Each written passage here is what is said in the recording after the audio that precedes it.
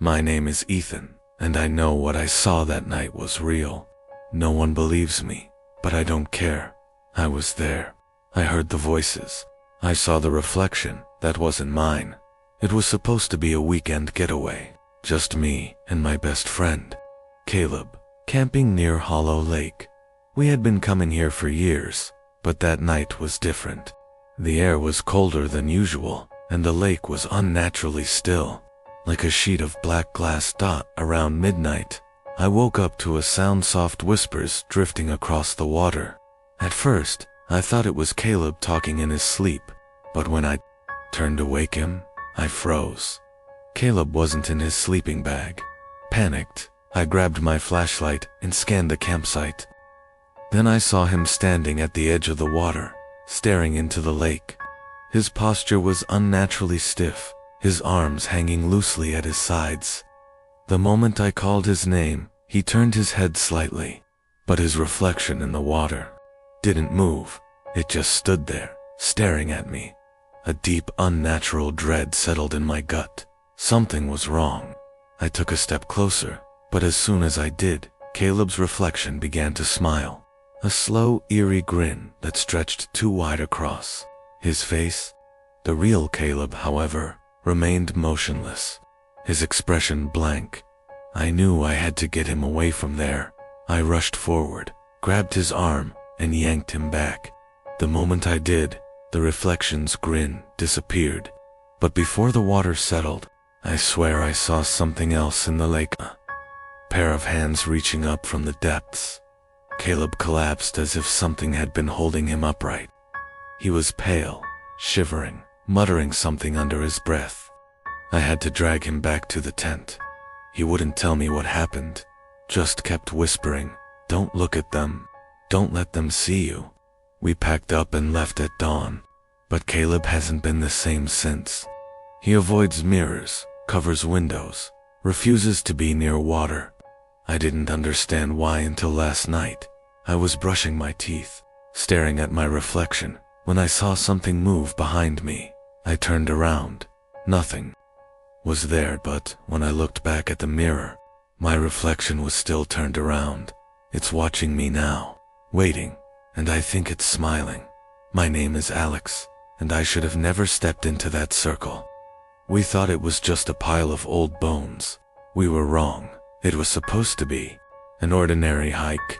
Just me, Jamie, and Nate exploring the deep woods near Blackwood Trail. We had heard stories about the place, whispers of rituals, missing hikers, strange symbols carved into trees, but we were skeptics until we found it. A circle dot. It wasn't just a random arrangement of sticks or stones. No, this was deliberate. Human bones, bleached white with age, placed in a perfect ring in the clearing. In the center, a weathered notebook sat atop a small mound of earth. Nate, being the reckless idiot he was, stepped right into the circle before either of us could stop him. The wind shifted instantly. The towering trees swayed violently. Though no storm had been forecasted, the air became thick, suffocating, heavy with the scent of decay. Jamie grabbed my arm, her voice barely a whisper. "Alex, the bones are moving." I didn't want to believe her, but she was right. The bones twitched, as if something was stirring beneath them. Then the whispering started. It wasn't in English.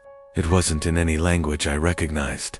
A chorus of voices rising from the earth itself, angry, desperate. Nate had frozen in the center of the circle, eyes wide, body trembling. I can't move," he stammered, voice barely audible over the growing hum of the whispers. Then, something reached up. A skeletal hand burst through the dirt, wrapping around Nate's ankle. He screamed. We tried to grab him, pull him away, but it was useless. The ground beneath the circle had become something else, arriving, shifting void that swallowed him up to his knees, then his waist. "Break the circle," Jamie screamed, kicking the bones aside. The moment the ring was broken, the whispers turned to screams. Nate was thrown out of the hole, landing in a heap at our feet. The wind stopped. The forest fell deathly silent. But The hole where he had been sinking, it remained open, and inside, we saw them. Dozens of figures, hollow-eyed, skeletal, reaching up. We ran. We never spoke about it again. Nate refused to acknowledge what happened, but I know he never sleeps anymore. Jamie avoids the woods like they carry a plague. And me, I still hear the whispers, especially when I'm alone, especially when it's quiet, and I know the circle is waiting to be completed. My name is Ethan, and I know what I saw that night was real. No one believes me, but I don't care. I was there. I heard the voices. I saw the reflection. That wasn't mine. It was supposed to be a weekend getaway. Just me and my best friend, Caleb, camping near Hollow Lake. We had been coming here for years, but that night was different. The air was colder than usual, and the lake was unnaturally still. Like a sheet of black glass dot around midnight, I woke up to a sound, soft whispers drifting across the water. At first I thought it was Caleb talking in his sleep, but when I turned to wake him, I froze. Caleb wasn't in his sleeping bag. Panicked, I grabbed my flashlight and scanned the campsite. Then I saw him standing at the edge of the water, staring into the lake. His posture was unnaturally stiff, his arms hanging loosely at his sides. The moment I called his name, he turned his head slightly, but his reflection in the water didn't move. It just stood there, staring at me. A deep, unnatural dread settled in my gut. Something was wrong. I took a step closer, but as soon as I did, Caleb's reflection began to smile. A slow, eerie grin that stretched too wide across his face. The real Caleb, however, remained motionless, his expression blank.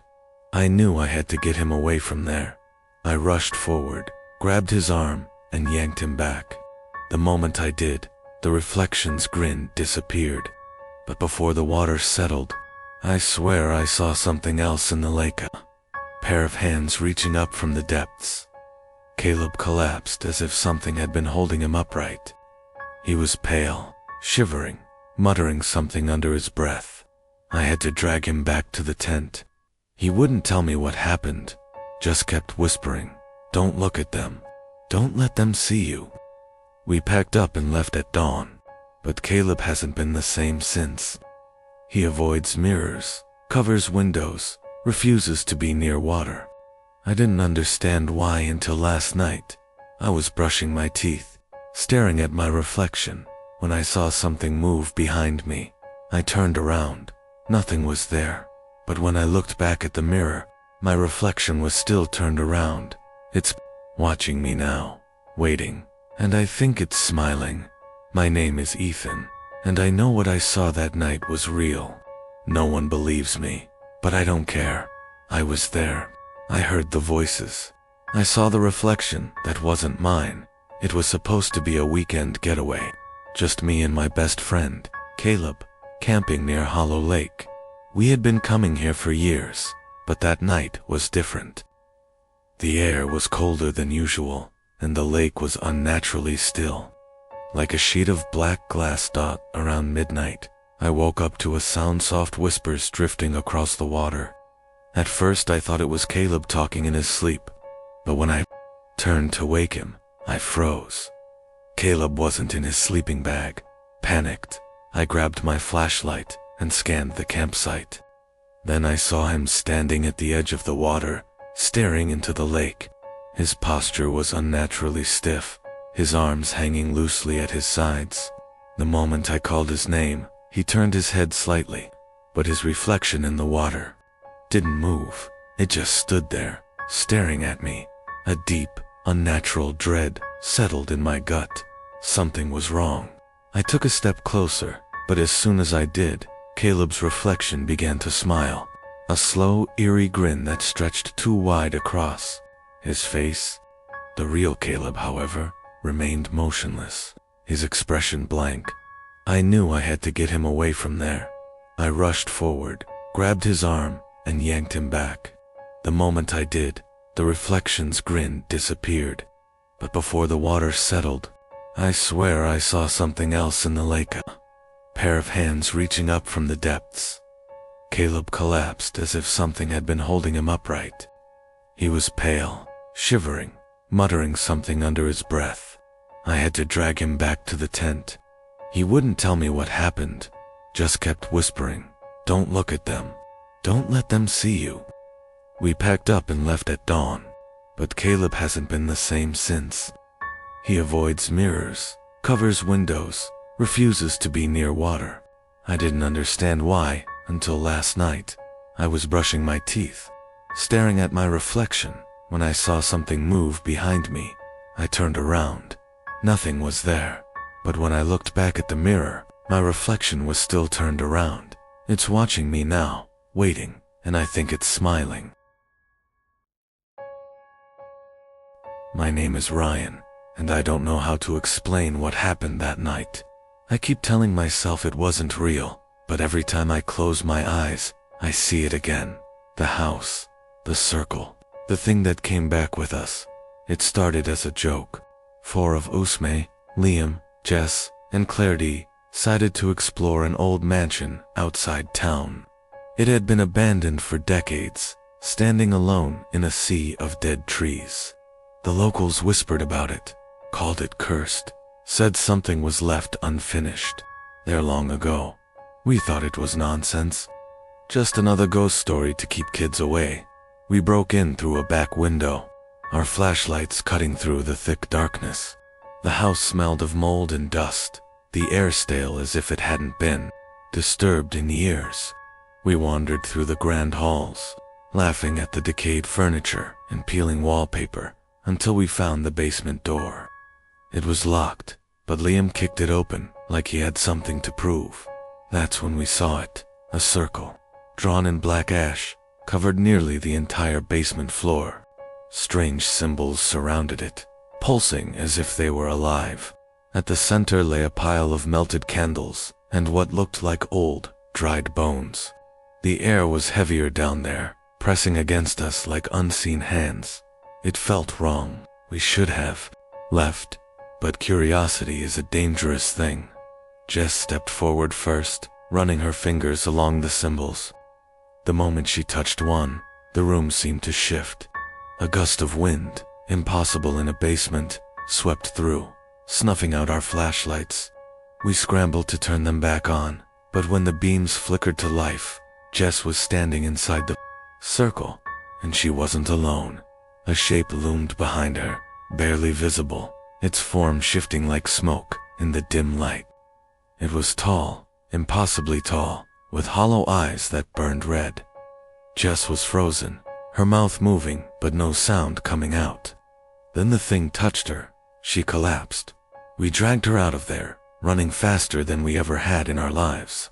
She wasn't unconscious, but she wasn't herself either.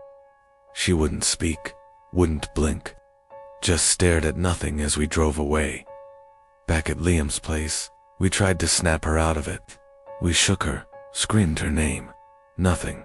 Then she suddenly turned to me and whispered something in a voice that wasn't hers. It chose me. That was 3 days ago. Jess is still catatonic, barely moving, barely breathing, but at night, she stands. She walks to the window and just watches. I swear I see shadows moving around her, stretching toward her, like they're waiting. Don't know what we did. I don't know what we brought back. But I know one thing for sure. Jess isn't Jess anymore. My name is Daniel, and I should have never stepped into that church. What we found inside wasn't meant for us, and now, something is watching me. It was supposed to be just another urban exploration trip. Me, Oliver, and Mia, checking out abandoned places for our YouTube channel. The old church on Hollow Road had been deserted for decades.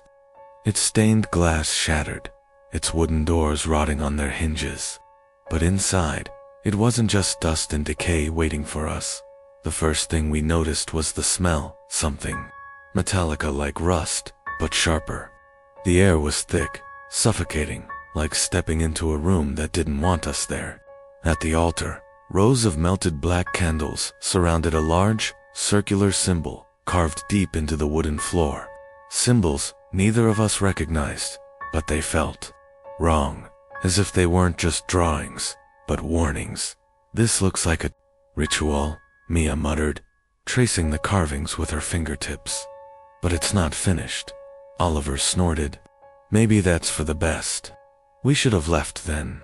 But I saw something in the corner, an old, leather-bound book resting on a pulpit. The pages were brittle, covered in symbols and text in a language I didn't understand. But there was one word I could read, written over and over in jagged, desperate handwriting. "Do not complete the ritual." The words sent a shiver down my spine. That's when we heard it. A deep, guttural whisper. Not coming from behind us, not coming from the halls, but from the walls themselves. The wooden beams groaned as if something was pressing against them, trying to break free. The candles flickered wildly, their flames stretching unnaturally toward the ceiling. And then, the door slammed shut. The whispering grew louder, the words blending together into a chorus of something ancient, something hungry. Mia grabbed my arm, her nails digging into my skin. "We need to leave, now." Oliver turned to run, but as he did, his foot scuffed against the carved symbol on the floor, smudging the ash dot. The room went silent, and then the screaming started. It came from everywhere. At once, a shrill, inhuman wail that rattled our bones. The symbols burned, glowing a deep, hellish red. The shadows stretched, moving in ways that defied logic. I grabbed Oliver and Mia, dragging them toward the door, but it wouldn't budge. The church wouldn't let us go. Then, in the center of the symbol, something began to rise. It wasn't a person. It wasn't even alive. It was darkness given form, a figure with too many arms and no face, writhing like something that had just woken up hungry. The book, the warning. We had completed the ritual. I don't know how we got out. One moment, we were screaming. The next, we were outside, gasping for air on the church steps. The doors were shut tight behind us, and the whispers had stopped. But something changed that night. Oliver hasn't spoken since. Mia refuses to leave her house after sunset, and me, I keep seeing something in the corners of my room, a shape waiting, watching, I think the ritual isn't over. I think it followed us home. My name is Ethan, and I swear to you, what I'm about to tell you is real. It happened to me and my friends just a few nights ago. We thought it was just another camping trip, another adventure in an abandoned town. But we were wrong. Dead wrong. But we had heard the rumors about Blackwood Hollow, a ghost town deep in the forest. Some said it was cursed. Others claimed people who went there never returned. But we were young, reckless, and eager for a thrill. So we packed up our tents, grabbed our flashlights, and headed into the woods. The town itself was eerie, frozen in time. Wooden houses with shattered windows stood like forgotten tombstones. The air was thick, heavy, as if the town itself was holding its breath. We set up camp in what seemed to be the town square, right in front of an old barn that had a massive, rusted padlock on it. That should have been our first warning. That night, around midnight, we heard it low, rhythmic chanting, a deep hum carried by the wind, distant, yet close, like whispers crawling inside our ears. We exchanged nervous glances, trying to laugh it off, probably just the wind. But then it grew louder, more distinct, words we couldn't understand, spoken by voices that didn't sound entirely human. Curiosity got the best of us. We followed the sound through the overgrown streets, the wooden planks creaking beneath our feet. The chanting led us back to the barn. But now, the massive padlock was gone, and the doors were slightly ajar, revealing a flickering orange glow inside. Jake, the bravest of you saw, the dumbest, pushed the doors open. What we saw inside still haunts me. A group of figures, cloaked in tattered robes, their faces obscured by hoods. They stood in a perfect circle around an altar, upon which lay something, or someone. Candles lined the floor, casting long, writhing shadows. The figures swayed, chanting in unison, their voices dripping with something ancient and malevolent. Then, as if sensing us, they stopped. The silence that followed was suffocating. Slowly, they turned their heads toward us, their faces still hidden in darkness. But the worst part, the shadows on the walls. They kept moving. They twisted and writhed like living things, breaking away from their owners. And then, they lunged. We ran. We didn't stop to look back. We didn't stop to breathe. We just ran, our own shadows stretching and distorting unnaturally beneath the moonlight. I heard Jake scream, but I didn't dare stop. We reached the truck, slammed the doors, and peeled out of there so fast, I barely remembered starting the engine. When we finally stopped, miles away from Blackwood Hollow, we took a head count. Jake was missing. We called the cops, told them he got lost in the woods. We didn't dare tell them the truth, but we knew. We knew. The next morning, I found something in my backpack, a small, withered piece of parchment. There was only one sentence written on it, in smeared black ink. The shadows have claimed what was theirs. Do not return. My name is Sarah, and I can't escape the mirror in my basement. When I bought the old house, I thought I was lucky. A beautiful Victorian home for an absurdly low price, too good to be true. The only downside, a locked room in the basement. The realtor dismissed it, saying the previous owner had stored old furniture there and lost the key. I should have left it alone. For weeks, I tried to ignore it, but every time I went downstairs, I felt it. A presence, like something was just beyond that door, waiting. One night, curiosity won. I pried the door open with a crowbar, my breath hitching as the wood splintered apart. Inside was nothing but a single, full-length mirror. Its frame was ancient, covered in symbols I didn't recognize. The glass was dark, warped, like looking into water instead of a reflection. The second I stepped inside, the air turned heavy as if the room had been sealed for a reason. That's when I saw it. My reflection blinked a second too late. I froze, my pulse hammering. Slowly, I lifted my hand. My reflection followed. But something felt off. The movements were delayed, unnatural. And then, it smiled. I didn't. I stumbled backward, slamming the door shut. But the moment I turned to run, I heard it knocking from inside the mirror. I barely slept that night. When I woke up, the basement door was ajar. The mirror had been moved. It now faced the doorway, as if someone or something wanted me to look. I threw a sheet over it, locked the basement door, but the knocking hasn't stopped. It's louder now, closer, and tonight, when I checked my bedroom mirror, my reflection was still smiling. My name is Ben, and I know what I saw in my grandparents' basement. They lived in a quiet, old house on the edge of town. Every summer, my parents sent me there for a few weeks. It was boring, no internet, no friends nearby, just endless bookshelves, and the eerie silence of a home that felt too big for two people. But the worst part was the basement. I was never allowed to go down there. Old wiring, my grandfather always said. Rotten steps, my grandmother would add, but I never believed them. I'd seen my grandfather disappear down there plenty of times, always locking the door behind him. One night, curiosity won. I waited until they were asleep, crept down the creaky stairs, and pressed my ear against the basement door. Silence. But when I turned the knob, it wasn't locked. The air hit me first thick, damp, and cold. I clicked on my flashlight, revealing rows of dusty shelves and rusted tools. But at the very back, something was covered with a sheet. I don't know why, but I felt sick just looking at it.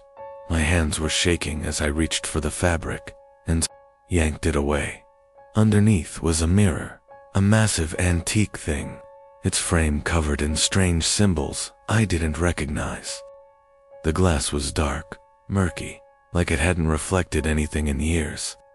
I lifted my flashlight, trying to see myself in it. I wish I hadn't, because when my reflection finally appeared, it didn't move with me. My chest tightened. I stepped back. The other me didn't. It just stood there, staring, its eyes slightly too wide, its grin just a little too sharp. Then, it stepped forward. I ran. I nearly tripped, scrambling up the stairs, slamming the basement door behind me. My grandparents found me the next morning, shaking, refusing to explain why I had locked myself in my room all night. They never asked, but I know they knew. The next day, the basement door was chained shut. My grandfather told me I was never to go near it again. That was 10 years ago. I haven't been back since. But last night, I got a call. My grandparents have passed, and they left me the house. My name is Daniel, and I should have never opened that door. We had just moved into the house, an old Victorian fixer-upper on the outskirts of town. My wife, Claire, loved its charm, the antique fixtures, the creaky wooden floors. But what intrigued me most was the basement, a dark, damp space with an old stone foundation. The first time I explored it, I noticed something strange. A second door, set deep into the wall, covered in layers of chipped paint. It had no handle, no keyhole, just a door, forgotten by time. Don't mess with it, Claire warned. Some things should stay shut, but curiosity is dangerous. That night, after Claire had gone to bed, I went back down with a crowbar. The second I touched the wood, a shiver ran through me, like the house itself was warning me. I hesitated, then forced the crowbar between the door and its frame. With a loud crack, the door popped open. A wave of stale air hit me, thick with the scent of earth and rot. Beyond the door was a narrow tunnel, stretching into pitch blackness. I aimed my flashlight down the passage, but the beam barely cut through the darkness. The walls were lined with deep, erratic scratches as if something had been trying to get out. Then, from deep within the tunnel, I heard it. A single knock that I should have closed the door. I should have run upstairs and never looked back. But I didn't. I stepped forward. The dirt beneath my feet felt soft, almost too soft, like something had been disturbed. The deeper I went, the colder the air became. Then, at the very end of the passage, I saw it, a chair, old, wooden, sitting alone, in the darkness. The floor around it was covered in deep, jagged footprints, circling it over and over again. And above it, carved into the dirt ceiling, were words scratched in frantic, uneven letters. Do not turn around. The second I read it, I heard breathing behind me. I ran. I don't remember getting back to the house, but I must have slammed the basement door shut behind me because, when I woke up in my bed, my hands were covered in dirt. Claire says I was sleepwalking, that I dreamed the whole thing. But every night since then, I've heard the knocks, louder, closer, and last night, I woke up to find the basement door wide open. I think something got out. My name is Mark, and I should have never opened that door. It was locked for a reason. I moved into the house last month. A cheap deal, too good to pass up. A big place with a large basement, perfect for storage, or so I thought. But there was something strange about it. The basement was divided into 2 sections, one wide and empty, and the other separated by an old, locked door. The landlord warned me not to mess with it. It's been sealed for decades, he said. Best to leave it that way. I should have listened. Curiosity got the best of me. I tried ignoring it at first, but every time I went down there, I felt it. A pressure in the air, like the room beyond was watching. One night, I found an old iron key wedged behind the furnace. My heart pounded as I fit it into the lock.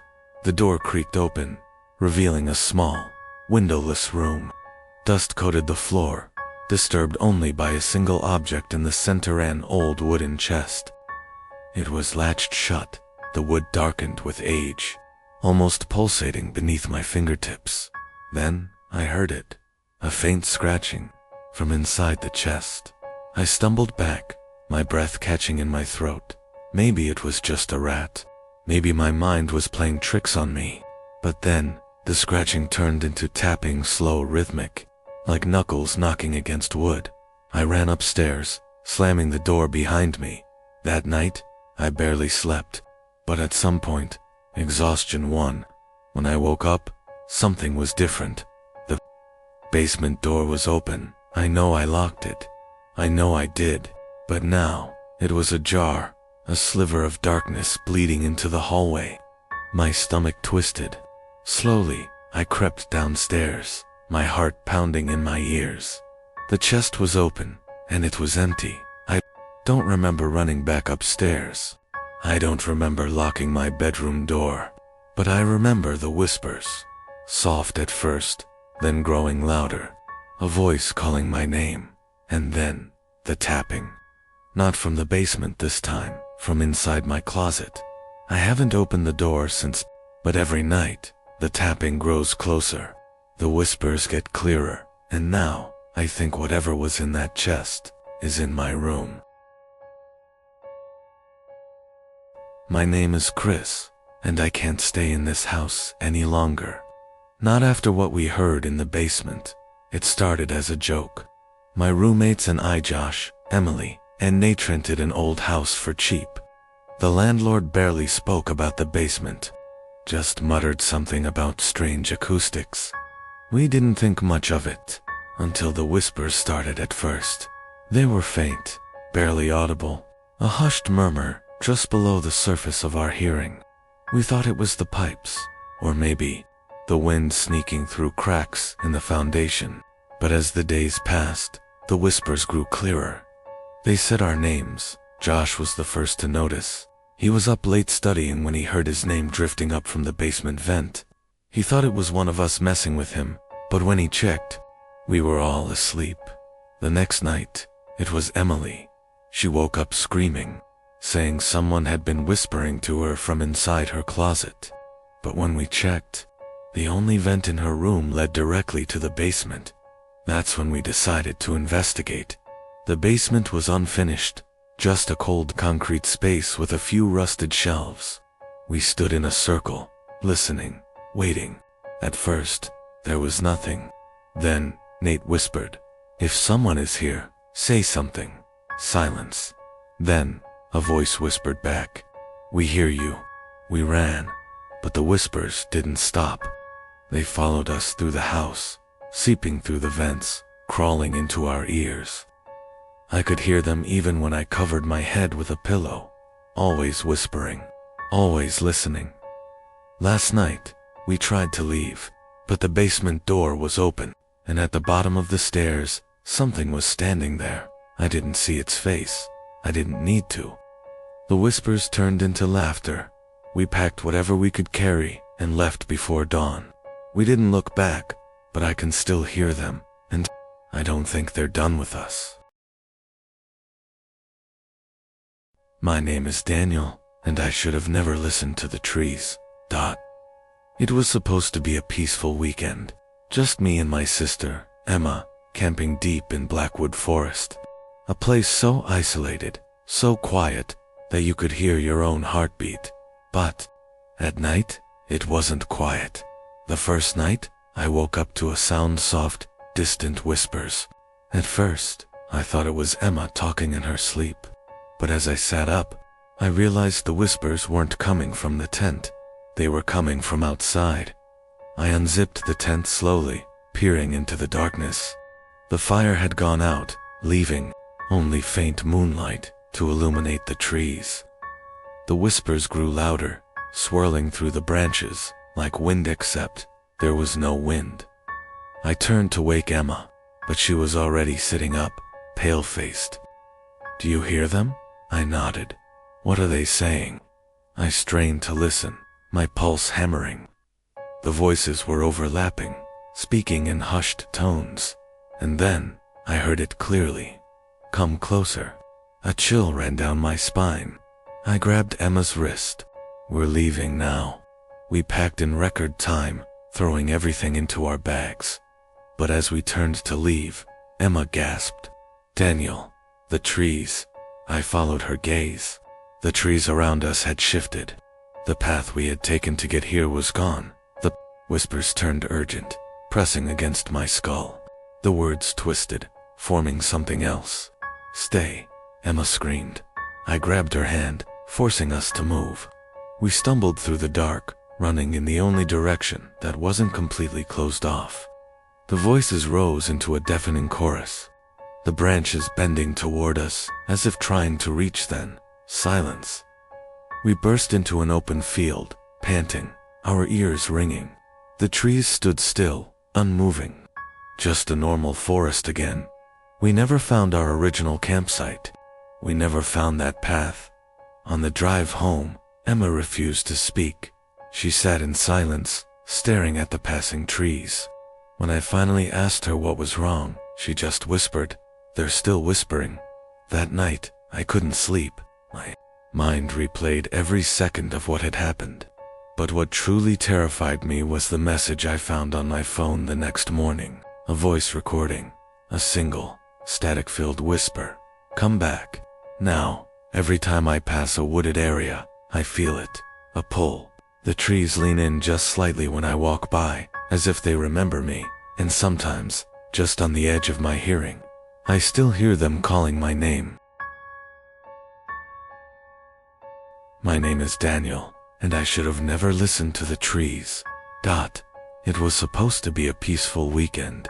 Just me and my sister Emma, camping deep in Blackwood Forest. A place so isolated, so quiet, that you could hear your own heartbeat. But, at night, it wasn't quiet.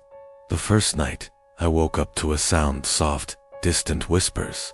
At first, I thought it was Emma talking in her sleep. But as I sat up, I realized the whispers weren't coming from the tent. They were coming from outside. I unzipped the tent slowly, peering into the darkness. The fire had gone out, leaving only faint moonlight to illuminate the trees. The whispers grew louder, swirling through the branches like wind, except there was no wind. I turned to wake Emma, but she was already sitting up, pale-faced. Do you hear them? I nodded. What are they saying? I strained to listen, my pulse hammering. The voices were overlapping, speaking in hushed tones. And then, I heard it clearly. Come closer. A chill ran down my spine. I grabbed Emma's wrist. We're leaving now. We packed in record time, throwing everything into our bags. But, as we turned to leave, Emma gasped, Daniel, the trees. I followed her gaze. The trees around us had shifted.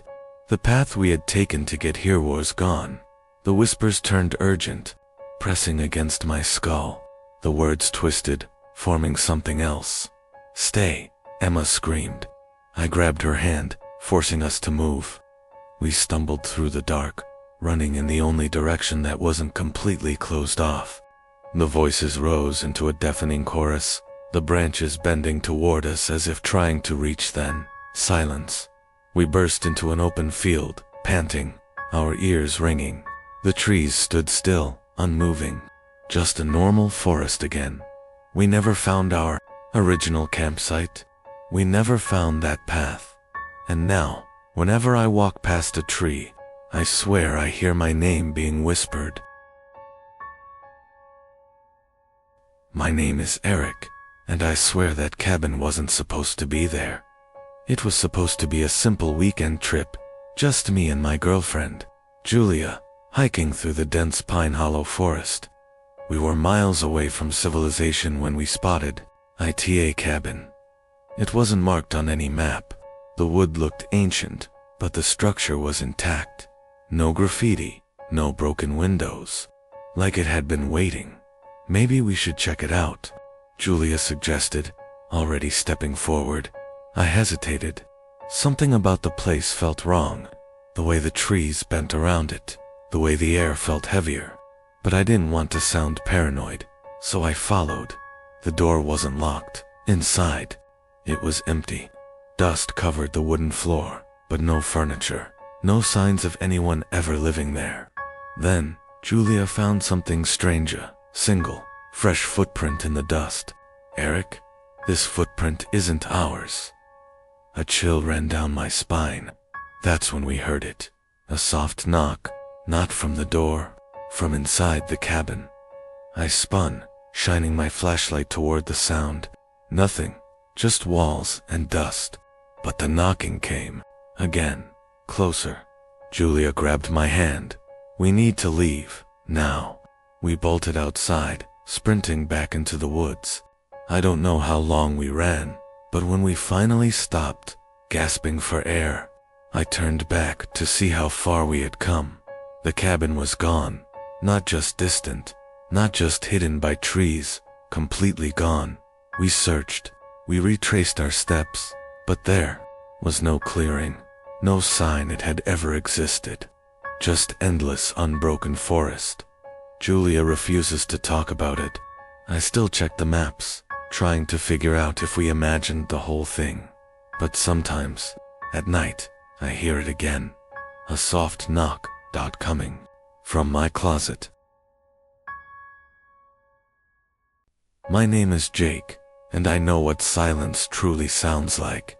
It started as a camping trip. Just me and 3 friends, Ben, Ashley, and Kyle, hiking deep into the Blackwood forest. We wanted to get away from everything, escape the noise of the world. We got our wish. On the second day, we found it. A clearing unlike anything I'd ever seen. The trees were massive, their bark blackened as if scorched, but the strangest part was the silence. No birds, no wind, not even the sound of our footsteps crunching on the fallen leaves. It was as if the world had hit mute. Ben was the first to notice. Guys, listen, we did, and that was the problem. There was nothing to listen to. Kyle laughed it off. Just a weird dead zone, probably something to do with air pressure or whatever. But Ashley wasn't convinced. She pulled out her phone, recording a video as she whispered, "If you find this, something's wrong with this place." That night, we set up camp in the clearing. I barely slept. The silence pressed against me, a living, breathing thing. And then, around 3 a.m., I heard it. A single breath. It wasn't from any of us. It came from somewhere in the clearing. I shot up, scanning the darkness. The trees stood motionless. My friends were asleep. But then, Ashley bolted upright, gasping. "Did you hear that?" she whispered. We woke the others. Sat in the silence, waiting. And then Kyle Brave, stupid Kyle, stood up and spoke. "Hello, is someone there?" The moment his voice rang out, the silence shattered. A wave of sound hit us all at once. Screaming, deafening, agonized shrieks, filling the clearing from nowhere and everywhere. The trees shook, the ground rumbled, and in the center of it all, shadows, dark. Figures emerging from the trees, gliding toward us, their mouths wide open in silent screams. We ran. We didn't pack, didn't think, just ran. When we finally collapsed miles away, the sounds were gone. The forest was normal again, but Ashley checked her phone, the video she recorded. It had no sound, except for a voice at the very end. "You shouldn't have spoken." My name is Liam, and I know I wasn't alone in that forest. I've always loved hiking, alone, just me, the trees, and the quiet. But last weekend, something changed. Now, I don't think I'll ever go back. I was deep in Redwood Hollow, following an old, barely visible trail. It was already late, but I wasn't worried. I knew my way. The sun had just dipped below the horizon when I first noticed it. The feeling of being watched. At first I ignored it, just my mind playing tricks on me. But as I walked, the feeling grew stronger. My skin prickled. My breath came shorter. The trees around me stretched tall, their branches blocking the sky. The deeper I went, the heavier the air became. Then I saw them. Eyes, glowing, unblinking, dozens of them staring at me from the trees. They weren't animal eyes. They were too big, too still. And worst of all, there were too many. I froze, my flashlight trembling in my hand. The eyes didn't move, they just watched. "Hello?" I called out. My voice sounded too small, swallowed by the thick silence. The eyes blinked, all at once, in perfect unison. That's when I ran. Branches whipped against my face as I sprinted down the path. I didn't know where I was going. I just knew I had to get away. But no matter how fast I ran, I could feel them, keeping pace, moving without sound. Then the path ended. I skidded to a stop, nearly tumbling over the edge of a steep ravine. My heart pounded as I turned, expecting to see them right behind me. But they weren't. The forest was empty. The eyes were gone, shaking. I made my way back to my car, never looking back. But as I reached the parking lot, I felt it again, the weight of unseen eyes. I checked my reflection in the car window, my breath still uneven, and that's when I saw them. Two glowing eyes, staring at me, from inside my own reflection. My name is Nathan, and I can't explain what happened during our last camping trip. I don't think anyone would believe me even if I tried. But I have to write it down because I need to know that I'm not crazy. It was me, my brother Matt, and our two friends, Olivia and Ben. We set up camp deep in the woods, miles from the nearest town. The first night was perfect warm fire, clear sky, and the quiet hum of nature all around us. But when we woke up the next morning, it was still dark. I remember checking my phone, expecting it to be around dawn. But the screen read 8:14 a.m. Confused, I stepped out of the tent. The air was still, unnaturally so. No birds chirping, no rustling leaves, just an eerie silence. The sky remained as black as it had been hours before. "It's just overcast," Ben said, rubbing his eyes. "A storm's probably coming." But there were no clouds, no moon, no stars, just an endless, suffocating night. We waited, expecting the sun to rise. It never did. Panic crept in. Olivia checked her watch, had stopped. Matt's phone battery, fully charged the night before, was now dead. Mine wasn't responding. We built a second fire to keep warm, but unease settled over us like a heavy fog. Hours passed, then more. The firewood supply dwindled. Hunger gnawed at our stomachs, and the night stretched on, unbroken and endless. Then came the footsteps, faint, at first, like someone pacing just beyond the trees. Slow, deliberate, circling our camp. "We're not alone," Olivia whispered, gripping my arm. Her face was pale in the dim firelight. Ben grabbed his flashlight and aimed it toward the trees. The beam cut through the darkness, but there was nothing, just the endless void of the forest. Then Matt screamed. We turned to see him backing away from the trees, his face drained of color. "There's something out there," he gasped. I saw eyes. We didn't wait to find out what it was. We packed our things in record time and started hiking back the way we had come, or at least, we thought we were. The forest never ended. No matter how far we walked, our camp always reappeared ahead of us. Our footprints in the dirt, the ones we thought we had left behind, were fresh, as if we had never moved at all. And then we saw it, a figure standing just outside the reach of our firelight, tall, unmoving, watching. Olivia sobbed. Ben clutched a pocket knife, though we all knew it wouldn't help. The figure took a step forward, then another. Its movements were unnatural, as if it were struggling to mimic how humans walked. And its face, it had no face. I don't remember what happened next. I only remember waking up in my bed, back home, with dirt under my nails and scratches on my arms. My phone was on my nightstand, its battery full. Matt, Olivia, and Ben don't talk about that night. I don't either. But sometimes, when I wake up in the middle of the night, the darkness feels different, like it's watching me back. My name is Lucas, and I wish we had never set foot in that cursed place. It was supposed to be a normal camping trip. Just me, my girlfriend Haley, and our friends Mark and Sophia. We had been hiking all day and decided to set up camp in a clearing near a small creek. The air was cool, the sky clear, and the forest around us felt peaceful. That peace didn't last long. While gathering firewood, Mark stumbled upon an old wooden cabin, half hidden behind thick bushes. "Guys, check this out," he called, waving us over. The cabin looked ancient. The wood was rotten, the windows covered in grime, and the door slightly ajar. Something about it made my skin crawl, but Mark was already stepping inside. "We should go back," Haley whispered, grabbing my arm. But it was too late inside. The air was thick with dust, and a terrible smell lingered, something old and rotting. The furniture was overturned, the floor littered with broken glass and decayed papers.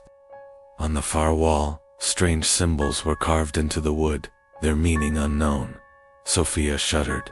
"I don't like this. Let's go." As if on cue, the front door slammed shut behind us. Haley screamed. Mark rushed to the door, yanking at the handle. It stuck. He yelled, his voice laced with panic. Then the whispers started. Low, at first, like the wind slipping through the cracks. But then they grew, overlapping, coming from everywhere. Words we couldn't understand, voices that weren't our own. The room darkened, the air pressing in around us like invisible hands squeezing our throats. Then, we saw them. Figures moved in the shadows, shifting just out of sight. Tall, gaunt, their eyes hollow and black. They stood in the corners of the cabin, watching. Sophia sobbed, clinging to Mark. "Please, let us out," she begged. The whispers turned to laughter. The floor beneath us groaned, and the walls began to close in. I could barely breathe, the space around us growing impossibly tight. Then, just as suddenly as it started, the door creaked open on its own. We didn't hesitate. We bolted out of the cabin, running until we reached our camp, our lungs burning. When we turned back to look, the cabin was gone. Only a patch of dead, blackened earth remained where it had stood. We didn't stay to question it. We packed our things and left immediately. But even now, I sometimes wake up in the middle of the night, hearing those whispers echoing in my ears. And when I look into the dark corners of my room, I wonder if they followed us home. My name is Adam, and I never believed in ghost stories until the night my best friend disappeared without a trace. It was supposed to be a relaxing trip. Just me, my girlfriend Brooke, and our friends Jason and Olivia. We drove out to a remote camping site, miles away from civilization. The air was crisp, the fire was warm, and the night felt perfect. But everything changed on the second night. Jason was the first to vanish. He had gotten up in the middle of the night to use the bathroom, stepping just beyond the fire's glow into the trees. We barely noticed him leave, assuming he'd be back in a few minutes. But those minutes stretched into half an hour, then an hour. When we called his name, there was no response. Brooke and Olivia started to panic. Maybe he got lost, Olivia suggested, her voice trembling. "That's impossible," I said. "He had his flashlight. He wouldn't just wander off." We searched the area for hours, our flashlights cutting through the darkness. The deeper we went into the woods, the more wrong everything felt. The trees seemed taller, the silence more oppressive. It was as if the entire forest was holding its breath. Then, we found Jason's flashlight. It was lying in the middle of a small clearing, still on, its beam pointing into the abyss of the trees. But Jason was nowhere to be seen. No footprints. No signs of struggle. Just his flashlight, left, as if he had simply evaporated into the night. Panic set in. We ran back to camp, locked ourselves in our tents, and tried to convince ourselves that he would come back. But deep down, we knew he wouldn't. The real horror began when we found the footprints. The next morning, as the first rays of sunlight pierced through the trees, we saw them footprints circling our tents. Not just Jason's, but someone else's. Someone barefoot, whose prints were too long and too deep to be human. Brooke gasped, pointing at the prints. "They weren't here last night," she whispered. That was the final straw. We packed up as quickly as we could and bolted for the car, leaving everything behind. But as we drove off, I made the mistake of looking in the rearview mirror. There, standing at the tree line, was Jason. Only it wasn't him. His head was tilted too far to the side, his arms hanging limply at his sides, and even from that distance, I could see his mouth stretched into an unnatural, inhuman grin. I floored the gas pedal. Jason was never found, but every so often, I have nightmares where I'm back in that forest, standing in that clearing, staring at his abandoned flashlight, and in those nightmares, I hear my name being whispered from the trees.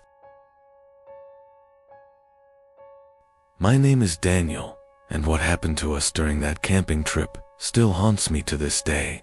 It was supposed to be a fun weekend getaway, just me, my girlfriend Sarah, and our two best friends, Jake and Emily. We drove deep into the forest, far from any other campers, looking for the perfect spot to set up our tents. The air was crisp, the scent of pine needles filling our lungs as we laughed and joked around. The first night was peaceful. We sat around the campfire, roasting marshmallows, sharing ghost stories, and enjoying the warmth of the flames. But when we woke up the next morning, something felt off. Jake was the first to notice the footprints. They weren't ours. They circled our tents, uneven and strangely deep in the damp soil. Maybe an animal, Emily suggested, but even she didn't seem convinced. The prints were human, but the spacing between them was unnatural, too long, as if whoever made them was taking impossibly large steps. We brushed it off, pretending it wasn't a big deal. But that night, as we sat by the fire again, I couldn't shake the feeling of being watched. The forest around us seemed eerily silent. No owls hooting, no leaves rustling in the breeze. Just silence. Then, I saw it. A shadow standing just beyond the tree line. Tall, unmoving, watching. "Do you see that?" I whispered to Sarah, my voice barely above a breath. She turned her head and gasped, gripping my arm tightly. The others followed our gaze, and as if on cue, the shadow slipped back into the darkness of the trees. Jake jumped to his feet, grabbing a flashlight. "Who's out there?" he shouted. No response. He aimed the light into the trees, but there was nothing. Just the empty woods, stretching endlessly around us. That night, I barely slept. Every little sound made my heart race, and in the morning, the footprints were back this time, even closer to our tents. Panic set in. We decided to cut our trip short and leave as soon as we packed up. But as we hurriedly stuffed our gear into our backpacks, Emily let out a strangled cry. There, on the trunk of a nearby tree, was a message carved into the bark. "Don't leave, I like watching." My blood ran cold. We didn't waste another second. We ran to the car, throwing our gear inside without care. As I started the engine, I dared to look back one last time. A figure stood at the edge of the trees, its head tilted unnaturally to the side, watching us with an intensity that sent ice through my veins.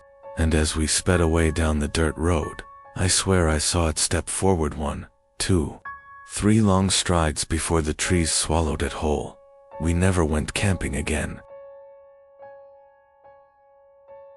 My name is Ethan, and I will never forget the night the forest spoke to us.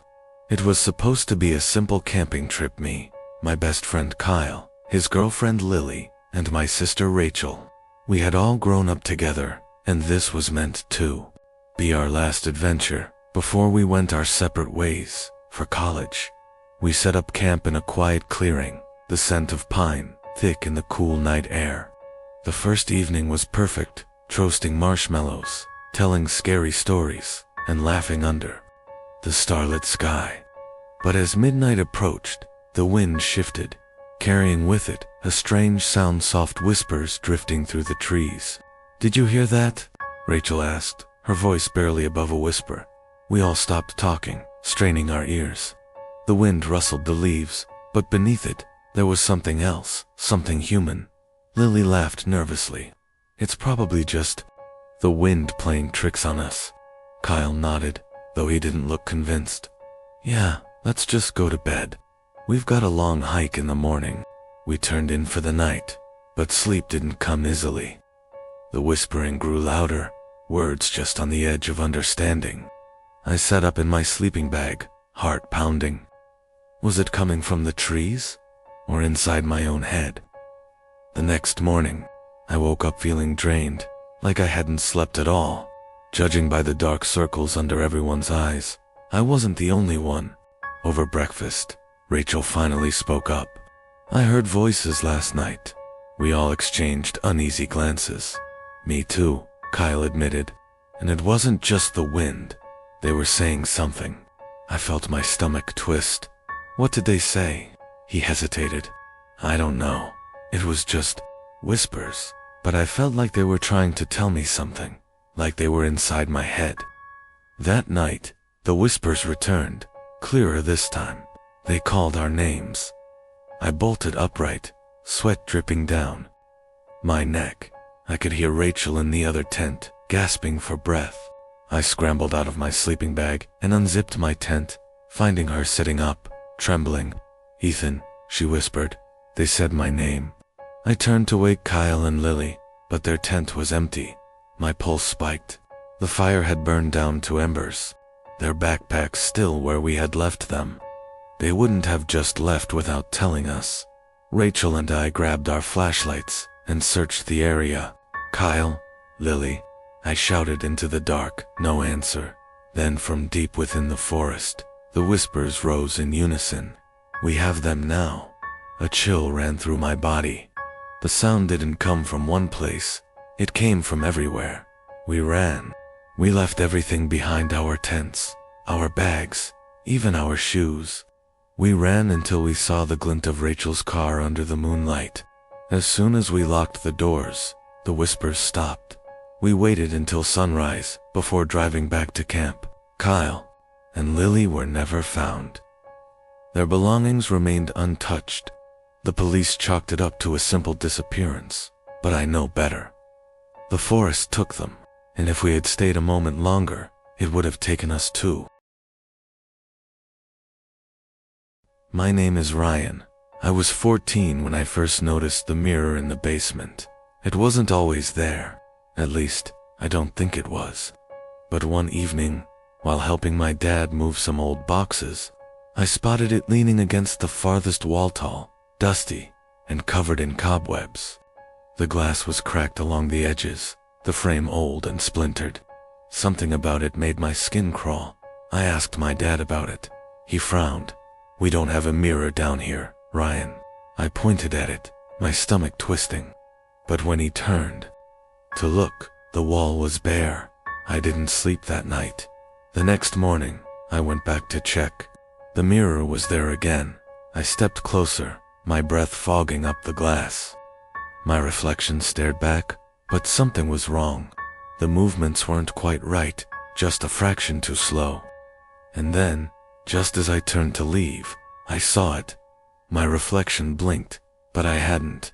I stumbled back, my heart hammering. The reflection tilted its head, a slow, unnatural movement. Then, it grinned. A whisper drifted from the glass. "Come closer." I ran. I slammed the basement door shut and locked it, panting. My parents asked what was wrong, but I couldn't explain. How could I? That night, I dreamt of the mirror, of my reflection stepping out. When I woke up, my bedroom mirror was facing my bed, and I knew I hadn't left it that way. The following night, I locked my bedroom door. I didn't care if my parents thought I was being paranoid. I knew something was wrong. At exactly 3:07 a.m., I woke up to a soft tapping sound. My stomach twisted as I realized it was coming from my closet. Tap, tap, tap, tap. I squeezed my eyes shut. But then, another sound joined it, a whisper. Ryan, look. Against every instinct, screaming at me, I turned my head. My closet door was slightly open, revealing nothing but darkness. But something was inside. I could feel it. Then, the mirror in the corner of my room began to fog up, as if someone was breathing against the glass from the inside. I watched, horrified, as words appeared in the condensation, written by an invisible hand. Let me out. I scrambled out of bed, throwing my blankets aside. The second I moved, the closet door creaked open a little wider. A shadow moved inside. I bolted for the hallway, but the door wouldn't budge. I yanked at the handle, my breath coming in frantic gasps. Behind me, the whispering grew louder. The air turned icy. Then, the mirror behind me shattered. I turned just in time to see it. A tall, twisted, and grinning stepped through the broken glass. Its hollow eyes locked onto me, its face an exact copy of mine. But wrong. Its limbs were too long, its grin too wide. You looked, it whispered. Now I can stay. I don't remember what happened next. I must have blacked out. When I woke up, the mirror was gone. My parents found me curled up in the corner of my room, shaking. But I know it wasn't a dream, because now, every time I pass a reflective surface, I see it, watching me, smiling, waiting. My name is Jake. I was 13 when I first heard the noises coming from beneath the basement floor. At first, I thought it was just the old pipes groaning. But the sounds became more distinct, scratching, like nails scraping against wood. Then whispers, so faint I could barely hear them. My parents said I was imagining things, but deep down, I knew something was wrong. One evening, while they were out, I grabbed a flashlight and went down to investigate. The basement smelled of damp earth and dust. I followed the sounds to the farthest corner, where an old, stained rug covered part of the floor. The scratching was louder here. I hesitated, then pulled the rug back. Beneath it, ATRAPDOOR. My heart pounded. I hadn't known this was here. The wooden panel was warped with age, its edges cracked and splintered. I gripped the handle and lifted up. Rush of cold air hit my face. A black void yawned beneath me, a wooden ladder descending into darkness. Then, from below, a voice. Jake, help me. I dropped the trapdoor and stumbled back, my breath coming in short gasps. The voice had been weak, like a whisper carried on the wind, but it had been real. Too real. I ran upstairs and locked the basement door. That night, I barely slept, the words echoing in my mind. The next morning, I told my parents about the trapdoor. My dad frowned. There's no trapdoor in the basement, Jake, I insisted. I led them downstairs, but when I pulled the rug back, the floor was solid. No opening, no scratches, no sign of anything having been disturbed. It was right here, I shouted, my voice shaking. They exchanged worried glances. That night, I woke to a soft thumping sound, like something knocking from beneath the floorboards. I didn't sleep after that. The knocking continued every night at exactly 3:07 a.m., sometimes soft, sometimes violent. At times, I could swear I heard breathing beneath me. One night I worked up the courage to knock back.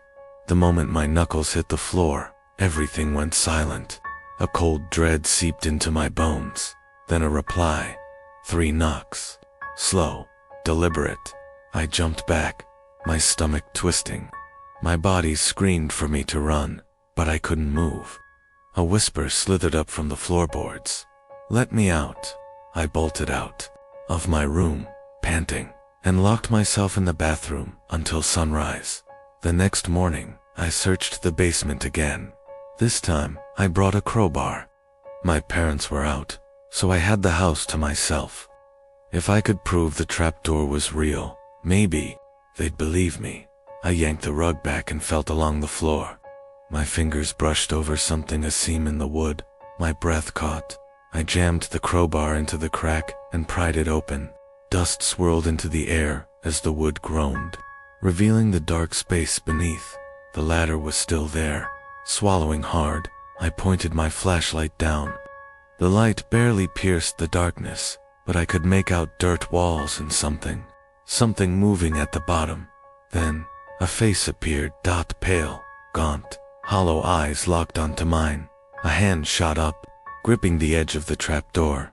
I screamed and slammed the door shut, shoving the rug back into place. My heart felt like it was going to explode. I ran upstairs, locking the basement door behind me. My whole body trembled as I tried to convince myself it wasn't real. That night, I barricaded my bedroom door with my desk. But at 3:07 a.m., the knocking came again, louder, more frantic, and this time, it wasn't coming from beneath the floorboards, it was coming from my closet. My name is Emily.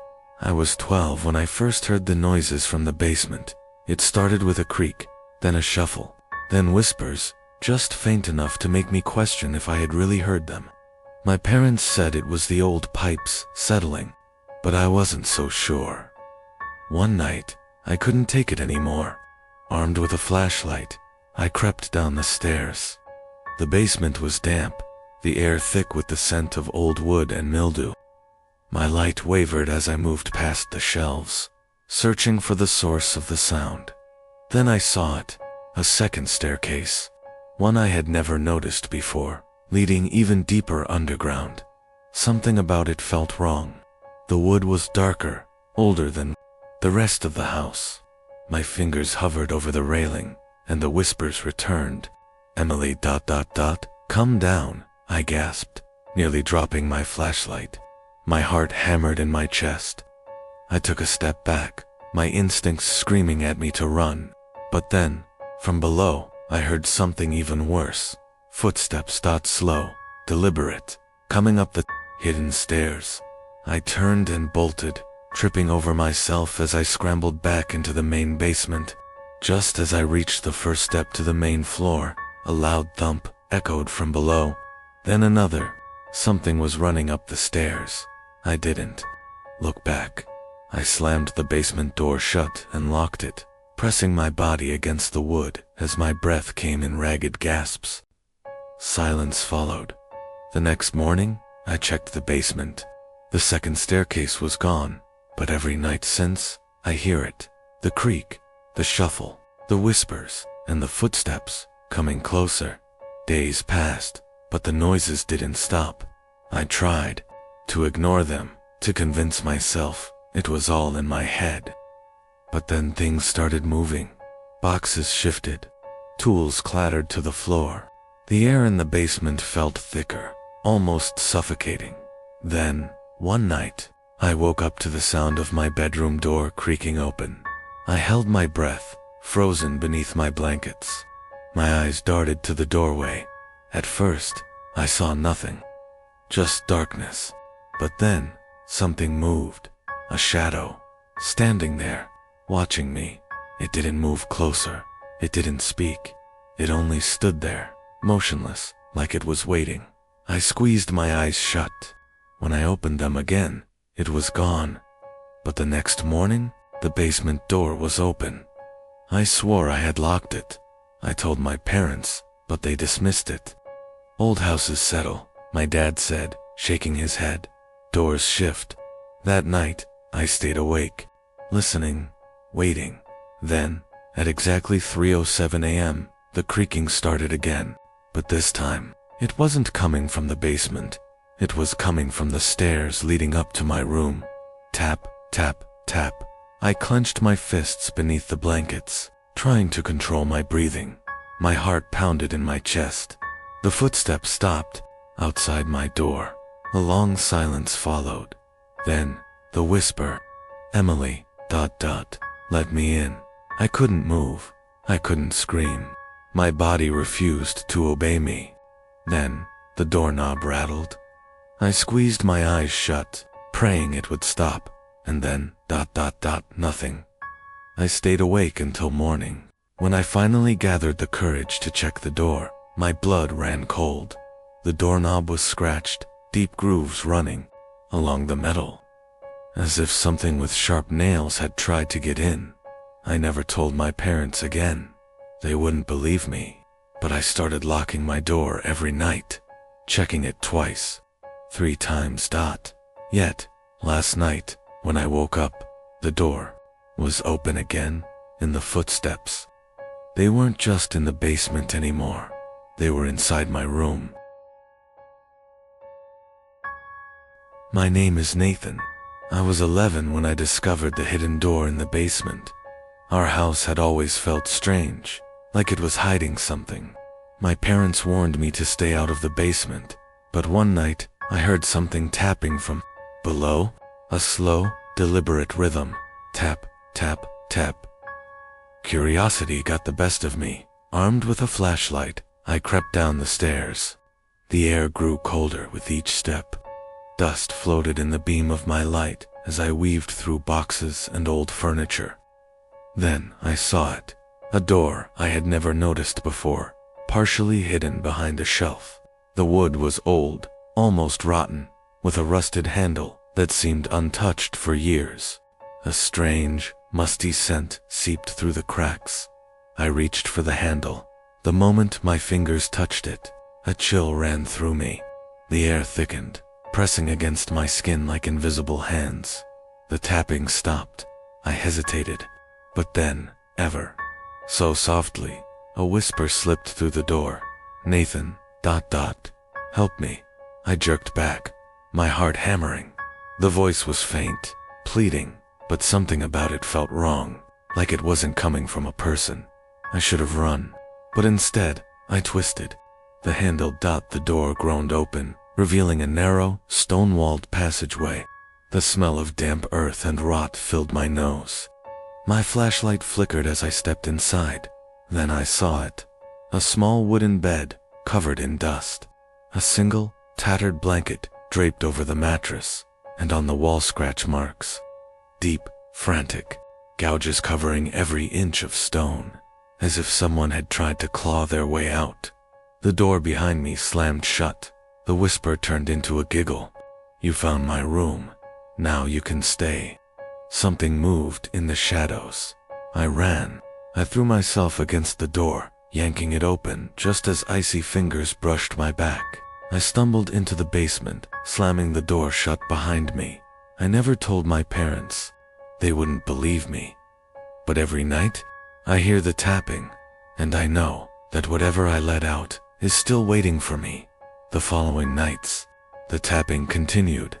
It would start softly, just 3 slow taps, then silence. Each time, I held my breath, praying it would stop. One night, I woke up to something even worse. The tapping wasn't coming from the basement anymore. It was coming from my bedroom wall. I lay frozen, staring at the dark ceiling. Then, from just beyond the wall, I heard it again. Tap, tap, tap. I scrambled out of bed and pressed my ear against the cold plaster. A faint voice whispered from the other side. "Nathan, open the door." There was no door, not in my room, not on that wall. My breath hitched as I realized something. That wall separated my room from the basement. I didn't sleep for the rest of the night. The next day, I told my dad that I thought something was wrong with the basement. He laughed. "Old houses make noises," he said. "You're imagining things." But that night, I realized I wasn single quotes, because when I woke up again, my closet door was open, and the tapping was coming from inside. My name is Ava. I was 9 when I found the doll in the basement. My parents always told me to stay out of there. But one afternoon, curiosity got the best of me. The basement was dark and musty, filled with forgotten furniture and old boxers. In the center of the room sat a small wooden chair. On it was a doll. Its porcelain face was cracked, its glassy blue eyes slightly uneven. The dress it wore was yellowed and torn. Something about it made my skin crawl. I should have left it alone. Instead, I picked it up. The moment my fingers touched its fragile frame, a deep shiver ran down my spine. The air grew heavy, suffocating. Then, a whisper slithered through the dark, "Put me back." I froze. My heart pounded. I spun around, but I was alone. I dropped the doll and ran upstairs, slamming the basement door behind me.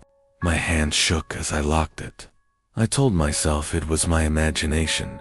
That night, the whisper returned. "Ava ... You took what was mine."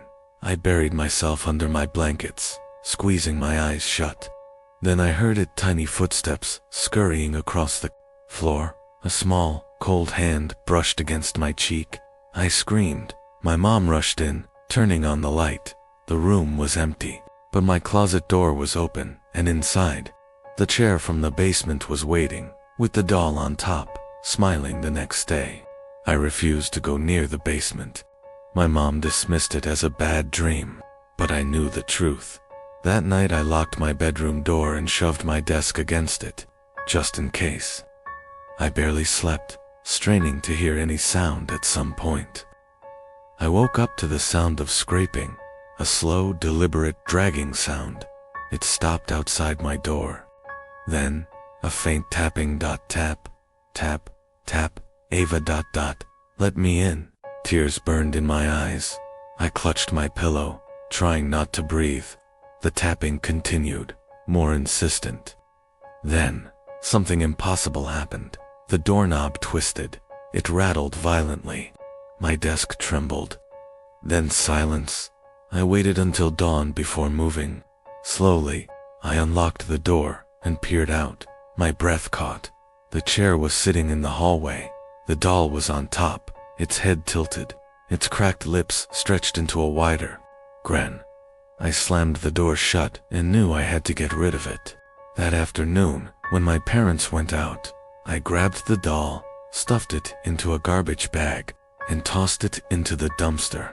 For the first time in days, I felt safe. But that night, I woke to the sound of giggling, high-pitched, childlike, coming from inside my room. I reached for my lamp, but before I could turn it on, something brushed against my leg. I screamed. My lamp flickered on.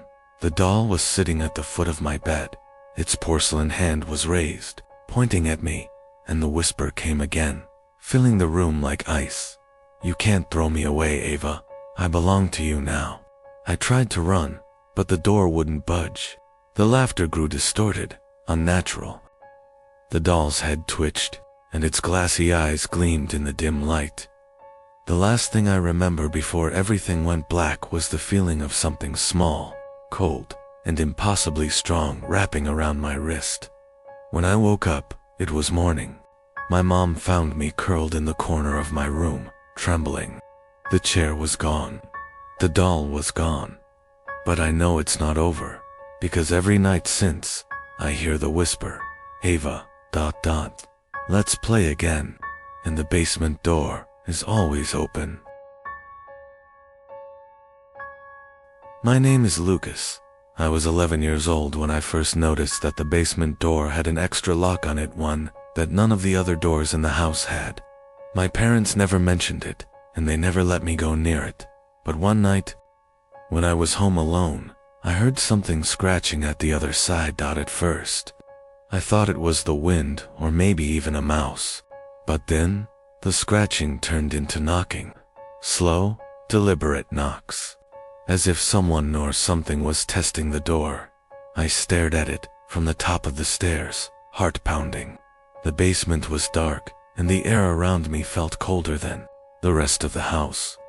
Then, a voice whispered from the other side, "Lucas ... Open the door." I nearly fell backward. It knew my name. I bolted to my room and hid under my blankets, shaking. The knocking continued for a few minutes before stopping, but I didn't sleep that night. And the next morning, when my parents came home, I noticed something even worse. The extra lock was unlatched. I told my mom and dad, but they didn't believe me. "You must have imagined it," my dad said, brushing past me to relock it. That night, I woke up to the sound of footsteps, slow, dragging footsteps coming from the basement. I knew the door was locked. I knew it had to be my imagination. Then my bedroom door creaked open. I squeezed my eyes shut, my body frozen.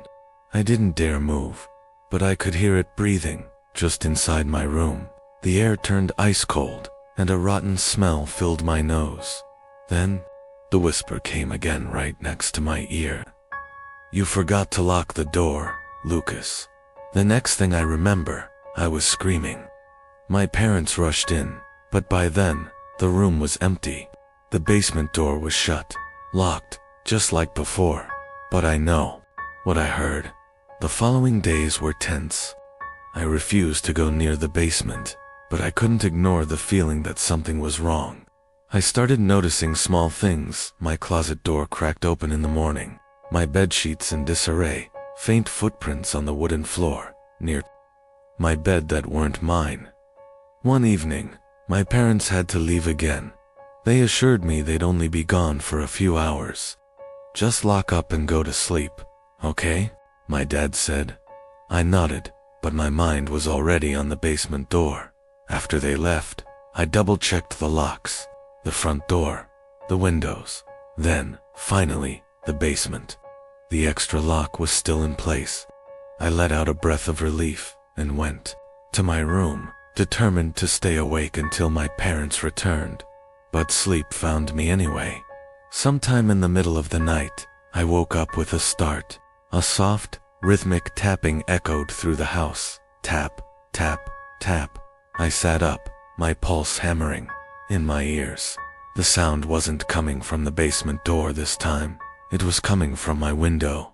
My curtains swayed slightly, as if something had just moved behind them. A deep, sinking feeling pooled in my stomach. I swallowed hard and reached for the bedside lamp, but as soon as my fingers brushed against the switch, the tapping stopped. Silence. I held my breath. Then, before I could react, a voice came from the darkness of my room. "Lucas, you left it open." I turned, my heart nearly stopping. A figure stood in the doorway. It was tall and thin, its skin stretched tightly over its bones, its head tilted to the side, observing me with sunken, empty eyes. But the worst part, it looked just like me, a distorted, skeletal version of myself, standing in the doorway, grinning. I tried to scream, but no sound came out. The thing took a step forward, and the floorboards groaned beneath its weight. My body refused to move, trapped between terror and disbelief. Then, slowly, it raised a single, bony finger and pointed toward the hallway, toward the basement. "Come see where I came from," it whispered. I finally found my voice. A strangled, panicked scream ripped from my throat as I grabbed the lamp and hurled it at the figure. The light shattered against the wall, plunging the room into darkness. I scrambled backward, gasping, my hands searching for anything to defend myself with. But when I looked up again, the thing was gone.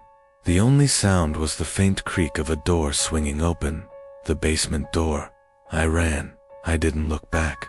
I grabbed my phone and locked myself in the bathroom, my hands shaking too much to dial. My parents came home an hour later, finding me curled up on the floor. Trembling, they still don't believe me. But I know what I saw, and every night since, I've been waking up to the same thing. That voice, whispering my name from the darkness. "Lucas, you forgot to lock the door, ... again. And worse, the lock is always unlatched." My name is Ethan. I was 10 years old when I first saw it, the thing that lived in the basement. Our house was old, the kind with wooden floors that creaked even when no one was walking. My parents rarely let me go into the basement, but one night, while they were asleep, I snuck down to look around. I don't know why. Maybe because I kept hearing noises coming from down there. Scratching, shuffling, whispering. The basement smelled of dust and damp wood. My tiny flashlight barely cut through the darkness as I stepped deeper inside. My heart pounded as I moved, past old furniture covered in white sheets, like forgotten ghosts. Then I saw it. A dark figure hunched in the farthest corner of the basement. Its limbs too long, its fingers dragging against the floor. It wasn't facing me, but I knew it had already sensed my presence. It moved, slowly, methodically. Then it crawled. It didn't move like a person. It slithered on all fours, its head twitching unnaturally, its body making no sound despite the rough wooden floor. I was frozen, my breath caught in my throat. I wanted to run. I wanted to scream, but I couldn't. The thing stopped just a few feet away, still not looking at me. Then, with slow, deliberate movement, it twisted its head completely backward. Its hollow eyes met mine. I bolted. I scrambled up the stairs, nearly tripping as I reached the top.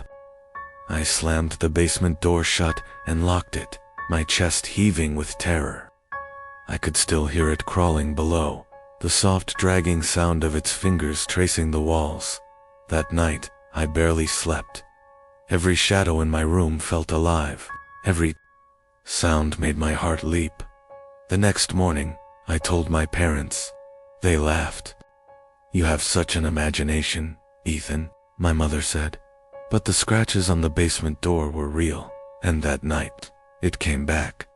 It didn't stay in the basement this time. I woke up to a faint creaking sound. My door was open. The hallway was pitch black, except for a faint, shifting shadow near the stairs. It was crawling up. I held my breath as it stopped outside my room. The air turned ice cold. Then, slowly, the door creaked open wider. I didn't see it fully, just the shape of its fingers curling around the edge of my doorframe. Then, I heard it whisper, "Come play, Ethan." I don't remember screaming, but I must have, because the next thing I knew, my parents were shaking me awake. The door was closed. The hallway was empty, but the scratches on my floorboards were fresh, and they led straight to my bed. That was years ago. My parents still don't believe me.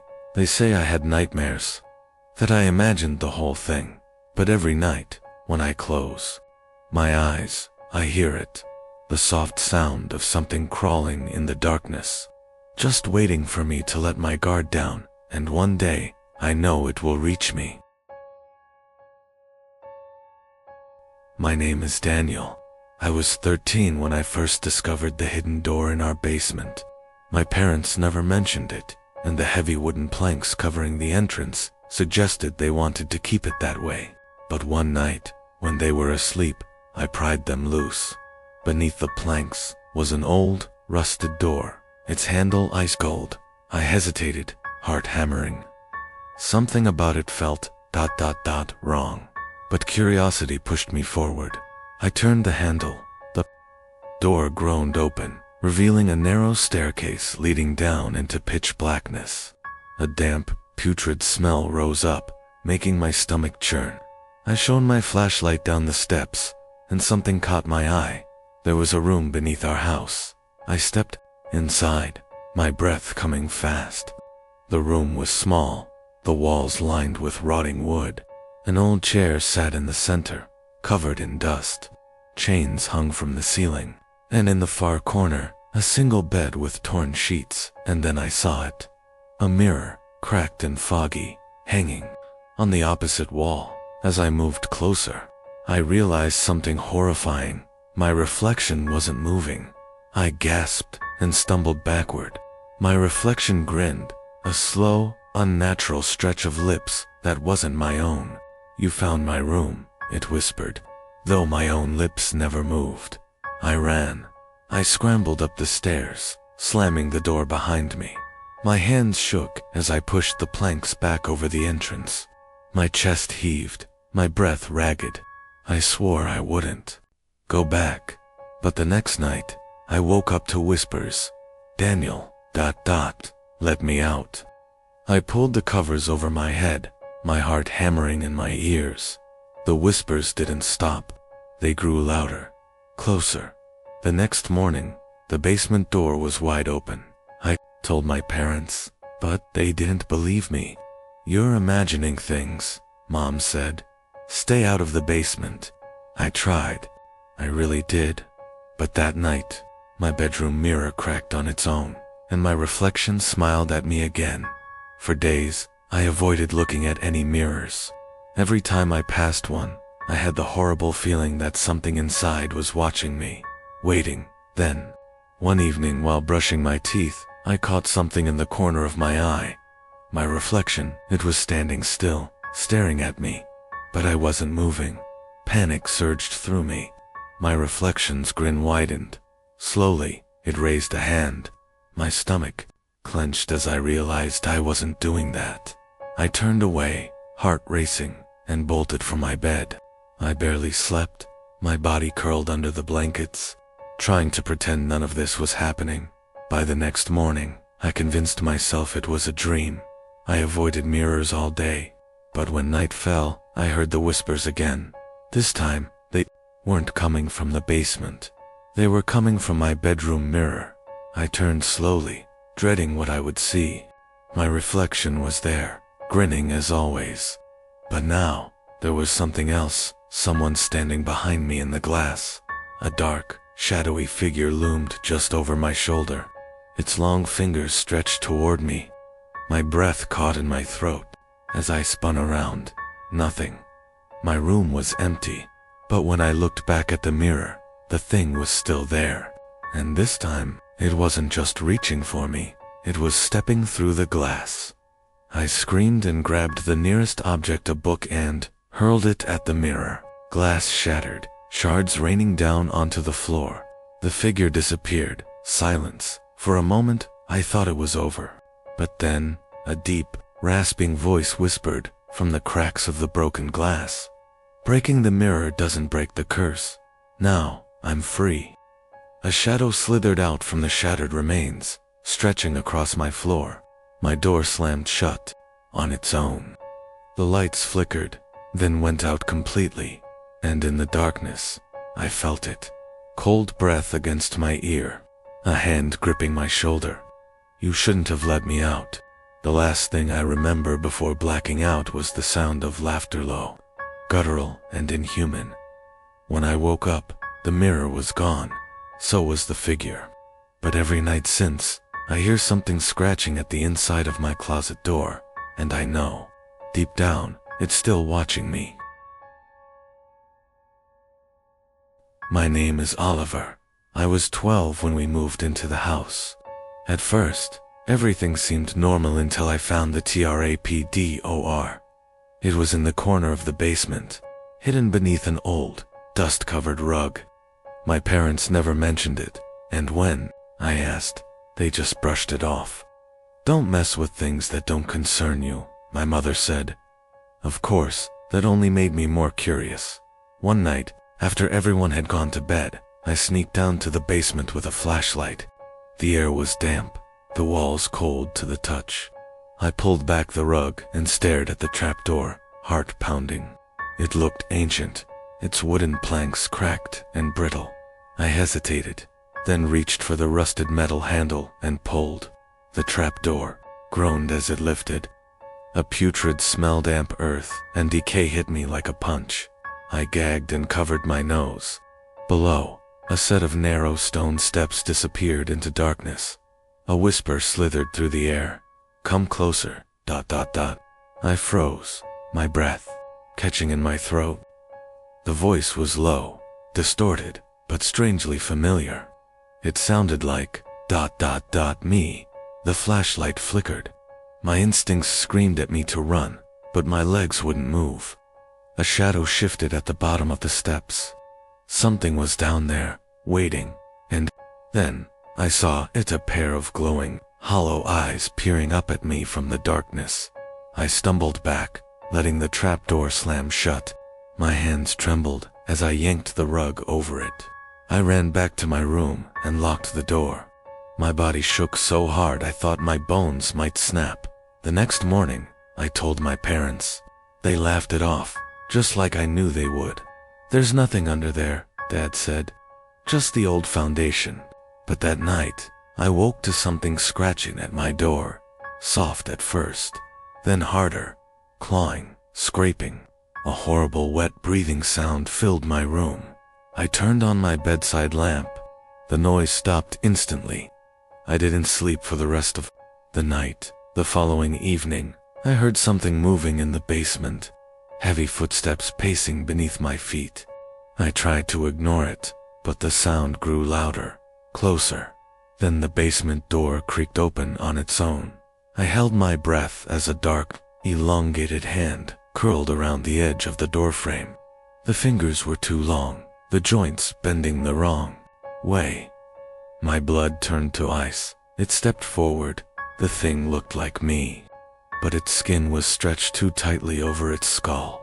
Its mouth was too wide, its grin unnatural. Its hollow eyes gleamed as it whispered in my own voice, "You let me out. Now it's your turn to go down."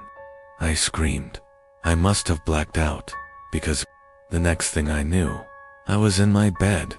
My parents insisted it was just a nightmare, but I know the truth. The trapdoor is still there, under the rug, and every night I hear the whispers calling me back. My name is Jason.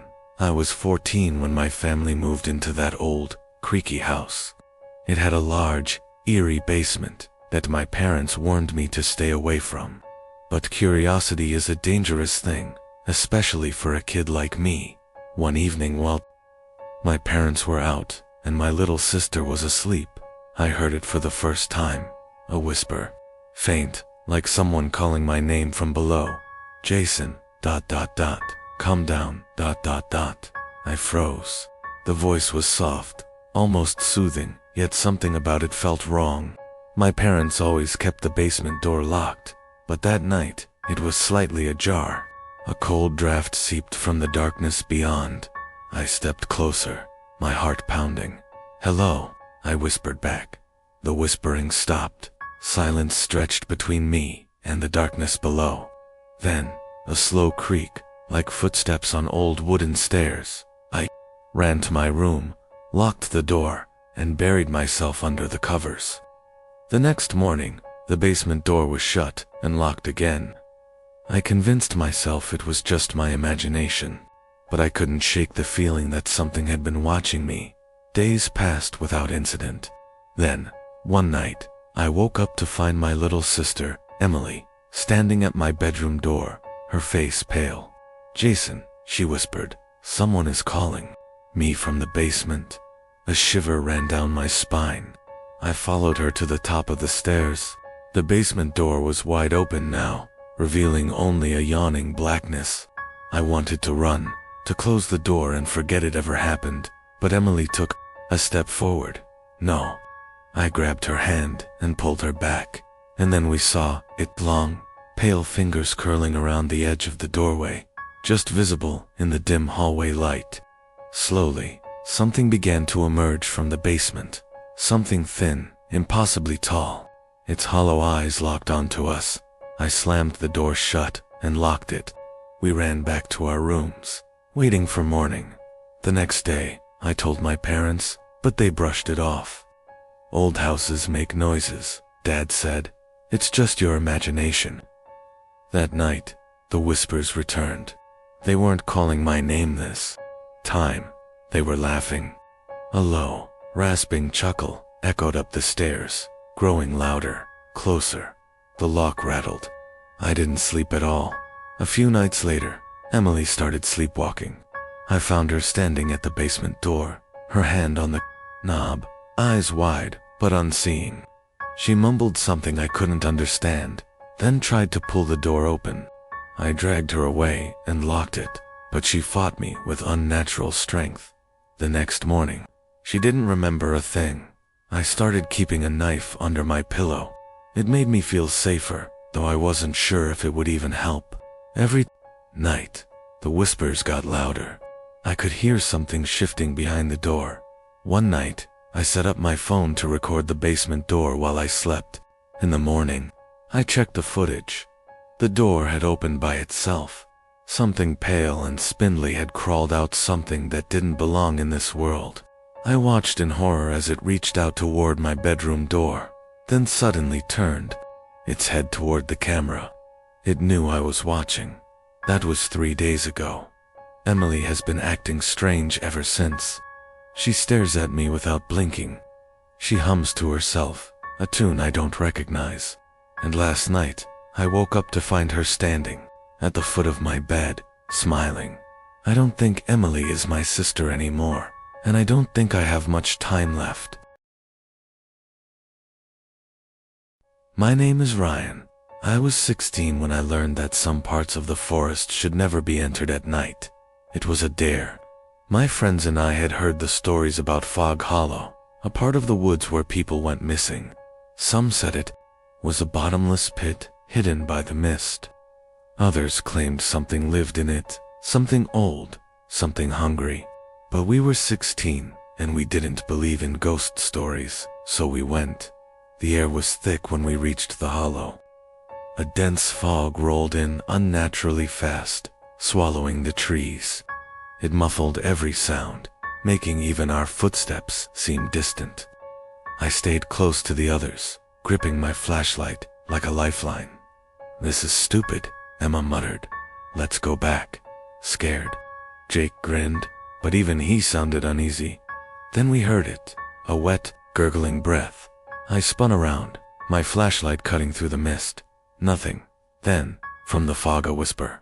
"Ryan, .. I stiffened. It had spoken my name. Who said that? I called. My voice felt swallowed by the air, barely carrying "Don't answer." Then, the trees shifted. Not from wind, there was no wind. They moved as if something huge was pushing through them. Emma screamed. A shape emerged from the fog, massive and wrong. It had no face, no eyes, just a gaping mouth, stretched too wide. Its limbs were long, twisting like tree branches. It didn't walk, it glided. We ran. Branches slashed at my arms as I tore through the woods.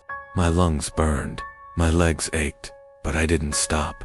The thing in the fog didn't chase us, it was everywhere. No matter how fast we ran, the mist thickened, pulling us deeper. Then Jake tripped. I turned, reaching for him, but something else was faster. A black, spindly arm shot from the fog, wrapping around his ankle. Jake screamed as it dragged him backward. His fingers clawed at the dirt, eyes wide with terror. Then he was gone. We didn't stop running until we saw the lights of town. The next day, the police searched for Jake. They found his backpack, torn and covered in something dark, but they never found him. That night, Emma and I sat in silence, barely touching our dinner. The weight of what had happened crushed us. No one would believe us. They'd say Jake got lost, that the fog played tricks on us, but we knew better. That night, the fog returned. I woke up to the sound of something shifting outside my window. I held my breath, listening. A whisper. "Ryan, .. come back." I squeezed my eyes shut, forcing myself to stay still. My body trembled under the covers, my heart hammering in my chest. The room was deathly silent, but I could feel something outside, watching. Then, a tapping on the glass, slow, rhythmic. I couldn't take it. I turned my head just slightly, just enough to see the window. A handprint was smeared against the foggy glass, but it wasn't mine. It was too large, too distorted, and it was on the inside. I didn't sleep for the rest of the night. By morning, the handprint was gone, but I knew what I had seen. The fog wasn't finished with me. Emma left town a few days later. She wouldn't say why, but I knew. The whispers had come for her too. Now, every time the mist rolls in, I stay inside, doors locked, windows covered, but it doesn't matter, because no matter how hard I try to ignore it, the fog always finds a way back, and Jake's voice is always the one calling my name. My name is Owen. I was 15 when I found the cabin in the woods. I grew up near a vast stretch of forest, spending most of my summers exploring it. I knew every trail, every hidden stream, every old hunting blind, or at least, I thought I did. One afternoon, I decided to take a new path. It was barely visible, overgrown and winding. The deeper I walked, the quieter the forest became. The air felt heavier, thick with something I couldn't name. That's when I saw it, a cabin, half hidden among the trees. The wood was aged, the windows caked in dust. There were no trails leading to it, no signs that anyone had been there in years. I should have turned back. Instead, I stepped closer. The door was slightly ajar. As I reached for it, a cold breeze slipped through the opening. My fingers hesitated on the handle. Then I heard a thud. From inside I froze. The sound came again, followed by the slow creak of floorboards. Someone was in there. I should have run, but something held me in place. My breath caught as I peeked inside. The room was dark, filled with broken furniture and a thick layer of dust. The air smelled of damp wood and something faintly metallic. Then I saw them, handprints small, like a child, smeared along the walls in streaks of red. A shadow shifted at the far end of the cabin. My blood turned to ice. The figure stood, impossibly still. I couldn't see its face, only the shape of it, tall, thin, wrong. Then, as if it knew I was watching, it took a single step forward. That was all I needed. I turned and bolted, crashing through the underbrush. The trees blurred around me. I didn't stop until I saw my house in the distance. I never told anyone about the cabin, but sometimes, at night, I hear footsteps outside my window, slow, deliberate, waiting for weeks. I tried to forget about the cabin, but something about that place wouldn't let me go. Every time I closed my eyes, I saw the red handprints. I felt the weight of something watching me from the dark corners of that room. One night, I heard something outside. At first, I thought it was the wind, but as I lay there, listening, I realized it wasn't. It was breathing, slow, heavy breaths, just outside my window. I turned over in bed, too scared to move. My curtains were drawn, but I could see the faintest shape beyond them, a tall, thin shadow standing in the moonlight. Then, something scraped against the glass. A single word, drawn into the condensation of my window, "Come back." My heart pounded. I shut my eyes tight, willing myself to disappear. When I finally worked up the courage to look again, the shadow was gone. But in the morning, when I stepped outside, I found footprints in the dirt beneath my window. Footprints that led back toward the woods. My name is Ethan. I was 16 when I realized something in the woods was following me. I used to love hiking alone. There was something peaceful about being surrounded by towering trees, the only sounds being birdsong and the crunch of leaves underfoot. But after what happened last summer, I never go alone anymore. It started on a late afternoon hike. The sun was beginning to dip, casting long shadows through the trees. I had wandered deeper than usual, but I wasn't worried. I knew these woods. Well, then, I heard footsteps. At first, I thought it was an animal. But the steps were steady, deliberate, matching mine. I stopped, so did they. My heart pounded. I turned around slowly, scanning the trees. Nothing. I told myself I was imagining it, and kept walking. But every few minutes, I heard it again. A crunch of leaves, a twig snapping. Always just behind me. By the time I realized the sun had set, I was nearly running. The trees felt taller, the path unfamiliar. My flashlight barely cut through the darkness. Then I saw it. A figure stood just ahead on the trail. At first, I thought it was a person, but something was wrong. Its limbs were too long. Its head tilted at an unnatural angle. My breath caught in my throat. Then it moved. Not toward me, around me. 1 second, it was in front of me. The next, it was behind me. Then beside me. I ran. Branches tore at my arms. My lungs burned, but I didn't stop. The footsteps followed, never rushing, never slowing. I tripped, falling hard. I scrambled up just in time to see a shadow pass over me.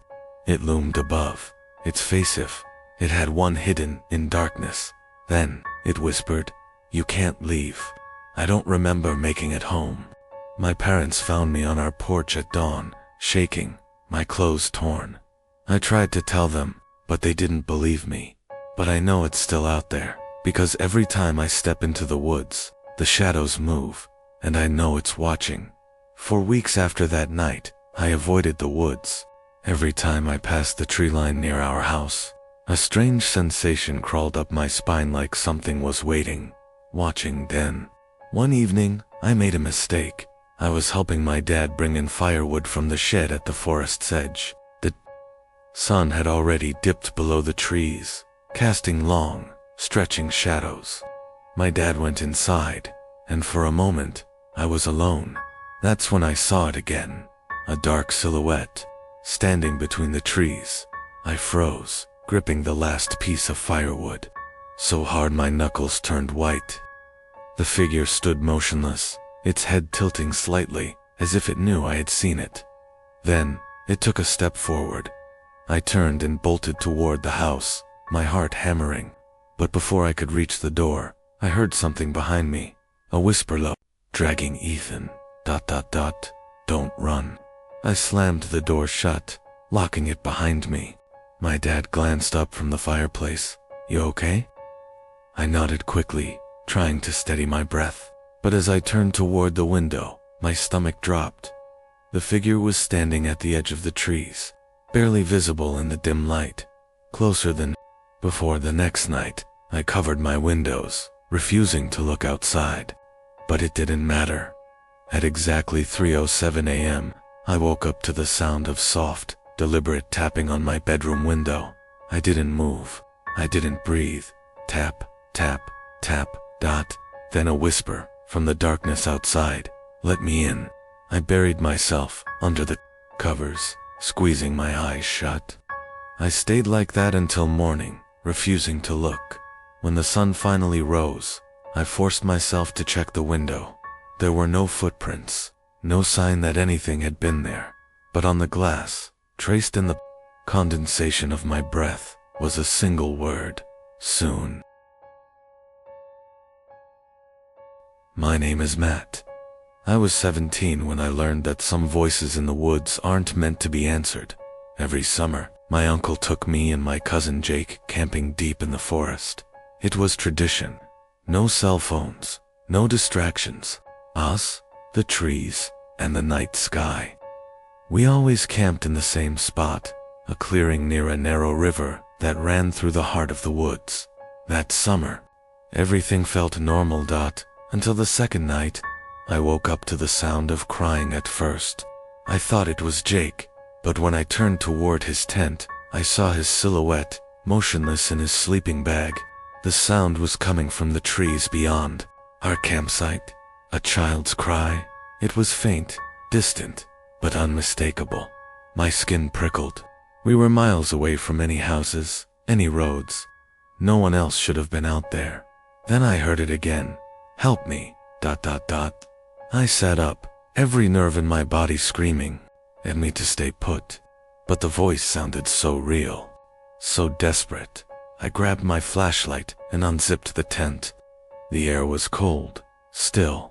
The crying continued, coming from the riverbank just beyond the trees. "Jake," I whispered. "Wake up." He groaned, rolling over. "What? Do you hear that?" Jake sat up, frowning. And then, as if the woods wanted him to hear it too, the voice came again. "Help me, ... please, ...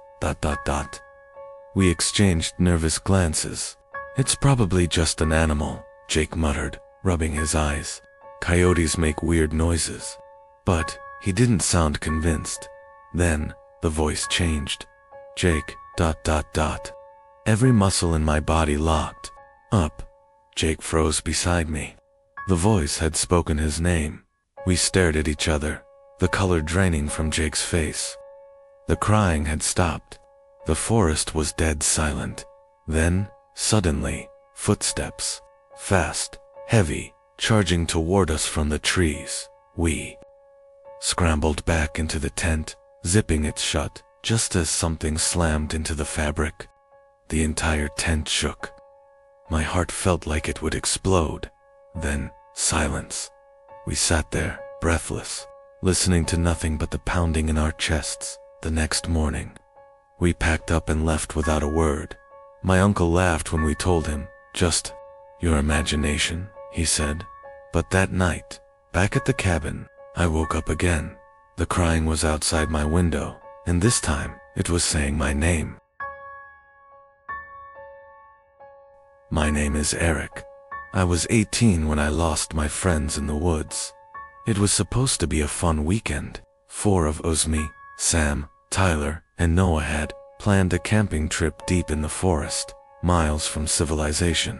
We packed light, brought enough supplies for 3 nights, and hiked to a clearing we found on an old map. The first night was perfect. We set up our tents, built a fire, and told ghost stories. The trees rustled softly in the wind, the stars bright above us. Nothing felt out of the ordinary. But on the second night, everything changed. I woke up to the sound of crunching leaves. At first, I thought it was an animal, but then I heard something worse, whispering low. Urgent voices drifting through the trees. I peeked out of my tent. The fire had burned down to embers, casting just enough light to see the others still sleeping. Then, I saw movement. A figure stood just at the edge of the clearing. At first, I thought it was Noah, maybe up to use the bathroom. But then I realized, ... It was too tall, and its limbs were wrung too long, too thin. The whispers grew louder, surrounding me, but I couldn't understand the words. My body locked up in fear. I blinked. The figure was gone. I barely slept the rest of the night. In the morning, I told the others, but they laughed it off. "You probably dreamed it," Sam said, rolling his eyes. But I could see the unease in his face. I knew he didn't believe his own words. That evening, as we sat around the fire, the atmosphere felt heavier. The woods were completely silent.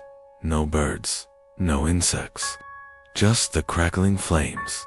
Then, Noah stood up. "Guys, where's Tyler?" We all looked around. His tent was empty. We searched the area, calling his name, but there was no sign of him. No footprints leading away. No sounds of movement in the trees. It was like he had vanished into thin air.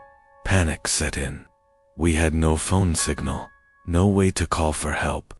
We stayed awake all night, taking turns keeping watch, but nothing happened.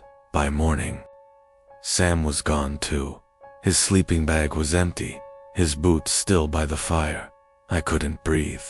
I turned to Noah, my voice shaking. "We have to leave. Now."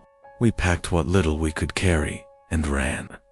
I don't know how long we ran, but the deeper we went into the forest, the more things felt ... wrong. The trees were too tall, their bark pulsing as if alive. The ground felt unstable, shifting beneath our feet. The air was thick, making it hard to breathe, and the whispers never stopped. Then, Noah grabbed my arm. "Eric, look ahead of us, in a clearing that shouldn't have been." There was our campsite. The fire was still smoldering. Our tents stood exactly as we left them. It was impossible. We had run for miles. Then I noticed something worse. There were 4 figures sitting around the fire, motionless, shadowed. They turned their heads in unison. They had our faces. I don't remember what happened next. I just remember running. Branches cut my skin. My lungs burned, but I never stopped. I didn't look back. I made it out of the woods by sunrise. No one ever did. No one believed me. The police never found any trace of my friends. The camp, the supplies, everything was gone. But sometimes, when I close my eyes, I hear the whispers, calling my name, inviting me back. My name is Mark. I was 19 when I learned that some parts of the forest should never be disturbed. It started when my friends and I stumbled upon the lake. We had been hiking for hours, far off the marked trails, when we found eerie, still body of water surrounded by towering pines. The surface was so smooth, it looked like glass, reflecting the overcast sky above. No birds, no insects, just silence. This isn't on the map, Jenna said, frowning. None of us had seen it before, even though we had hiked these woods for years. Maybe it's a seasonal pond, Lucas suggested. Or maybe we just never walked this far. I wasn't so sure. Something about it felt ... wrong. But when Noah suggested we camp by the shore, no one objected. By nightfall, we had set up our tents and built a fire. The lake reflected the flames perfectly, an unmoving black mirror. That's when the first ripple appeared. A small, gentle disturbance near the center. Then another, and another dot. Something was moving beneath the surface. Fish, Lucas guessed, in a dead lake. Jenna shook her head. Nothing's living in there. But something was. The whispers started an hour later. Soft, distant voices carried across the water. At first, I thought it was the wind. Then I realized they were coming from beneath the lake. Noah stood up, shining his flashlight toward the water. Who's there? The whispers stopped. Then, slowly, something rose from the lake. A figure, pale, drenched, motionless. We froze. My breath caught in my throat as more figures emerged, their bodies breaking the surface without making a sound. Their eyes were wrung empty, glassy voids reflecting our campfire. "We need to go," I whispered, but it was too late. The figures moved toward the shore, their wet limbs dragging through the water. Jenna screamed. Lucas grabbed his pack and ran, but he barely made it 10 feet before something reached out from the darkness and pulled him down. He was just gone, vanished beneath the surface without a ripple. We ran. I didn't think. I didn't breathe. The trees blurred past as I sprinted through the darkness, Noah and Jenna close behind. The whispers followed us, growing louder, more desperate. Then Jenna tripped. I turned just in time to see them pull her back. She didn't scream. She didn't fight. She was just ... gone. Noah. And I didn't stop running until we saw headlights. We collapsed onto the road, barely able to speak. A passing truck driver found us and called for help. The police searched for days. They never found Jenna. They never found Lucas and the lake. It wasn't there. No maps, no records, just empty woods where the water should have been. But sometimes, when I pass by those trees, I hear them soft, distant whispers, calling from beneath the earth, begging me to come back. My name is Jason. I was 16 when I first saw it. Every summer, my family rented a cabin deep in the forest. It was supposed to be a peaceful getaway, a place to escape the noise of the city. But that summer, something felt wrong. The woods were too quiet. Even the wind barely rustled the leaves. I shrugged it off, until the first night. I woke up around 2 a.m., feeling uneasy. My window faced the tree line, and something told me to look outside. I wish I hadn't. A figure stood just beyond the trees, barely visible in the moonlight. It was tall, too tall. Its limbs hung limply at its sides, and its head was tilted at an unnatural angle. I couldn't make out any details, just a black silhouette against the trees. It wasn't moving. It was watching. I blinked, and it was gone. I barely slept after that. The next morning, I told my parents, but they brushed it off.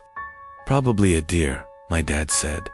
I knew it, WASN, single quotes. The second night, I woke up again, my stomach sank as I turned toward the window. It was closer, standing at the edge of the cabin's yard, completely motionless. I tried to convince myself it was a trick of the light. Maybe my mind was playing games with me. But then, as I stared at it, I realized something. It had no face. Just smooth, empty skin where eyes and a mouth should have been. I yanked the curtains shut and buried myself under the covers. I didn't sleep. The third night, I refused to look outside, but it didn't matter. I woke up to the sound of tapping. Soft, slow, rhythmic. At first, I thought it was coming from the window, but as I held my breath, I realized the truth. It was coming from inside the room. I didn't move. I didn't breathe.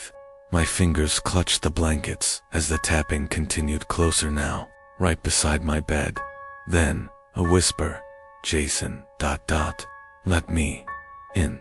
I squeezed my eyes shut, every muscle in my body locking up. I wanted to scream, to run, but I couldn't. The room felt frozen in time, the air thick and unmoving. Then, something brushed against my arm, cold, wrong. I jerked away, rolling onto the floor. The tapping stopped.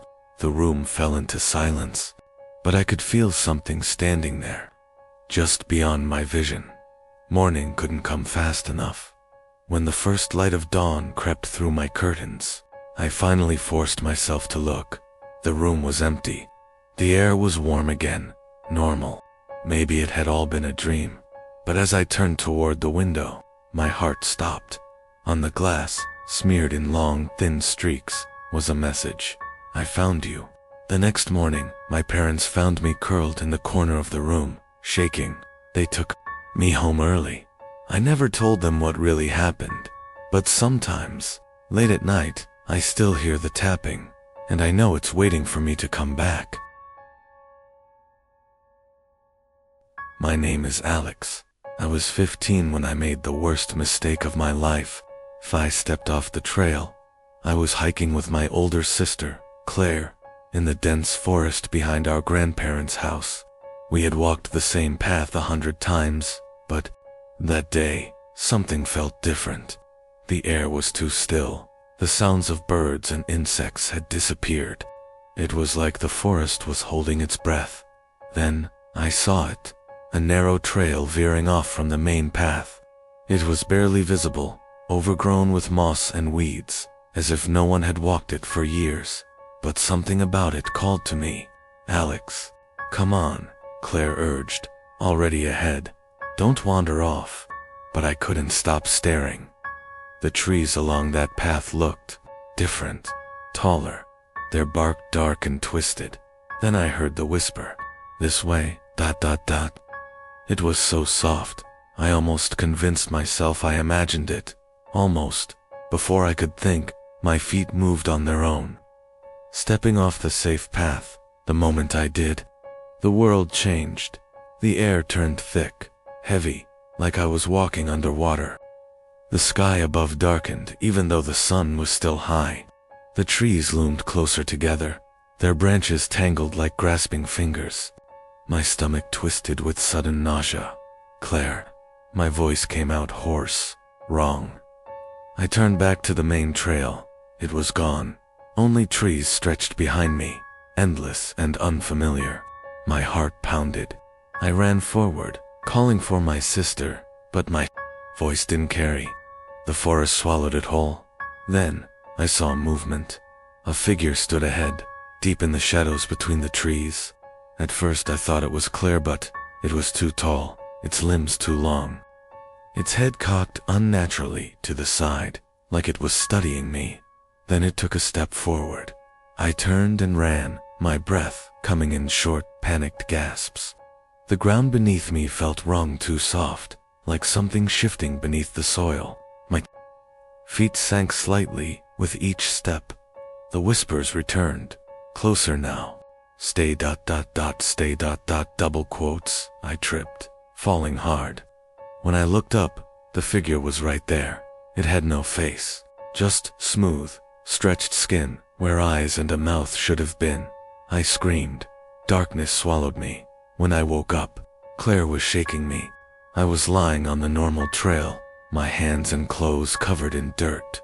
"Alex, what the hell?" she yelled. "You disappeared for hours." But that was impossible. I had only been gone for minutes. At least, that's what I thought. As we rushed home, I felt something in my pocket. A small, blackened twig, twisted and gnarled. I didn't put it there, and last night, I woke up to find it lying on my pillow, still damp with something dark. My name is Ben. I was 17 when I learned that not everything in the forest is alive. It was supposed to be a simple camping trip. My best friend, Liam, had convinced me to join him and a few others for a weekend in the woods. The place he picked was deep in the forest, far from any marked trails. No light pollution, no distractions, just nature, he had said. The first day was perfect. We set up camp, started a fire, and shared stories late into the night. But then, as the fire died down, I noticed something strange. The forest was silent. No crickets, no rustling leaves, no wind, just ... nothing. Liam laughed it off. "Relax, man. It's probably the weather." But I couldn't shake the feeling that something was wrong. That night, I woke up to the sound of footsteps outside my tent. Slow, heavy, like someone circling our camp. I sat up, listening, my breath shallow. "Liam," I whispered. No answer. I peeked. Outside, the fire was nothing but embers now, casting a weak, orange glow. Then I saw them, figures standing just beyond the trees, perfectly still, watching. I wanted to scream, but my voice caught in my throat.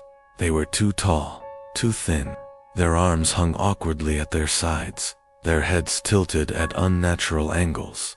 My skin crawled as I realized they had no faces. A twig snapped behind me. I spun around, heart racing, but there was nothing there. When I turned back, the figures were gone. I rushed to wake Liam, but he groggily waved me off. "Dude, go to sleep." By morning, I started to believe I had imagined it. But then, as we packed up to hike deeper into the forest, I noticed something in the dirt. Footprints, but they weren't ours. That night, we set up camp again. I convinced myself it was all in my head. But as the fire burned low, the silence returned. The others didn't seem to notice, but I did, and then I heard it.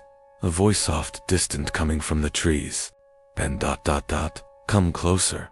I stiffened. My blood turned to ice. The voice sounded familiar. It sounded like me. I grabbed Liam's arm. "Do you hear that?" He frowned. "Hear what?" The voice came again, closer this time. "Ben ... come, see." I turned toward the sound, and standing between the trees, inches from our campfire's dying light, was me, my own face staring back at me. Twisted in a grin, too wide for human lips. I blacked out. When I woke up, it was morning. Liam and the others were already packing. "You okay, man? You passed out?" I nodded weakly, forcing myself to stand. But as we left the campsite, I glanced back one last time. The trees were filled with figures, still, watching, waiting for us to return. My name is Daniel. I was 16 when I learned that the forest near my uncle's cabin wasn't normal. It started as a family trip. My parents thought a weekend away from the city would be good for me. My uncle's cabin was deep in the woods, surrounded by towering trees that blocked out most of the sky. I had never liked the woods. There was something unsettling about how silent they could be. The first night, I woke up to whispers. At first I thought my parents were talking in the other room, but when I sat up, the sound was coming from outside. A hushed, rhythmic murmur, like a dozen voices speaking at once. I crept to the window, pushing aside the curtain. The trees were moving, not swaying in the wind. There was no wind.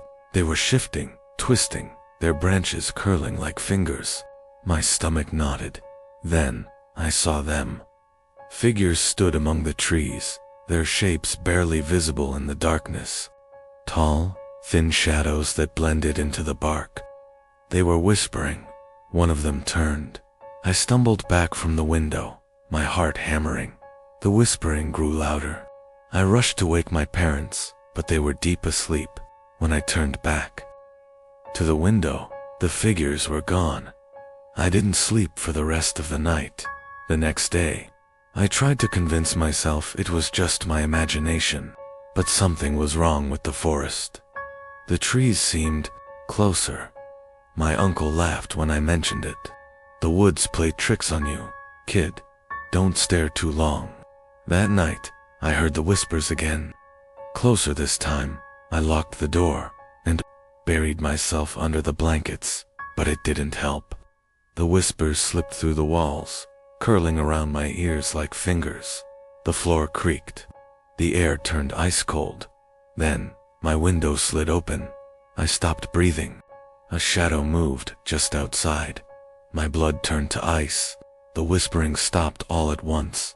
Then, a voice spoke, clear, right outside my window. Daniel, ... come with us. I bolted from my bed, yanking the curtains closed. My pulse thundered in my ears as I pressed my back against the wall, my hands shaking. Something tapped on the glass. I never looked. By morning, the whispers were gone, but when I stepped outside, I froze. The trees were closer than before, and in the dirt beneath my window, there were footprints that didn't belong to me.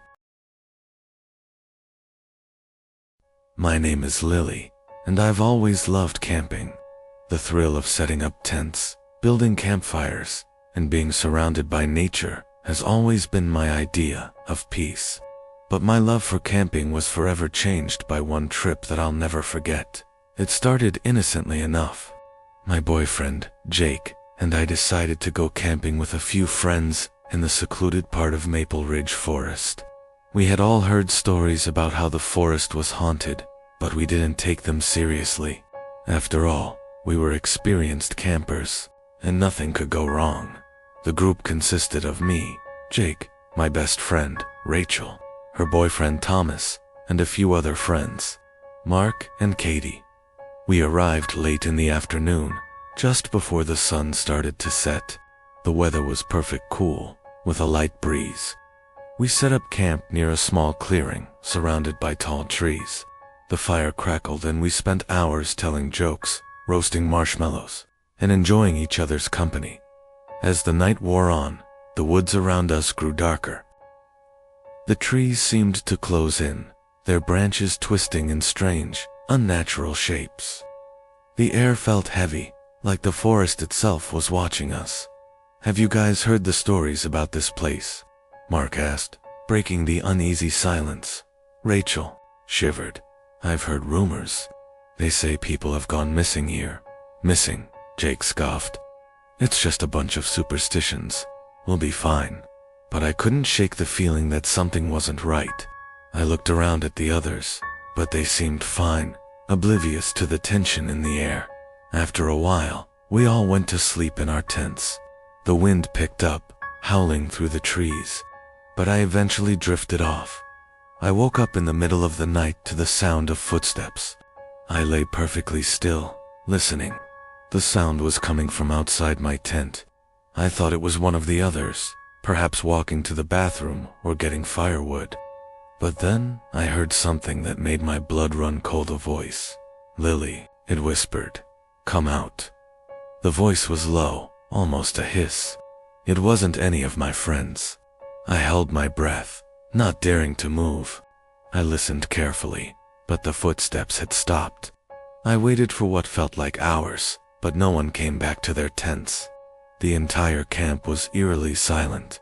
In the morning, I went outside to check on everyone, but something was wrong. Rachel and Thomas were gone. Their tents were empty, their sleeping bags abandoned in the middle of the night. There were no signs of struggle, no footprints leading away from the campsite, just the empty space where they had been. We searched the area, frantically, calling their names, but there was no answer. The forest was silent to silent, It was as if they had simply vanished into thin air. The trees seemed to close in around us as we searched, the wind howling, making it difficult to hear anything. It felt like we were being watched, but by what? We didn't know. Hours passed, and there was still no sign of them. We were about to head back to the cars when we found something. Hidden beneath a pile of leaves was Rachel's phone, cracked and covered in dirt.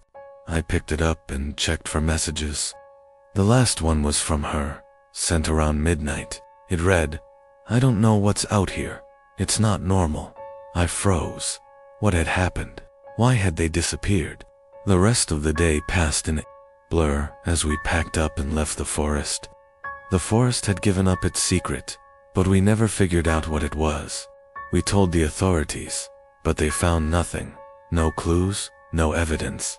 It was as though Rachel and Thomas had never been there at all. I still think about that trip. Every time I close my eyes, I hear the voice calling me, just like it did that night. Lily ... come out. And sometimes, when I'm camping in the woods, I feel like someone is watching me, waiting.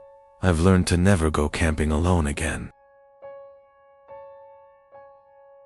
My name is Adam. I've hiked through forests and trails most of my life, but one trail changed everything. It was a late spring weekend when my friends and I decided to explore the Hollow Creek path in Whispering Pines National Park. None of us knew what we were about to face. The group consisted of me, my cousin Nathan, and our friends Ben and Sarah. We'd heard rumors about this trail, but we thought it was just superstition. A few people had gone missing over the years, but the locals dismissed it as accidents. We started early in the morning, the sun barely rising. The trail was beautiful, dense trees, birds chirping, and a calm atmosphere. But as we went deeper, the mood shifted. The trees grew denser, blocking out more light. The air turned cold, suffocating. It was Ben who first noticed something odd. "Do you hear that?" he asked. We stopped listening. All we could hear was the wind. It felt unnaturally quiet. "It's like a hum," Ben said, looking around. We kept walking, but a sense of unease lingered. About halfway through the trail, we saw it. A weathered sign that read, "Turn back. Curse awaits." It wasn't there when we started, and it looked like it had appeared out of nowhere. Nathan stepped forward. "What is this?" "It's just a prank," I said, trying to laugh it off. But even as I spoke, I felt a chill. That's when we heard it again, the hum, louder this time, coming from deeper in the forest. "We should turn back," Sarah said, her voice shaking. But we pressed on, ignoring the warning. As we moved forward, we began hearing whispers. Faint at first, but growing louder as we went. "Guys, I don't like this," Sarah said. "This place feels wrong." Before we could turn around, the humming became deafening. The trees around us seemed to move, bending toward us. The whispers grew louder, and then we heard it clearly. "Leave. You've disturbed us." The air grew thick, heavy. Panic set in as the forest seemed to close in. We turned to run, but the path had shifted. We couldn't find our way back.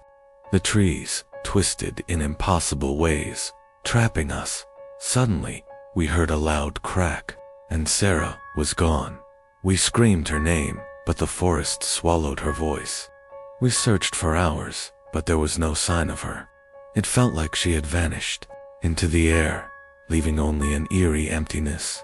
By sunrise, the three of us finally made it out of the forest, covered in cuts and bruises.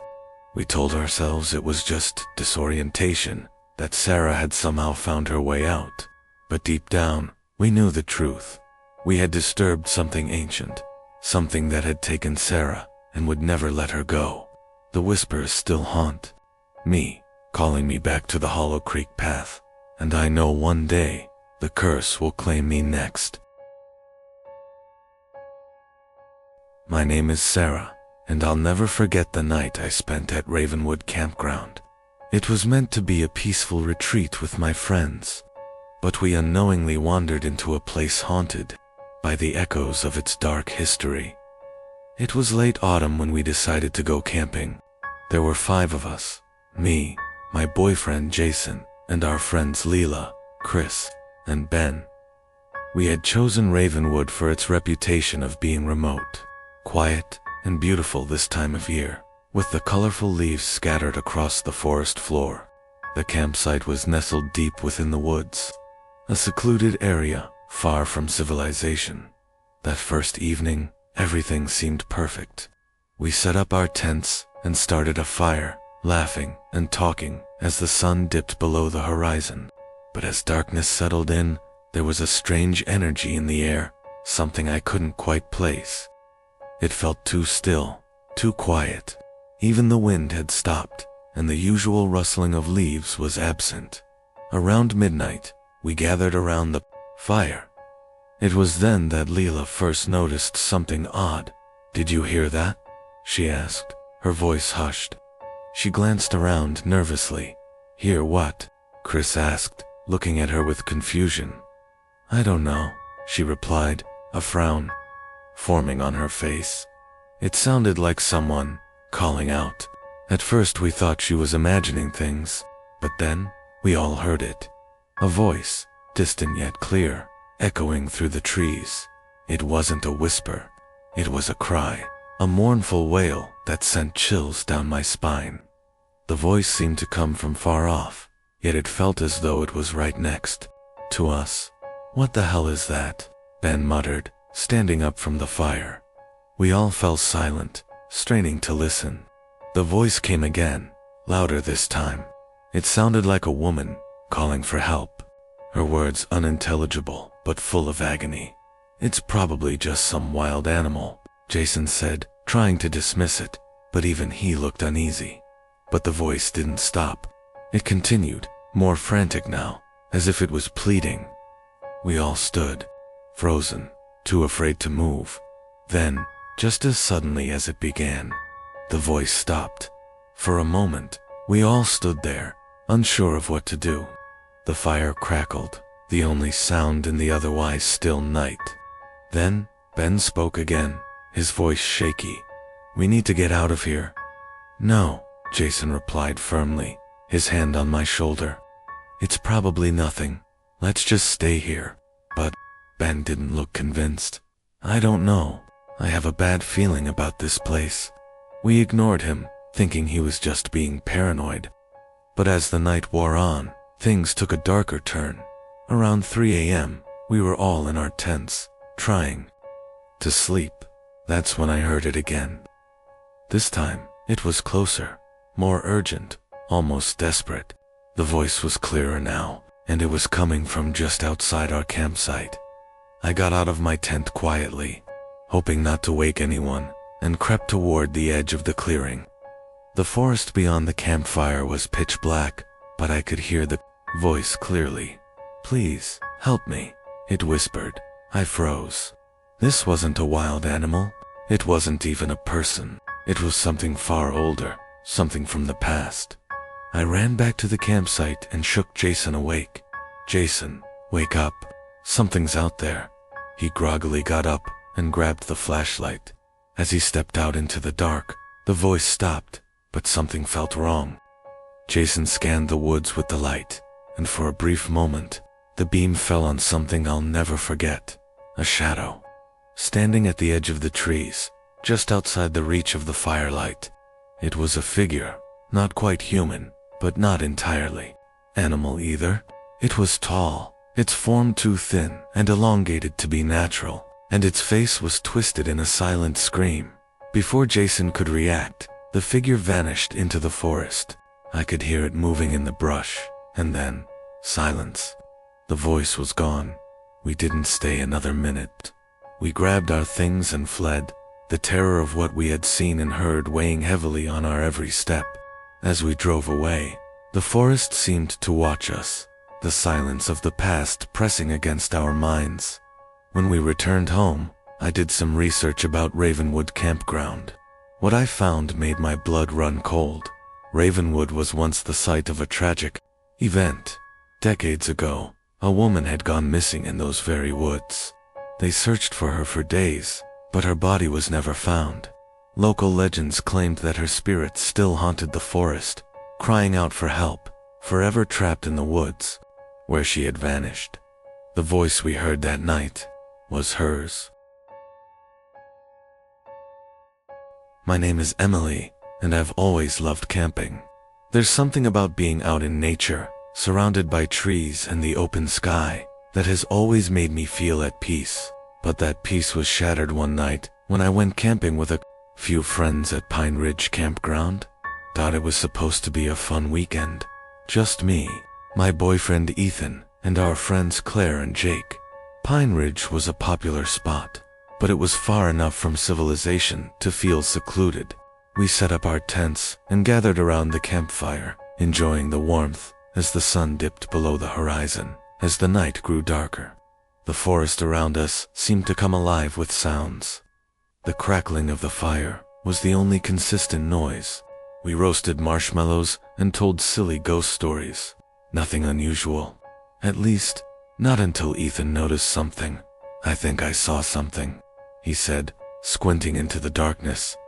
We all laughed it off at first. Ethan had always been the jumpy type, always seeing things in the shadows. But then he stood up, his eyes wide, his face pale. "No, seriously. There's something moving out there," he insisted. Jake rolled his eyes. "It's just the wind. Man, you're being paranoid." But Ethan didn't seem convinced. He grabbed the flashlight from our gear and started scanning the trees. At first, there was nothing. But then, the beam of light landed on something that made my blood run cold. There, just beyond the reach of the firelight, stood a figure, a tall, thin silhouette, barely visible in the shadows of the trees. I couldn't make out any features, but it felt wrong, like something unnatural standing there, watching us. I jumped up, heart racing. "Ethan, stop it. You're freaking me out." But Ethan didn't lower the flashlight. Instead, he took a cautious step forward, trying to get a better look. "Who's out there?" he called into the darkness, his voice shaking. For a moment, there was silence. Then, the figure took a step forward as well. The light caught something strange. Its limbs were too long, its movements jerky and unnatural, like it wasn't quite human. My stomach dropped. We all froze. No one moved. No one spoke. It was like the night itself was holding its breath. The figure didn't speak either. It just watched us. And then, before I could process what was happening, it moved again. This time it didn't just step forward. It lunged toward Ethan. A scream tore out of me as Ethan stumbled backward, falling to the ground in shock. Claire and Jake were already running, and I followed, not daring to look back. The air was thick with terror. The only sound our panicked breaths and the crunching of leaves beneath our feet. We didn't stop until we reached the parking lot, our hearts still pounding in our chests. Ethan was breathless, his face ashen, and for the first time in his life, he didn't have a joke to make. "I swear to God, it was real," he gasped. "It was right there. It wasn't a person. It wasn't anything human." None of us disagreed. The next day, we tried to find the place again, but when we returned, the area where we had seen the figure was completely different. The trees were closer together, the ground unnaturally smooth, as if the entire spot had shifted overnight. The ranger who checked us out gave us an odd look when we asked about the area. "You all see something, huh?" he asked with a strange smile. "That place has a history of strange things happening. People say there's something out there that doesn't like being seen." We left Pine Ridge without another word.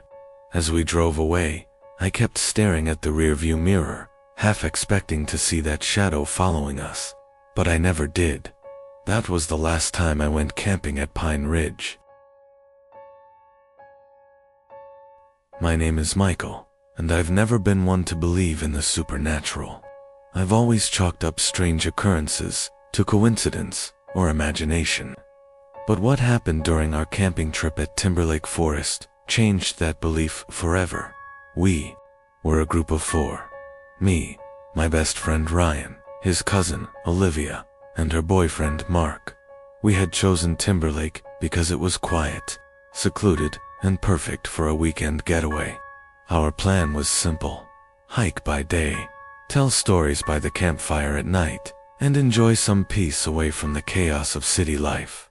The first night was peaceful enough. The fire crackled as we roasted marshmallows, and we all laughed over stupid jokes. But as the sun dipped below the horizon and the darkness crept in, the woods grew silent. The usual sounds of nature seemed to vanish.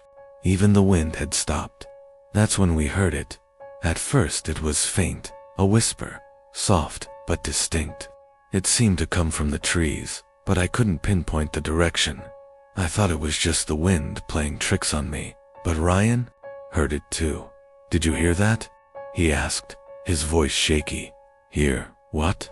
Olivia replied, looking around with a confused expression. Ryan looked at me with wide eyes. "The whispering. It's like someone's talking, but no one's here." I felt my skin crawl. I hadn't heard any words, just a faint murmur, almost like chanting. I chalked it up to nerves after all. We were in the middle of nowhere. But as the night wore on, the whispers grew louder, more distinct by the time we went to bed. The whispering had escalated to something almost menacing. It was as though someone was calling out our names, but the voice was distorted, twisted with malice. I tried to ignore it, pulling my sleeping bag tighter around me, but sleep wouldn't come. Around 3 a.m., I heard the unmistakable sound of footsteps. Heavy, deliberate steps, crunching the underbrush near the edge of our campsite. My heart pounded in my chest as I lay perfectly still, staring into the dark. Then, a voice whispered my name, "Michael." I froze, the hairs on the back of my neck standing up. That was no wind, no animal. Someone, or something, was in the woods with us. I bolted upright in my sleeping bag, heart racing, and saw Ryan sitting up too, his eyes wide with terror. Olivia and Mark were still asleep, oblivious to the horror that had just crossed over the campsite. I grabbed Ryan's arm. "Ryan, we need to leave, now." But before we could move, the whispering came again, louder now, closer, as though the very trees themselves were speaking. We heard the unmistakable sound of leaves rustling, as though something was moving toward us fast. "We can't just leave," Ryan said in a trembling voice. "The trail's too far. It'll take us hours to get out of here." "Then what the hell do we do?" I whispered harshly. "We can't stay here, Ryan." Suddenly, the ground beneath us seemed to tremble.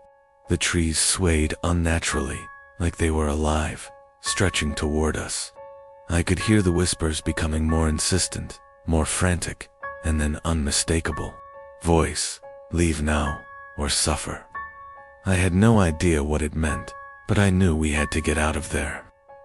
I grabbed my gear, shook Olivia and Mark awake, and told them we were leaving, no questions asked. They were groggy at first, but followed when they saw the panic in our faces. We didn't look back as we scrambled down the trail. The whispers followed us, echoing through the trees, urging us to turn around. It was like the forest itself was trying to drag us back.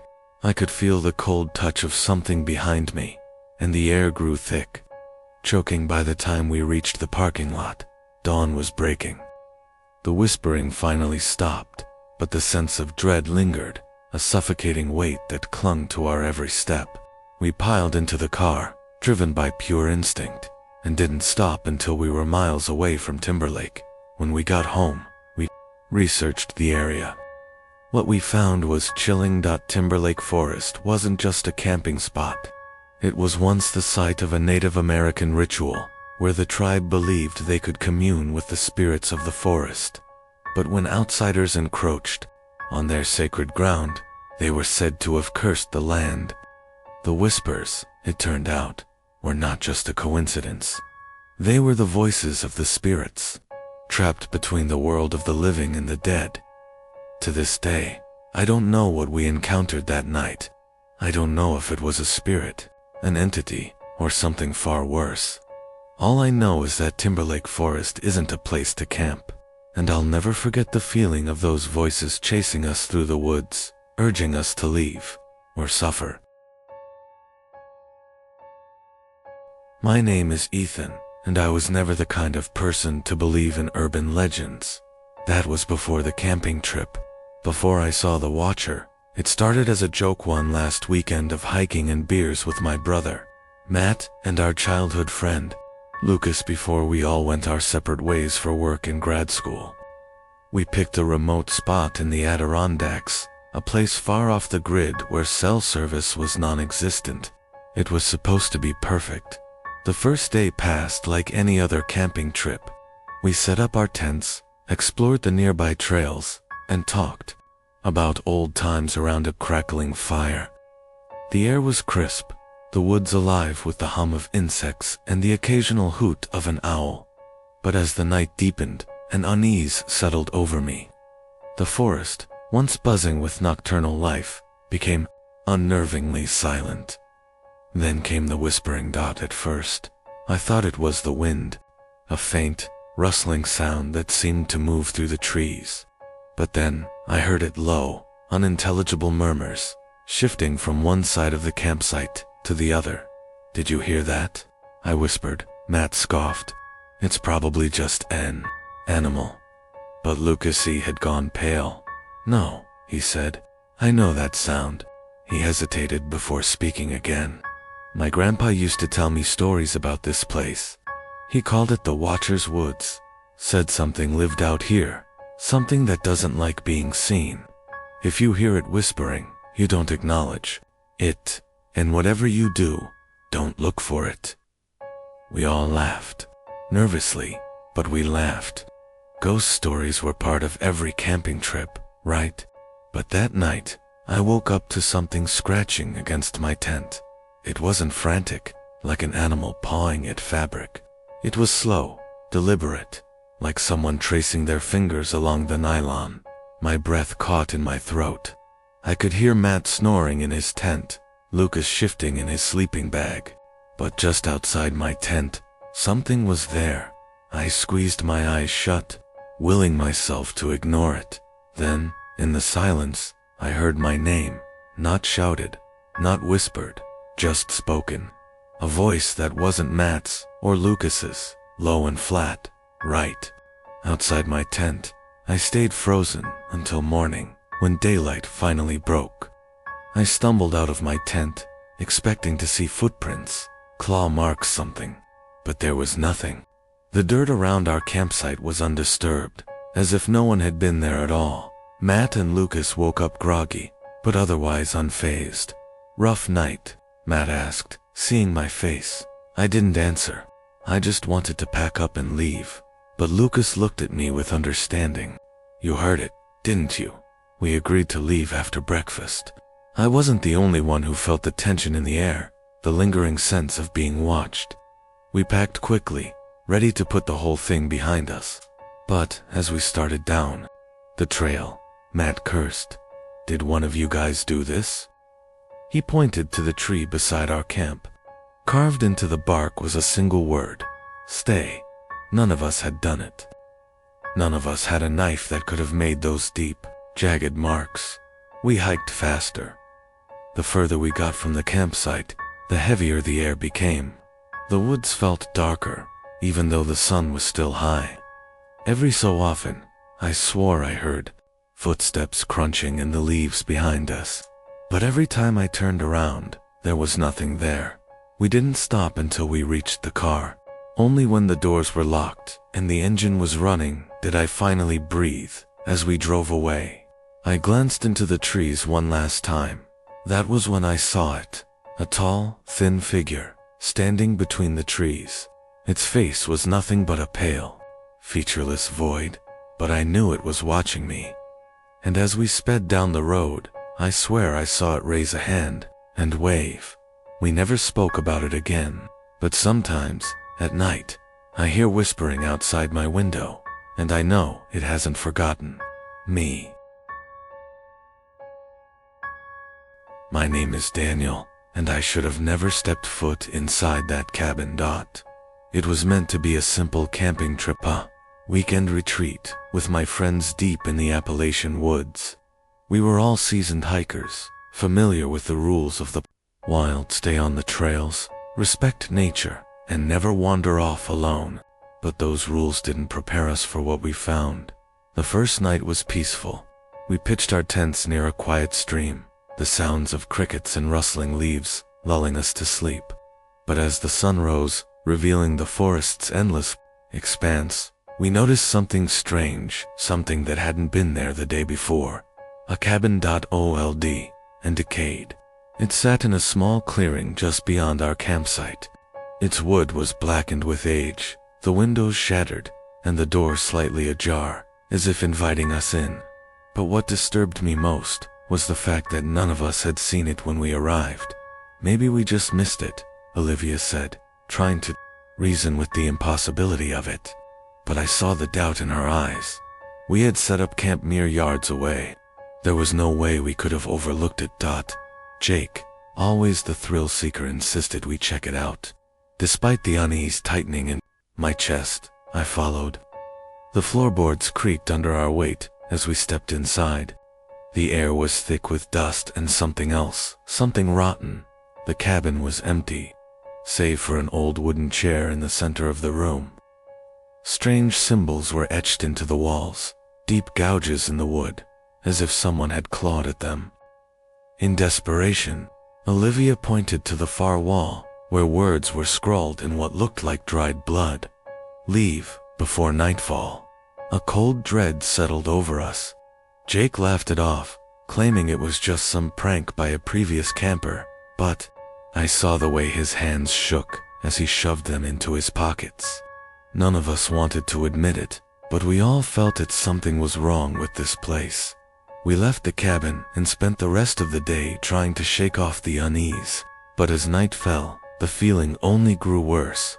The forest, once filled with the sounds of insects and distant owls, had gone completely silent. Not a single leaf rustled. Not a single twig snapped. Then came the knocking, soft, rhythmic knocks against the trees surrounding our camp. First one, then another, then dozens, encircling us. We huddled together, gripping whatever we could use as weapons, our breaths shallow, our eyes darting into the darkness. And then we saw them.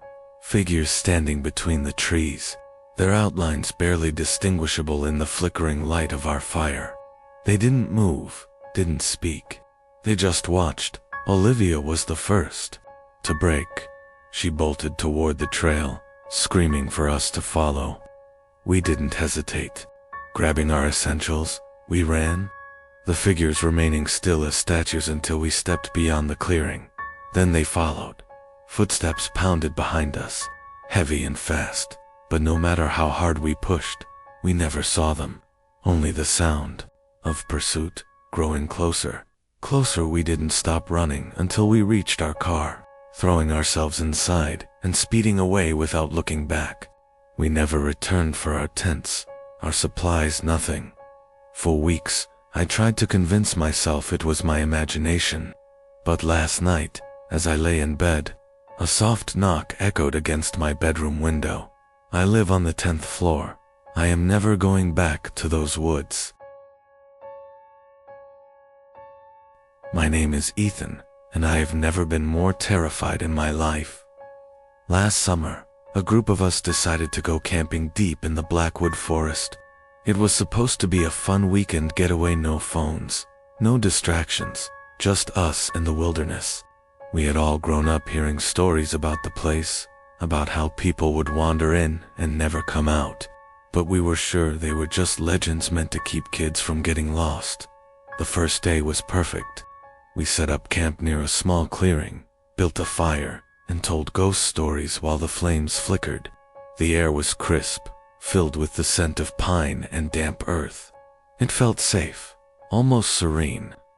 Then, sometime around midnight, we heard the whispers. At first I thought it was the wind, a low rustling murmur weaving through the trees. But then I realized there was no wind. The air was completely still. "Do you hear that?" Claire whispered, sitting up in her sleeping bag. We all listened.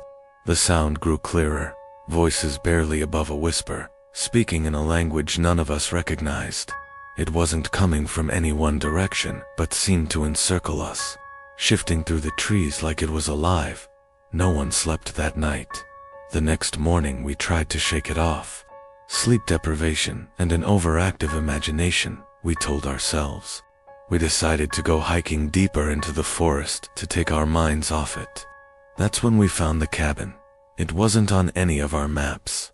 An old, rotting structure barely held together, covered in thick ivy and moss.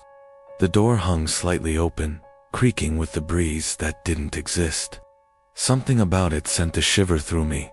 "We should go back," I said, but of course, no one listened. Jake, always the fearless one, pushed the door open and stepped inside. The rest of us hesitated before following. Inside, the air was thick and stale. Dust particles floated in the light that barely seeped through the broken windows.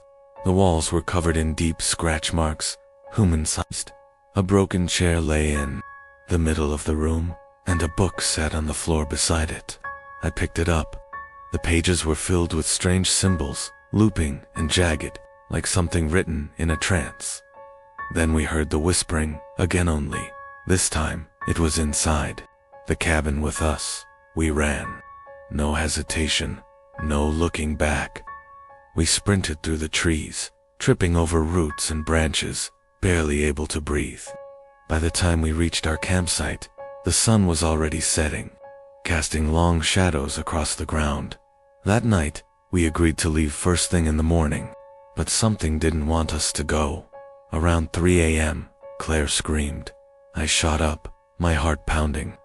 She was staring at something just beyond the fire's glow. I turned to look, and my blood turned to ice. Figures, dozens of them, shadowy silhouettes, standing just beyond the light, watching us. No faces, no features, just outlines of people that shouldn't have been there. Then they started moving. I don't remember grabbing my bag. I don't remember running. All I remember is the sound of something chasing us, footsteps pounding behind me, the whispering growing louder, turning into a deafening chorus. We didn't stop until we reached the road, breathless and shaking. When we looked back, the forest was silent. The figures were gone, but we knew we had been watched. We never spoke of it again. Claire refuses to go near the woods. Jake moved across the country, but sometimes, in the dead of night, I still hear the whispers, and I know they're waiting. My name is Oliver. I was never one to believe in ghost stories, but that was before the lake took Ava. We had heard the rumors Black Hollow Lake was cursed. People said it wasn't natural, that it didn't reflect the sky the way water should. They whispered about the ones who had vanished there, how their bodies were never found. But we were young, reckless, and eager for adventure.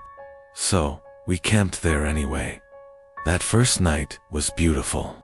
The moon shone bright over the still water, and we laughed at the absurdity of the legends. Ava, ever the skeptic, dared us to swim. Mark and I hesitated, but she didn't wait for us. She stripped down to her swimsuit and waded in. The dark, water swallowing her ankles, her knees, her waist. See? Nothing. She never finished her sentence. One moment, she was there, grinning at us, and the next, she was gone. Mark and I rushed in after her, but there were no ripples, no bubbles, nothing to show where she had been. We dove, clawing through the freezing water, screaming her name, but she wasn't there. The search lasted days. The police, divers, even cadaver dogs, they found nothing. It was as if the lake had never held her at all. We were questioned of course, pressured, but in the end, we were sent home, broken and confused. I tried to move on. I really did. But something about that lake wouldn't let me. A year later, on the anniversary of Ava's disappearance, I returned. I stood at the edge of the water, staring at my own reflection. Only it wasn't my reflection at all. Ava stared back at me, her face pale and bloated. Her lips parted in a silent scream. Then she reached for me. I don't remember running, but I must have.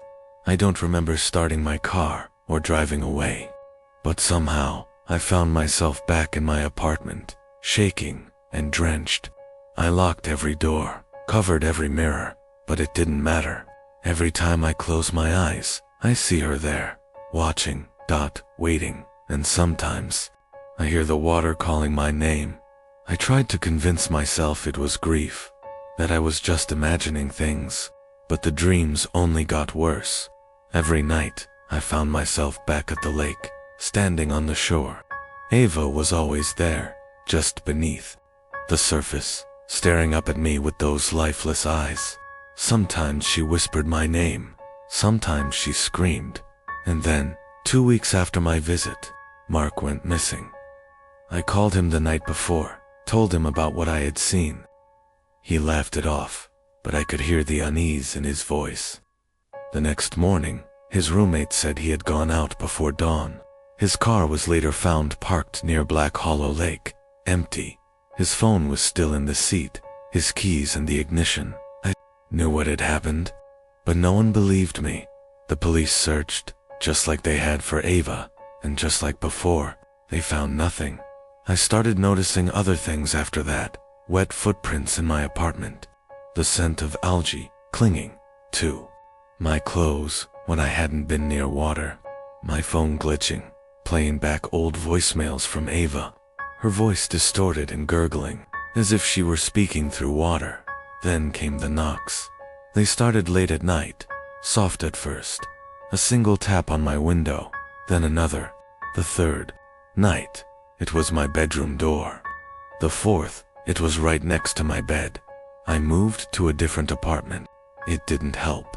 Last night, I woke up gasping for air, my lungs burning, my sheets soaked. It felt like I had been drowning in my sleep. And for a split second, before I bolted upright, I saw her, lying next to me. Waterlogged, lifeless, her fingers brushing my arm. I don't think I can run from this anymore. Black Hollow Lake took Ava. It took Mark, and now, it's coming for me.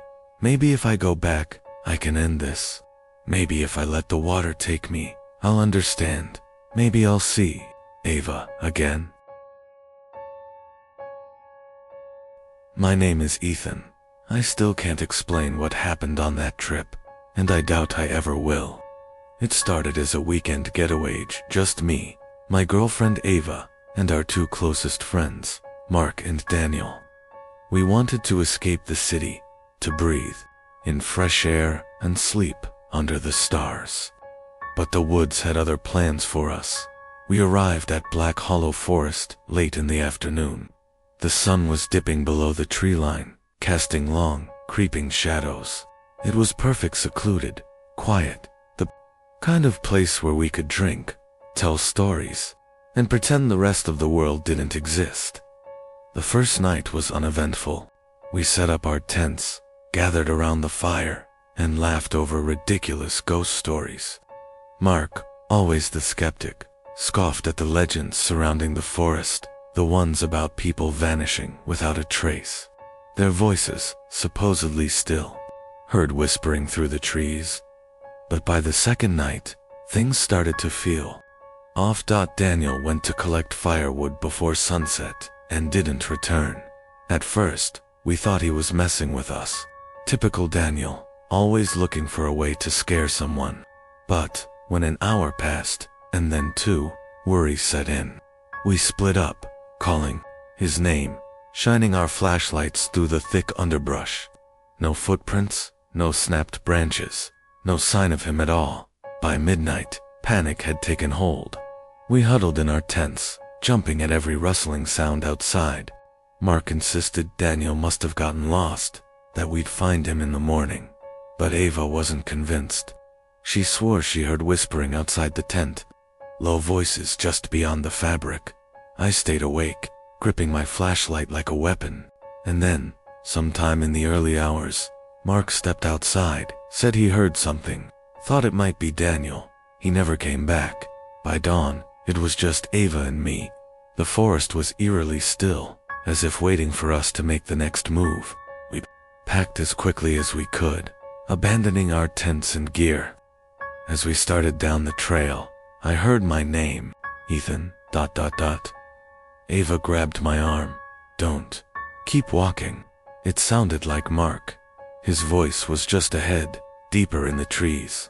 But something was wrong with it. It was too smooth, too rehearsed, like someone was imitating him. Ethan, help me. I'm right here. Ava pulled harder. It's not him. We ran. We didn't stop until we reached the car, until the towering trees of Black Hollow were nothing but a distant nightmare. We called the police, reported Mark and Daniel missing. They searched for days, but found nothing. No footprints, no remains, no clues. To this day, I still hear them. In my dreams, in the dead of night, when I'm alone. Their voices, calling my name, begging me to come back. And sometimes, I want to. My name is Jasper, and I thought I knew fear. After years of hiking through the most isolated and haunted places, I prided myself on my ability to face the unknown.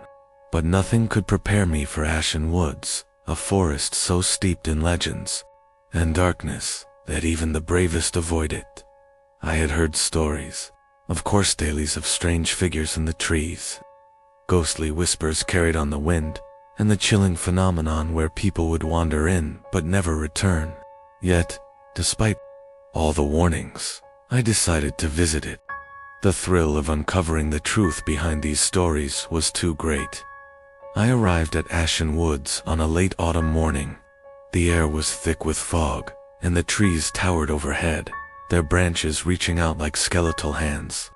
The forest felt ancient, as if it had been here long before mankind ever set foot on it. As I began my trek into the woods, a strange silence enveloped me. No birds, no rustling animals, just an eerie stillness that pressed in on me from all sides. As I walked deeper, I began to feel something I hadn't felt before, an overwhelming sense of being watched. Every step I took seemed to echo, bouncing off the towering trunks of the trees. I shook off the sensation, reminding myself it was just my imagination. But the deeper I went, the stronger that feeling became. It wasn't until I reached the heart of Ashen Woods that I truly understood the weight of the legends. There, in the center of the forest, I found a clearing surrounded by twisted, gnarled trees. At the center of the clearing was an old stone well, cracked and overgrown with moss. The air around it felt heavy, almost oppressive, as though something ancient was buried beneath it. I approached the well, my curiosity piqued. As I peered down into the dark opening, I heard it a soft, mournful wail, distant yet unmistakable. My blood ran cold as I stepped back, scanning the trees around me. The wail grew louder, more distinct, like the sound of someone in pain, and then I saw them figures, pale and shadowy, emerging from the mist. They were human in shape, but lacked any features, their faces blank and hollow. They moved toward me with slow, deliberate steps, their bodies shifting unnaturally in the fog. As they came closer, I could hear their voices, whispering in a language I couldn't understand, but the tone was clear, desperate, pleading. I wanted to run, but my legs wouldn't move. It was as if the very ground beneath me had rooted me to the spot. The figures surrounded me, their hollow eyes boring into mine. I felt their presence, their coldness seeping into my skin, and I realized these weren't just spirits. They were trapped, lost souls, forever bound to the forest. One of them reached out, its hand like a skeletal claw, brushing against my cheek. I shuddered, the coldness of its touch burning into my skin. The whispering grew louder, the voices filling my ears, pleading for release. The figure spoke, its voice a dry rasp. Help us. The word struck me like a blow. I shook my head, my heart racing, but the figures did not stop. They circled around me, their hollow eyes still fixed on me, as if waiting for me to do something. But I couldn't move, couldn't speak. The more I struggled, the stronger their grip on me became, as if the forest itself was closing in. Help us, or join us. The last words echoed in my mind like a death knell. Suddenly, the ground beneath my feet began to tremble, and I looked down to see roots, dark and twisted, rising from the earth, coiling around my legs. Panic surged through me, and finally, I was able to move. I tore myself away, running without a thought, blindly crashing through the underbrush. I didn't stop until I reached the edge of ashen woods, the fog lifting as I emerged into the daylight. My breath came in ragged gasps, my heart pounding in my chest. When I looked back, I saw nothing, just the empty, silent trees. But as I stood there, I heard it again, the mournful wail, this time coming from the forest behind me. The lost souls of Ashen Woods were still waiting. My name is Ethan, and I've always been one to seek out adventure. The more remote and unknown, the better. That's why, when I heard about the abandoned trail through Blackwood Forest, I knew I had to explore it. No one had dared to walk it for years, and rumors about strange lights and eerie sounds were enough to pique my curiosity. I arrived at the edge of Blackwood Forest on a crisp autumn evening. The trees loomed like dark sentinels, their skeletal branches reaching into the sky. The forest had a heavy, oppressive feel to it, as though it was holding its breath, waiting for something to happen. I wasn't afraid, at least, not at first. The trail was barely visible, swallowed up by the dense undergrowth and the heavy carpet of fallen leaves. It looked almost forgotten, like no one had walked it in decades. But I was determined. I pushed my way through the brush, my flashlight casting long, wavering shadows as I ventured deeper into the forest. As I walked, the woods seemed to grow darker, and the air grew cooler. The trees pressed closer together, and the sound of my footsteps was swallowed by the thick silence. It felt as though the forest was alive, watching me. But I brushed off the unease, reminding myself that I had come here to uncover its secrets. That's when I saw the light dot at first. It was just a faint glow, flickering between the trees in the distance. I thought it was my eyes playing tricks on me, but the glow grew brighter, steadier. It wasn't the light of a campfire, nor the glint of a flashlight. It was too soft, too inviting. Against my better judgment, I followed the light. My curiosity got the better of me. The trail twisted and turned, leading me deeper into the heart of the forest. But the light always stayed just ahead, dancing through the trees like a beacon. Eventually, I arrived at a small clearing, and there, in the center, was a lantern. It hung from a tree branch, its flame flickering gently, casting an eerie glow around the clearing. I approached it cautiously, wondering who would leave a lantern in the middle of nowhere. The air felt thick, and the moment I stepped into the clearing, I felt an overwhelming sense of dread. As I reached for the lantern, the air grew colder, the wind picking up, rustling the leaves with an unnatural force. The flame flickered out, plunging the clearing into darkness. I stepped back, my heart pounding in my chest, but then, in the corner of my eye, I saw it. A figure, a tall, shadowy form, standing just beyond the trees. Its features were indistinct, a dark silhouette against the blackness of the forest. It didn't move, but I could feel its eyes on me, watching, waiting. "Who's there?" I called, my voice trembling. The figure didn't answer, but I could hear something, a soft, guttural whisper that seemed to come from everywhere at once. "Leave." The whisper was so soft, so faint, I almost didn't hear it.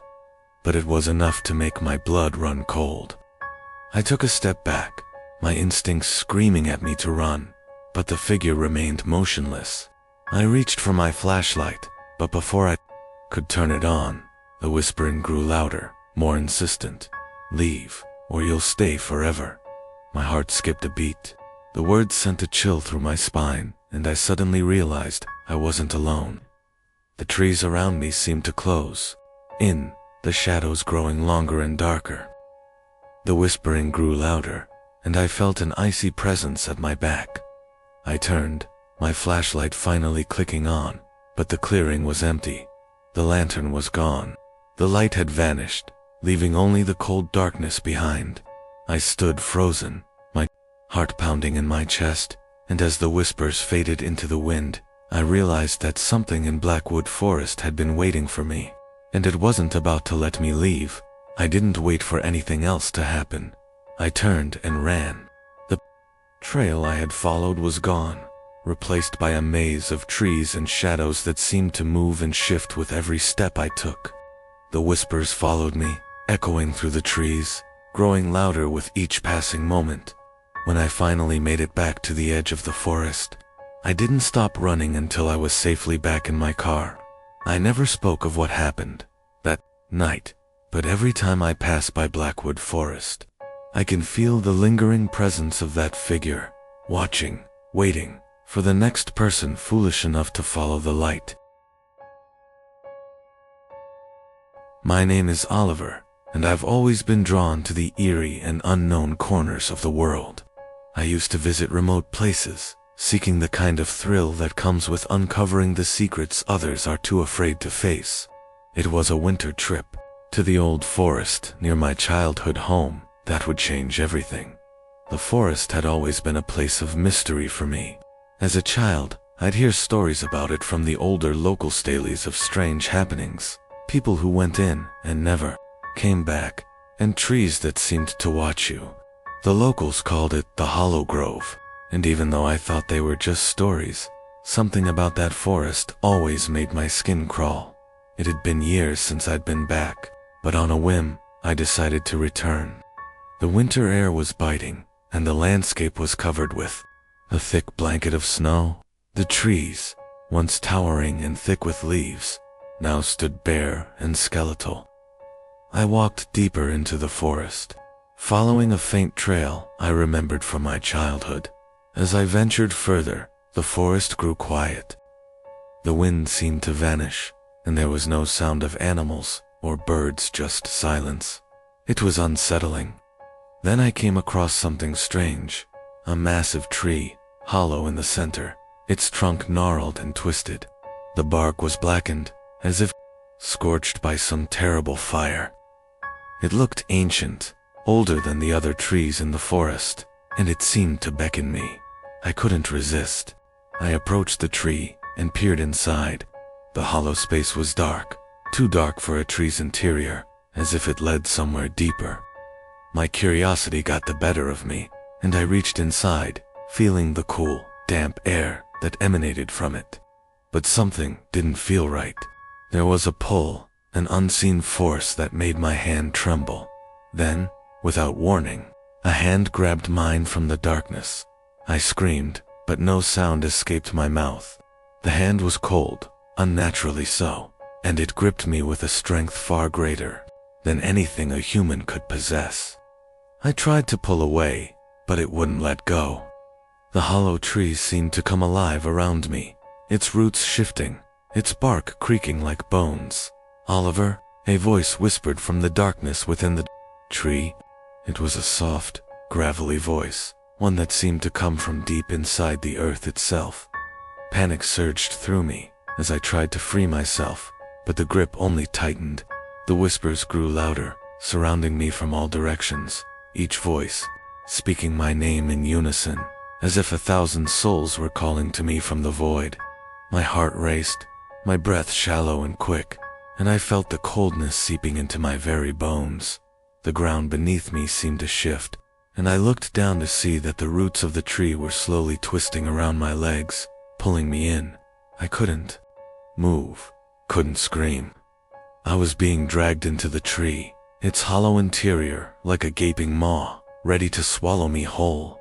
"Please," I gasped, the words barely escaping my lips. "Let go." But the tree didn't answer. The hand was now joined by others, more hands, pale and gnarled, reaching out from the dark recesses of the hollow. their fingers like long, twisted claws. And then, just as suddenly as it had begun, the grip loosened, and I fell backward, my body slamming into the snow. I scrambled to my feet, my heart pounding in my chest. The hollow tree stood still, its gaping trunk silent and empty. But the whispers didn't stop. They echoed in my mind, louder now, insistent, as if something still waited for me inside. I ran. I didn't look back. The forest seemed to close in. Around me, the trees bending in unnatural ways, their branches reaching toward me, as if trying to stop me from escaping. When I finally reached the edge of the forest, I didn't stop to catch my breath. I kept running, the sound of the whispers still lingering in my ears. I didn't dare return to that place, not after what I had felt. And every winter, when the snow covers the ground and the forest becomes quiet, I still hear those whispers, calling me back to the hollow tree. My name is Harper, and I've always loved the woods. The quiet, the solitude, and the beauty of nature have always called to me. But one night, I found out there's a darkness in the forest that can't be seen. Only heard. It was an impromptu decision, taking a weekend trip into the forest alone. I had recently lost my job and needed an escape from the pressures of the city. I chose a remote area known as Pine Hollow, a place I had visited once as a child. The memories were fond long days spent hiking, the smell of fresh pine, and the sounds of the wind through the trees. I didn't think anything could go wrong. I arrived at the forest late in the afternoon, just as the sun was dipping behind the trees. The path into the woods was overgrown, but it was still passable. The sky was painted with streaks of orange and purple, and the air was crisp. I set up camp near a small creek, enjoying the peace and serenity of the forest. As night fell, the forest grew quieter. The sounds of birds and insects faded, and all that was left was the whisper of the wind through the pines. It was a sound I had always found soothing, but tonight it felt different. There was something wrong with the way the wind moved. It seemed to carry voices, faint at first, almost indistinguishable from the rustling of the leaves. At first, I thought it was just my mind playing tricks on me. After all, the isolation of the woods can do that to a person. But the whispers grew louder as the night wore on, no longer a mere rustling, but actual words, low and distant, but unmistakable. Harper. I froze, my heart racing. The voice was soft, almost gentle, but it was unmistakably my name. I stood up, scanning the trees around me.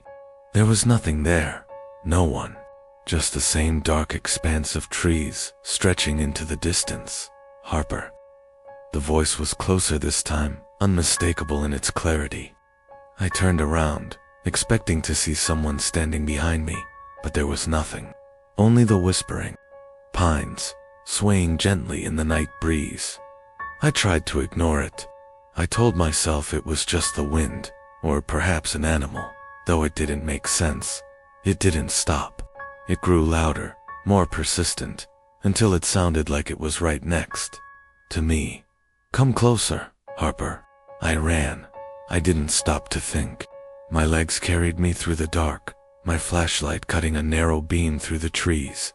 But the whispers followed me, always just behind, never too far. They beckoned me, coaxing me deeper into the forest. Don't run, Harper. We're waiting. I reached the creek, panting heavily, but the whispers didn't stop. They were all around me now, the pines shuddering as if in response to the voices. I stumbled to the ground, my breath coming in ragged gasps, feeling an overwhelming presence closing in. It was as if the trees themselves were alive, watching, waiting. Suddenly, the voices stopped. The silence was deafening, and for a moment, I thought I was free. But then, from behind me, I heard the unmistakable sound of footsteps crunching on the leaves.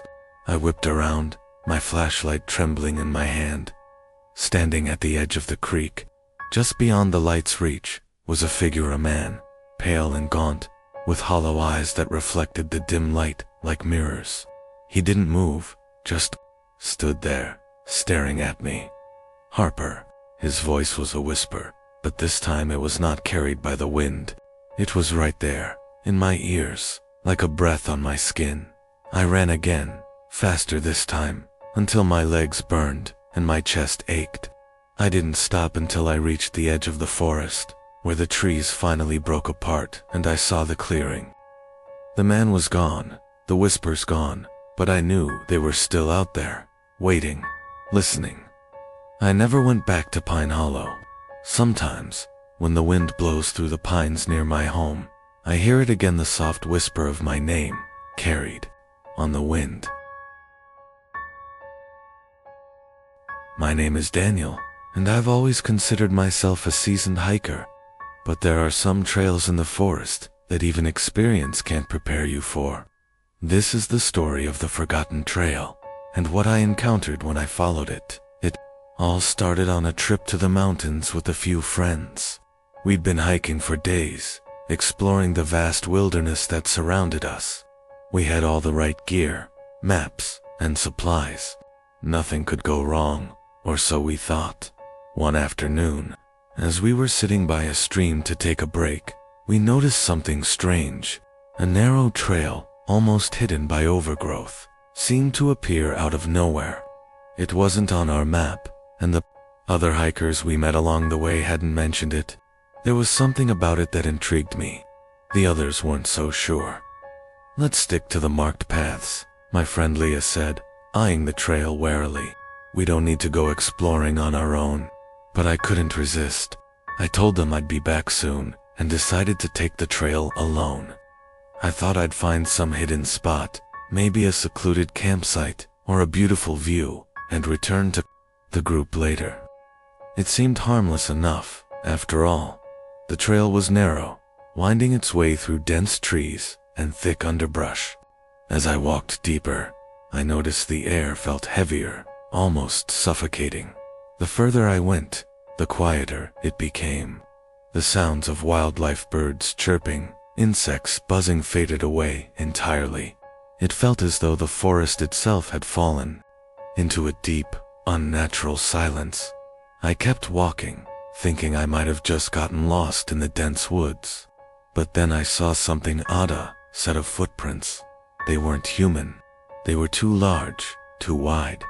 The prints led further into the woods, disappearing into the dense foliage. Curiosity pushed me forward, and I followed them. I should have turned back, but I didn't. I continued walking, the sense of unease growing with every step. It felt as though I wasn't alone. Every now and then, I'd hear something just beyond my Vishuna, rustle of leaves, the snap of a twig underfoot. But when I looked around, there was never anything there. Hours passed, or so I thought.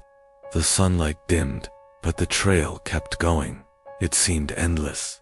Then, in the distance, I saw a small clearing up ahead. The moment I stepped into it, a cold chill ran down my spine. The clearing was unnaturally quiet, as though the very air was holding its breath.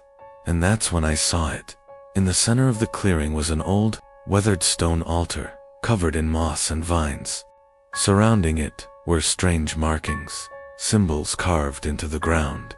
The atmosphere felt thick with something ancient, something dark. I should have turned around then, but something compelled me to step closer. As I approached the altar, a strange noise echoed in the air, low, guttural, like a growl. The hairs on the back of my neck stood on end. I turned to leave, but the way I came was no longer visible. The trees had closed in, blocking the path I had taken. I was trapped. Suddenly, I heard a voice, not from anywhere near, but deep within my mind. It whispered my name, a voice like the wind, ancient and cold. "Daniel." The growl returned, louder now. I spun around to see something moving at the edge of the clearing. It was a figure, a shadow in the trees. Its eyes gleamed red in the dim light, and its long, twisted limbs stretched out toward me. I ran, but the forest seemed to shift around me. The trees closed in, and the ground beneath my feet seemed to give way. The trail I had followed was gone, replaced by an endless expanse of darkness. The whispers grew louder, surrounding me, clawing at my mind, with no sense of direction. I stumbled blindly through the forest, the figure always just behind me. I didn't stop until I broke through the trees and into the open. The trail was gone. The darkness swallowed the forest behind me, and the whispers faded into silence. I never found my friends again. I couldn't explain what happened on that forgotten trail, but I know now that some paths are meant to stay lost. My name is Ethan, and I never believed in shadows, at least, not until I encountered one that wasn't mine. This is the story of the worst night of my life, spent in the heart of the forest. I had heard the rumors before, of course. The local hunters would mutter about the eerie happenings in the woods, but I thought they were just stories to spook city folk like me. So, when my friend Lucas invited me to join him on a camping trip deep in the forest, I figured it was a perfect opportunity to disconnect from the hustle and bustle of daily life. The forest was vast, its trees tall and ancient. The air was thick with the smell of damp earth and pine. We set up camp in a secluded clearing, far from any trail. It felt peaceful at first, but as night fell, the forest seemed to come alive with the sounds of rustling leaves and distant animal calls. We sat by the fire, talking about everything and nothing, until the atmosphere shifted. The air grew colder, the wind picking up, making the trees groan with every gust. That's when we noticed it's something moving in the darkness just beyond the firelight. At first we thought it was an animal, a deer, maybe, but then it moved. Too strangely, too deliberately. It wasn't just a shadow. It was something else, entirely something that shifted with unnatural speed. "Did you see that?" Lucas asked, his voice tight with unease. I nodded. The shadow had moved again, closer this time. My heart started to race. We stood up, both of us instinctively reaching for our flashlights. But the shadow was gone as quickly as it had appeared. The forest was silent once again, but we couldn't shake the feeling that we were being watched. "That's not normal," Lucas muttered. "Let's pack up and leave." But I wasn't so sure. It was probably just a trick of the light, a misplaced branch swaying in the wind. We decided to stay for a little longer, but as we sat back down by the fire, the sense of unease grew. The shadow was still there, lurking just beyond the trees, its presence like a weight on our chests. We tried to laugh it off, but neither of us could shake the feeling that something was wrong. Suddenly, the fire flickered and died, plunging us into complete darkness. My flashlight flickered on, but the beam barely cut through the thick blackness around us. And that's when we heard the sound of footsteps, slow and deliberate, crunching on the dry leaves. "Who's there?" I called out, my voice shaking. "No," answered Dot. The footsteps continued, closer now, circling around us. We stood frozen, too scared to move. The shadow moved again, just beyond the reach of the flashlight's beam. And then, in a flash, it lunged. It wasn't human. It was a figure, tall and slender, with elongated limbs and dark, hollow eyes. It moved with impossible speed, appearing right in front of us. I could feel its cold breath on my face as it loomed over me. I screamed and ran, my feet pounding against the forest floor. I could hear Lucas behind me, but I dared not look back. The shadow was still there, following us, moving faster than any human could. The forest seemed to twist and warp as we ran, the trees bending in ways that shouldn't have been possible. We didn't stop until we reached the edge of the forest, where the trees finally gave way to open land. Gasping for breath, we looked around, but there was no sign of the shadow. The forest was silent once more. We didn't speak a word as we packed up and left. That night still haunts me, and every time I close my eyes, I see the shadow moving among the trees, waiting for the next unsuspecting soul. My name is Oliver, and I will never forget the day I ventured into the silent grove. The locals warned travelers about it, but I never believed in superstitions. That was my first mistake. I had been backpacking through the northern forests for days when I came across an old map at a small town shop. The map showed a hidden grove, marked with the words silent in faded ink. The storekeeper, an old man with a nervous twitch, warned me not to go. He said, "Some places are meant to stay hidden, son." But I shrugged it off. What could go wrong? That evening, I set off for the grove, eager for the adventure. The trail was overgrown, barely noticeable, but I pushed on, ignoring the increasing chill in the air. The deeper I went into the forest, the quieter it became. Birds stopped singing. The rustling of leaves ceased. It was as if the entire forest was holding its breath. Finally, I arrived. The silent grove was a small clearing, surrounded by tall, dense trees. The ground was covered in thick moss, and there was a strange heaviness to the air.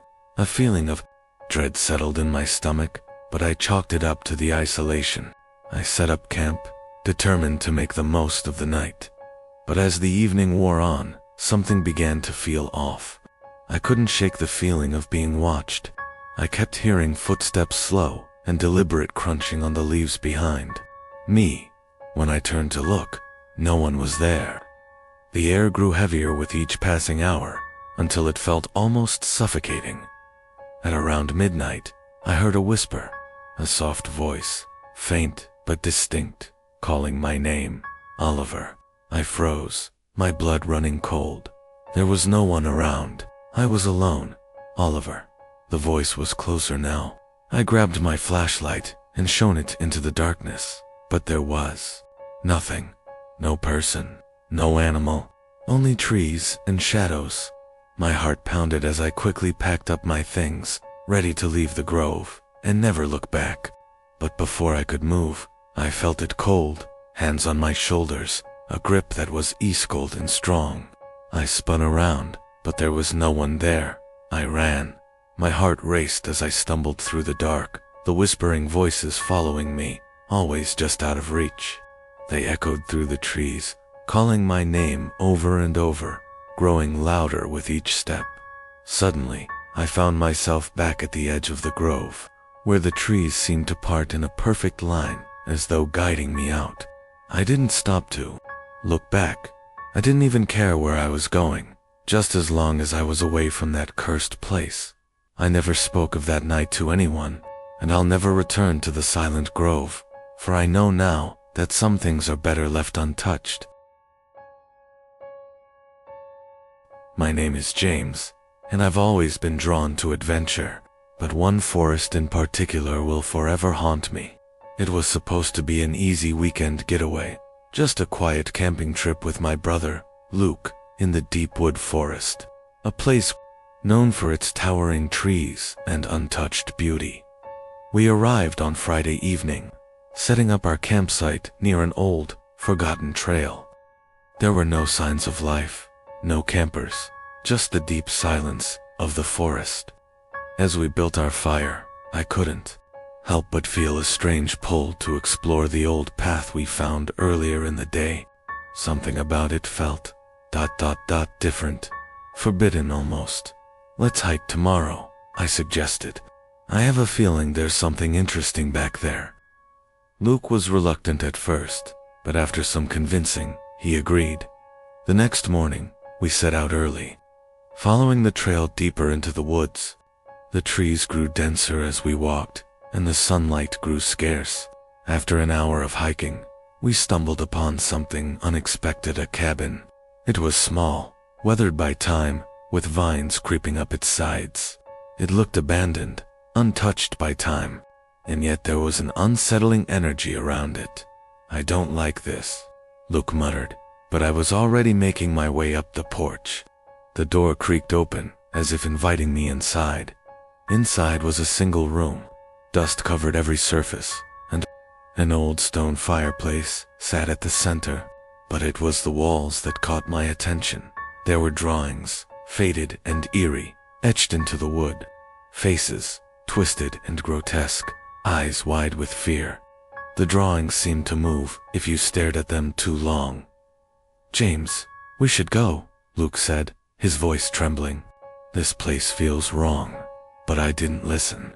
I was too curious, too fixated on the strange carvings. As I moved deeper into the cabin, the air grew thick, suffocating. I could hear faint whispers, low and urgent, like a warning. The door slammed shut behind me, and I jumped, heart racing. "Luke," I called, but there was no answer. Panic set in as I tried to open the door, but it wouldn't budge. The cabin seemed to be alive, shifting, closing in around me. The whispering grew louder. Suddenly, the floorboards creaked behind me. I turned to see a figure standing in the doorway. Man, thin and gaunt, his skin pale and drawn. His eyes were hollow, his mouth twisted into a grotesque smile. "You shouldn't have come," he whispered. I backed away, heart pounding. My vision blurred as the whispers turned into screams all around me. The man reached out, his fingers long and skeletal. I tried to run, but the walls seemed to close in on me, trapping me. Just as I was about to lose hope, the door flung open. Luke stood there, wide-eyed and terrified. He grabbed my arm and pulled me outside, back into the woods. We didn't speak as we hurried back to camp. The whispers lingered in my ears, and every step we took felt heavier than the last. When we reached our campsite, the sun was setting, but something was off. The forest felt different, darker, colder. We decided to leave immediately, packing up and driving back without a word. I've never returned to Deepwood Forest, and I never will.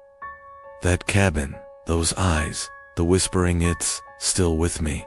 Every time I close my eyes, I see those faces, etched into the walls, waiting for someone to make the same mistake we did.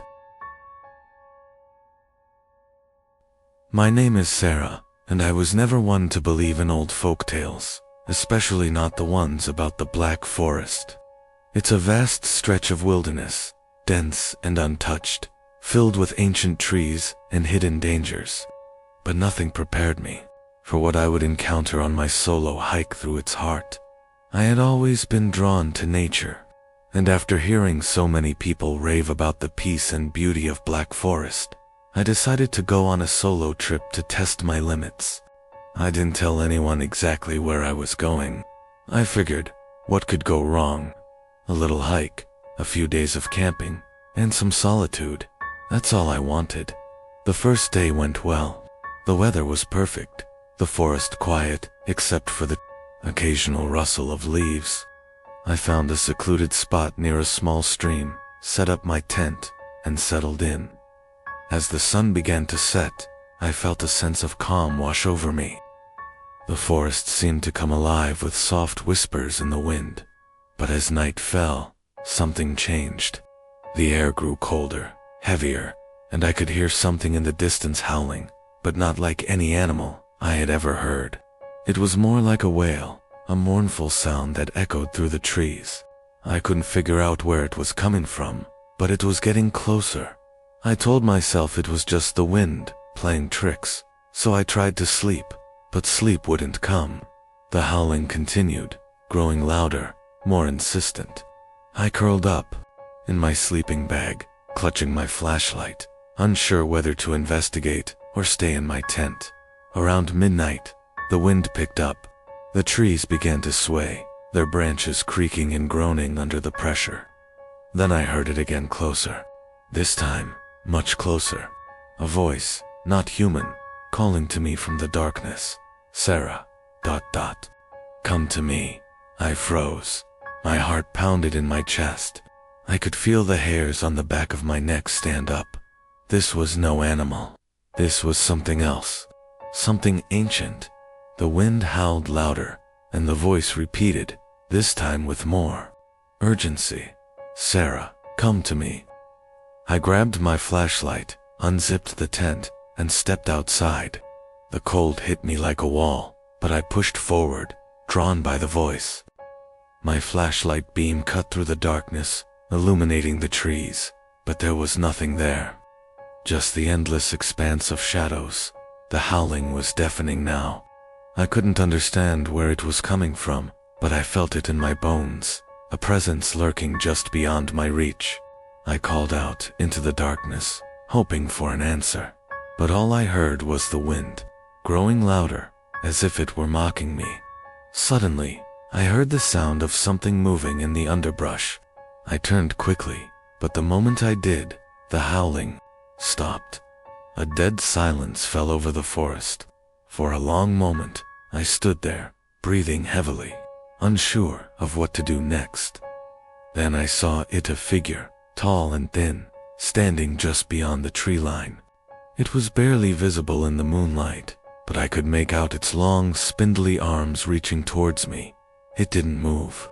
It just watched me, its eyes gleaming like stars in the dark. "Sarah," it whispered again. I didn't wait to hear more. I ran. I ran as fast as I could, not caring where I was going, only knowing that I had to get away. The howling returned, but now it was a chorus of voices, all calling my name, all reaching for me. I don't know how long I ran, but eventually, I found my way back to the edge of the forest. I collapsed, gasping for air, my heart racing. The voices faded. The howling died down, and the wind settled. I never finished my hike. I never returned to that forest. The howling still haunts me to this day, and every time the wind picks up, I swear I can still hear it calling my name. My name is Ethan, and I'll never forget the summer trip that changed everything. It was supposed to be a relaxing weekend in the woods. But what I experienced out there is something I will carry with me forever. I was with my two friends, Mike and Emma. We had been planning this camping trip for weeks, and finally, we made our way to Blackwood Forest. Known for its thick canopy and quiet, isolated trails, the park rangers had warned us that the forest was vast and it could get disorienting, but we thought nothing of it. We were seasoned campers, after all. The first night was peaceful. We set up our tents, lit a fire, and told stories beneath the stars. The moon was full, and everything felt surreal, the kind of perfect wilderness night you see in movies. As the fire died down, we settled into our tents, ready for the next day's hike. That's when the odd things started happening. Around midnight, I was awoken by a sound. It wasn't the usual rustling of leaves or chirping of animals. It was a slow, deliberate tapping, like someone was knocking on the trees. I tried to shake it off as an animal, but then I heard it again, closer this time, and with a faint whisper attached to it. Double quotes, Ethan, ... double quotes, the voice seemed to say. It was so faint, I wondered if I was dreaming. I lay still in my tent, holding my breath. The tapping continued, moving along the trees, as if someone was walking in the woods just outside our camp. I decided to go check, thinking maybe it was Mike or Emma playing a prank on me. I grabbed my flashlight, unzipped my tent, and stepped out. There was no one around. The woods were still. The only sound was the wind brushing against the leaves, but as I stood there, I felt it a sensation of being watched. The hairs on the back of my neck stood up. I returned to my tent, but sleep didn't come. I kept hearing the tapping, coming from different directions now, always getting closer. And every time I heard it, I could swear I heard a faint whisper of my name. The next morning, Mike and Emma were awake and ready to go. They didn't mention anything about hearing strange sounds. I was about to bring it up when I noticed something strange. Our campsite was completely undisturbed. No tracks, no signs of animals, nothing. We hiked deeper into the woods, but every time we stopped, I could sense something was following us. The trees seemed to close in on us, and the wind grew louder, like something was moving just out of sight. I kept hearing the tapping, always behind me, always in the distance, but closer than before. That evening, when we returned to camp, I noticed something terrifying. High in the trees, barely visible, were dark figures. They weren't animals, not even birds. They were human-shaped figures, watching us from the branches.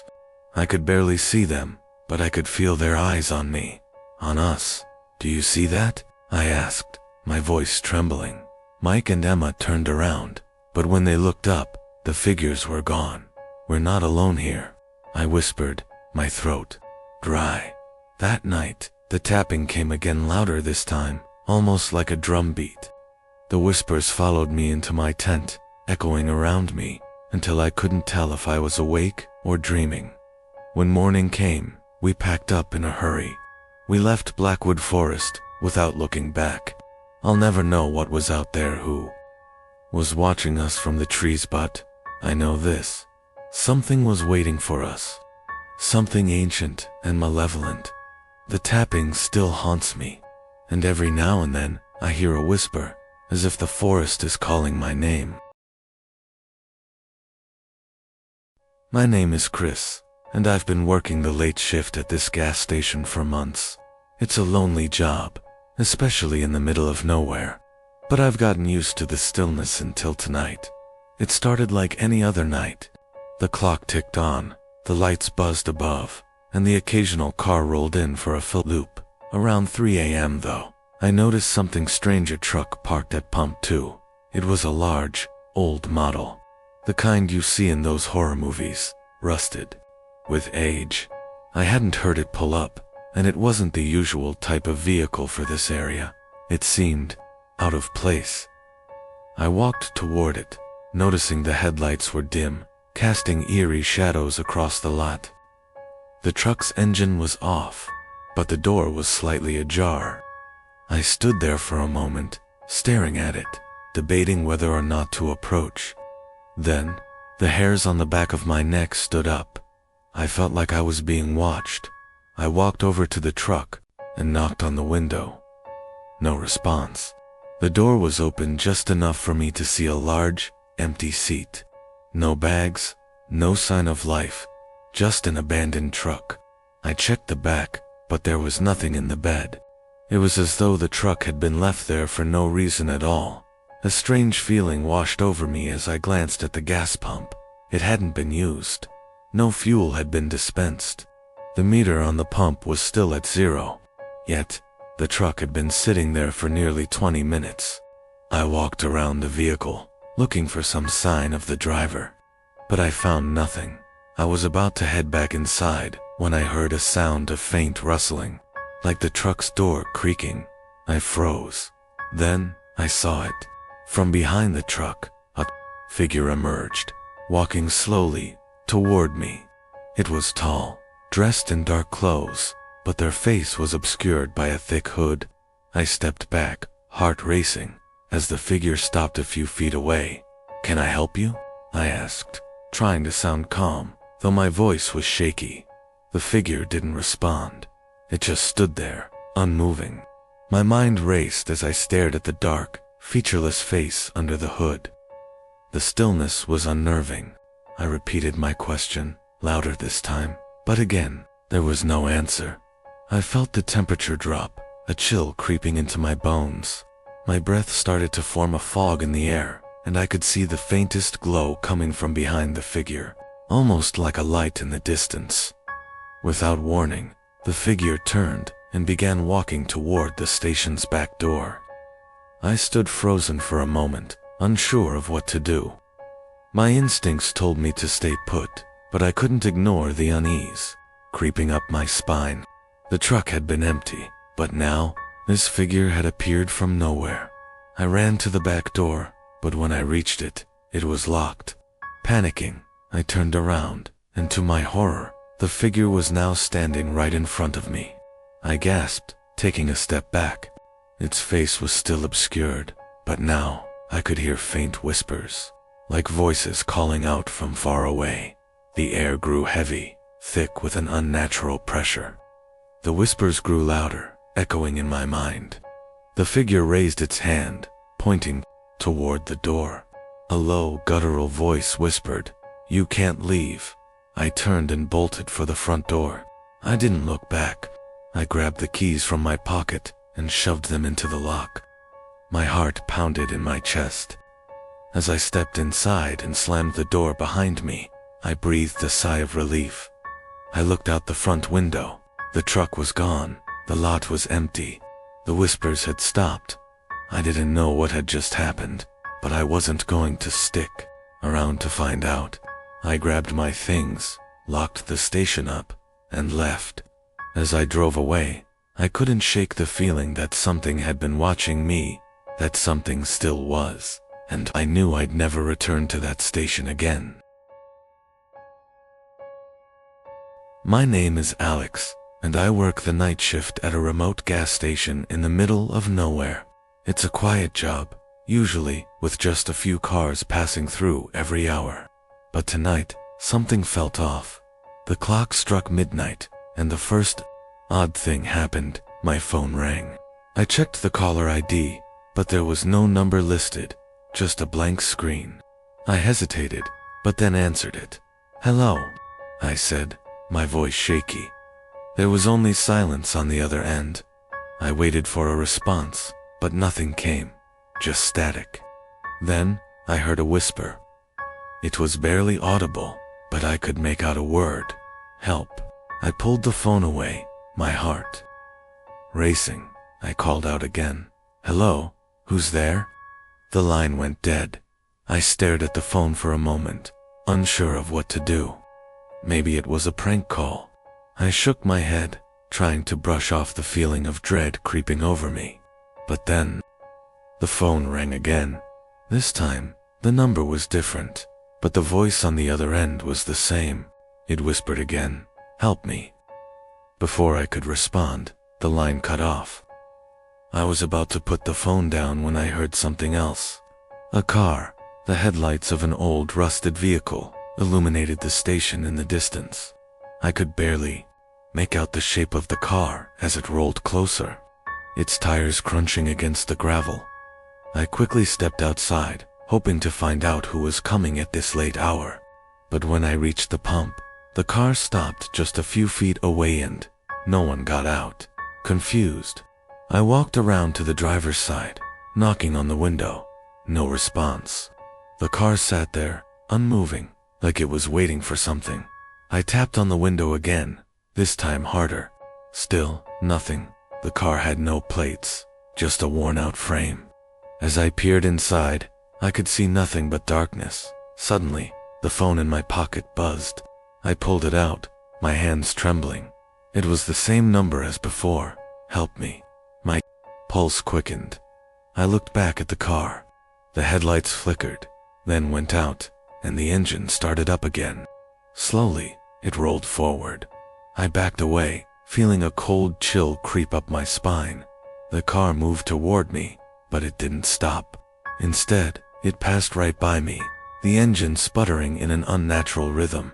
I rushed back into the station, locking the door behind me. My mind raced. Who was calling me? Who was in that car? And why did it feel like something was watching me? The phone rang once more, but this time, I didn't answer. Instead, I turned off the ringer, hoping for some peace. But then I heard footsteps outside, slow and deliberate. The sound of shoes scraping against the gravel. I stepped toward the window and looked out, but there was no one there. The lot was empty. The car was gone. I exhaled, relieved. But my relief didn't last long. From outside the door came a tap. Soft, almost too quiet to hear. Another tap, followed by a faint whisper. "I'm still here."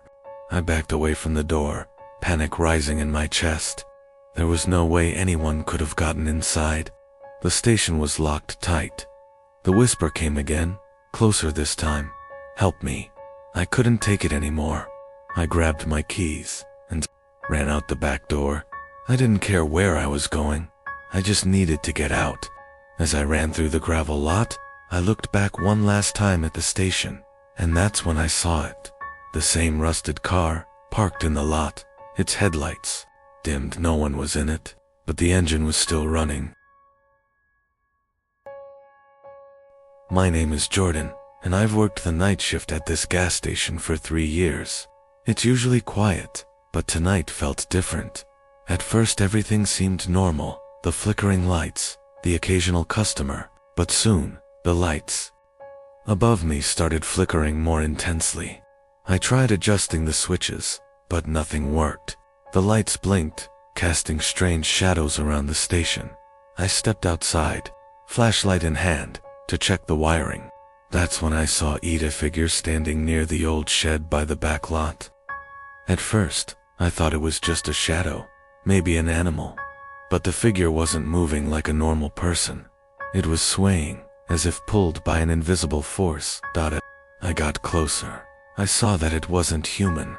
Its limbs were unnaturally long, its body stretched out of proportion. I froze, unsure of what to do. It didn't acknowledge me. It just continued swaying, its head jerking as though listening to something I couldn't hear. I slowly backed away. But then I noticed the lights above the station had gone out completely. The place was plunged into darkness, only the pale moonlight illuminating the surroundings. But the humming noise in the air grew louder, vibrating through my chest. Panicked, I ran to the door of the station, but when I grabbed the handle, it wouldn't open. I pulled harder, but something on the other side seemed to hold it shut. Desperate, I glanced around. The lot was empty except for a car parked at Pump 1. It was sleek, black, and unfamiliar. I walked toward the car. Its headlights were dim, casting eerie shadows, but there was no one in the car. The engine was off, and it sat unnaturally still. I turned back to the station, ready to escape inside. But as I reached for the door handle, I heard a click.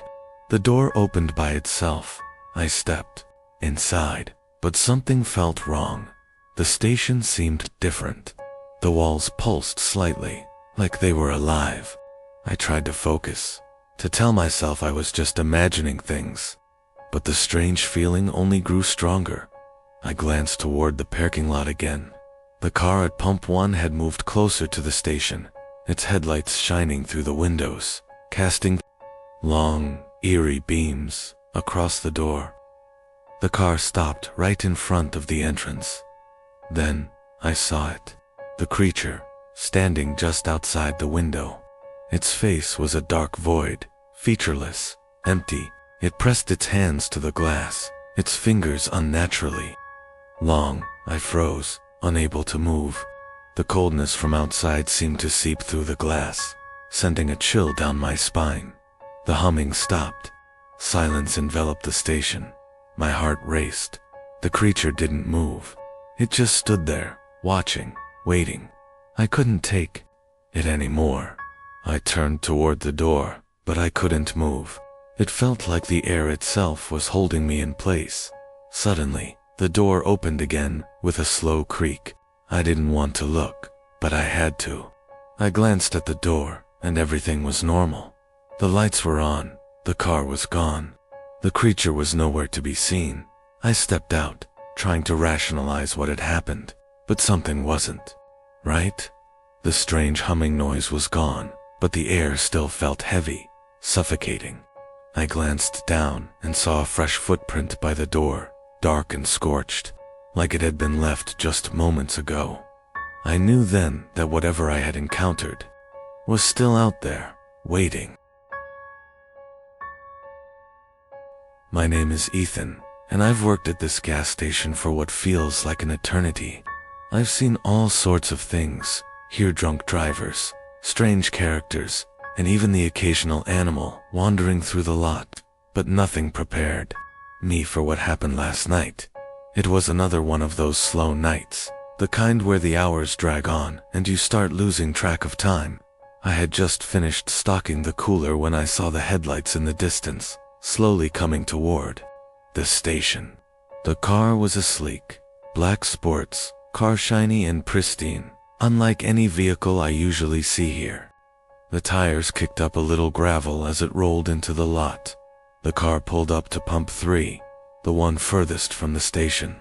I couldn't see the driver's face, just the silhouette behind the tinted windows. I watched for a few moments, expecting the usual. The driver would get out, fill up, maybe ask for a snack, and leave. But this time, the car just sat there, the engine running, its headlights cutting through the night like twin beams of ice. I approached the window and pressed the intercom button. "Can I help you with something?" I asked, trying to sound casual. No response. I repeated myself, this time louder.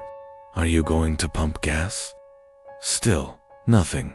Something about the car made me uneasy. It was too still, too silent, like it didn't belong to the world around it. There was an oppressive weight in the air, a suffocating silence that made the hairs on the back of my neck stand up. The car's headlights flickered for a moment, but it didn't move an inch. I started walking toward it, feeling the cold concrete under my boots with each step. My heart was racing, and I wasn't sure if I was scared of the car or of something else that I couldn't quite put my finger on. The closer I got, the colder the air became. By the time I reached the driver's side window, I could see my breath hanging in the air like fog. I knocked on the window, my knuckles tapping lightly against the glass. Still, no movement from inside, no sign of life. I pressed my face closer to the window, trying to make out the driver, but all I could see was darkness. The car was so dark, it seemed to absorb the light around it, like it was swallowing everything. Without thinking, I grabbed the handle and tried to open the door. It was locked. I stepped back, looking around a lot, half expecting someone to jump out and shout, "Gotcha!" But the station was completely empty. It was just me, the car, and the darkness stretching out beyond the lights. I took a deep breath and decided to do what I had to do. I reached into the station's supply cabinet for a flashlight and turned it on. The beam cut through the air and landed on the pump. But when I shone it back toward the car, something was different. The pump handle wasn't in its usual resting position. It was standing up, fully extended, as though someone had just used it but hadn't put it back. I approached the pump cautiously, confused. The gas nozzle was still, dripping drops of fuel falling onto the ground, but no car had been filled. My mind raced, trying to understand what was happening. Had someone pumped gas and then ... disappeared? There was no car to be seen, no tire marks, no sign of anyone having been there. Yet the pump was still leaking fuel, as if the car had just been there moments ago. I turned back toward the station, my body frozen in place. That's when I saw it, the reflection in the window of the station. The figure was standing just behind me, a tall, dark shape, too tall, with arms that stretched unnaturally long. It was a shadow at first, just a blur in the reflection, but as I turned, it vanished. I spun around, my breath coming in short, sharp gasps, but there was nothing. The car was gone. The pump was back in its original position, the nozzle hanging limp, no sign of the black sports car anywhere. I ran back into the station, locking the door behind me. My heart was pounding, my hands shaking as I tried to calm myself. I couldn't explain what had just happened. Who would have filled up without getting out of the car? And why had the figure appeared in the reflection? My mind was racing, trying to make sense of it all. The rest of the night passed in a blur. I kept checking the security cameras, but the footage didn't show anything unusual. The car never appeared again. The pump was fine. Everything seemed normal, but I couldn't shake the feeling that something was wrong. The next day, when my shift ended and I was walking to my car, I glanced at pump 3. I stopped dead in my tracks. There, right in front of the pump, was a single footprint. It was dark, as if the ground beneath it had been scorched. I don't know what happened that night. I don't know who or what visited the station. But I do know one thing. I'll never be able to look at that pump the same way again. My name is Daniel, and I work the night shift at a gas station just off Route 46. The place is isolated, with only the occasional trucker or lost traveler stopping by. Nights are usually quiet, but last Thursday, something happened that still has me questioning my sanity. Around 2 a.m., a thick fog rolled in, swallowing the road and station whole. It was the kind of fog that seemed to muffle sound, making everything feel eerily still. That's when I saw him. A man stood by pump 3, barely visible through the haze. He was tall, wearing a long coat and a wide-brimmed hat, his face obscured.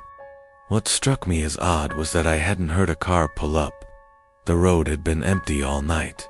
I watched for a moment, expecting him to start fueling up, but he just stood there, motionless. Unnerved, I grabbed my flashlight and stepped outside. The air was heavy with moisture, and the temperature had dropped noticeably. "Sir?" I called out, my voice sounding small in the silence. No response. He didn't even flinch. I took a hesitant step closer. "Can I help you?" Finally, he moved just a tilt of the head, as if acknowledging me. But as the beam of my flashlight landed on him, my stomach dropped. He had no face, no features, no eyes, no mouth, just smooth, pale skin stretching over where his face should be. My breath caught in my throat, and every instinct screamed at me to run. Then he took a step forward.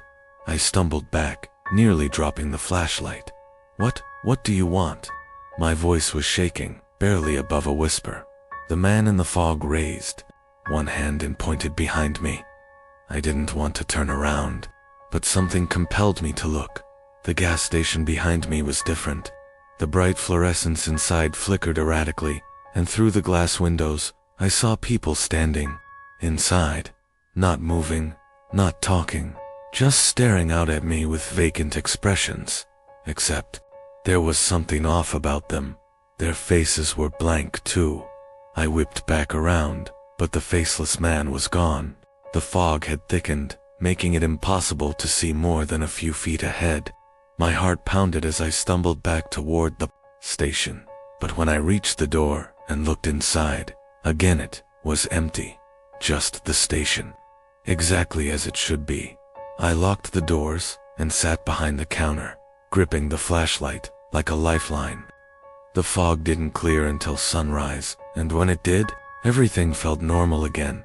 But when I checked the security footage later, my blood ran cold. At exactly 2 a.m., the cameras glitched, distorting into static, and for just a moment, one frame remained clear. A still image of the man in the fog, standing inside the gas station, right behind me. My name is Eric, and I worked the night shift at a small, nearly abandoned gas station off Highway 17. It's a lonely job, but I don't mind the peace and quiet. Or at least, I didn't. Not until last Sunday. It was around 1:30 a.m. when the bell above the door jingled. I looked up from my phone, expecting to see a customer. Instead, a man in a faded blue uniform stood there, staring at me. "Didn't hear a car pull up," I muttered. He just smiled, a slow, unsettling grin. "I work here too," he said. I frowned. "No, you don't. I'm the only one on shift." "That's so." He stepped closer. "Then why is my name on the schedule?" He reached into his pocket and pulled out a crumpled sheet of paper. It was a schedule for this exact station. My eyes scanned the names, my own listed for the night shift, and just below it, another name. Thomas. I don't know where you got this," I said, my voice unsteady. "But you need to leave." His grin widened. "I've been here a long time, Eric. Longer than you. Longer than any of them." A chill crawled up my spine. "Any of who?" He just laughed and turned toward the door. "You should check the basement." I didn't move as he stepped outside, his form disappearing into the night. Then I heard a faint knocking from below. "We don't have a basement." Heart pounding. I grabbed the flashlight from under the counter and hesitantly walked toward the supply room. I had worked here for 6 months, knew every inch of the place. There was no basement, no door leading down. But as I stepped inside, I saw something I'd never noticed before. Small, rusted handle on the floor, barely visible beneath a stack of old boxers. I swallowed hard and pulled it open. A staircase led into darkness. A wave of damp, stale air rushed past me. And then, the whispering started. Voices, dozens of them, murmuring, pleading. I took a step back, every instinct screaming at me to run, but I couldn't move. Not until I saw it. A hand, pale thin fingers curling around the edge of the opening. I slammed the hatch shut and bolted out of the supply room, heart hammering. My shaking hands locked the store's front door. I turned, expecting to see Thomas still standing there. But the station was empty. The next morning, I told my manager everything. He just sighed and shook his head. You're not the first, Eric, but you'll learn, like the rest. I quit that night, but sometimes I wake up in a cold sweat, certain I hear knocking beneath my floor, and I wonder if I had stayed, would my name be on the next schedule? Would someone else find my voice among the whispers? My name is Jake, and I've been working at the gas station off Route 22 for almost a year now. It's the kind of place where the nights blur together. One endless stretch of flickering lights and the hum of the refrigerators. But one night, something happened that I can't forget. It was around 3 a.m. when an old sedan pulled up to pump 6. A woman got out, dressed in business attire, gray suit, high heels. The kind of person you wouldn't expect to see at a rundown gas station, in the middle of nowhere. She looked panicked, glancing around as if expecting someone to jump out of the darkness. She hurried inside, her heels clicking against the tile. Please, she said, breathless. You need to help me. I straightened. What's wrong? She looked over her shoulder at the glass doors. I took a wrong turn. My GPS led me here, but I don't think this place is supposed to exist. That sent a chill down my spine. What do you mean? She dug into her purse, pulling out her phone. She showed me the screen. Her GPS app was open, but the map was completely black. No roads, no markers, just the blue arrow that indicated her position, floating in empty space. I frowned. That's weird. Maybe the signal's bad out here. She shook her head violently. No, I tried driving back the way I came, but the road just ends. There's nothing there. And I swear, I've seen the same stretch of highway 5 times. It's like I'm stuck. A deep unease settled over me. I stepped to the window, looking out at the lot. The air outside seemed still, too still. No wind, no bugs chirping, no distant hum of passing cars. Just silence. Maybe you should wait inside for a bit, I said. I can check the maps, and the power cut out. The gas station plunged into darkness, the only light coming from the woman's phone screen. I heard her sharp intake of breath. Then, from outside, something scraped against the pavement. A slow, dragging sound. The emergency lights flickered to life, casting eerie red glows over the aisles. I reached for my phone, but before I could even unlock it, the automatic doors slid open on their own. Cold air flooded inside. The woman gasped, clutching my arm. Don't let it in, she whispered. My pulse pounded. Let what in? She didn't answer. She just shook her head, eyes wide with terror. Then, footsteps. Slow, deliberate, just beyond the doors. I turned my head, and my breath hitched. A figure stood in the doorway.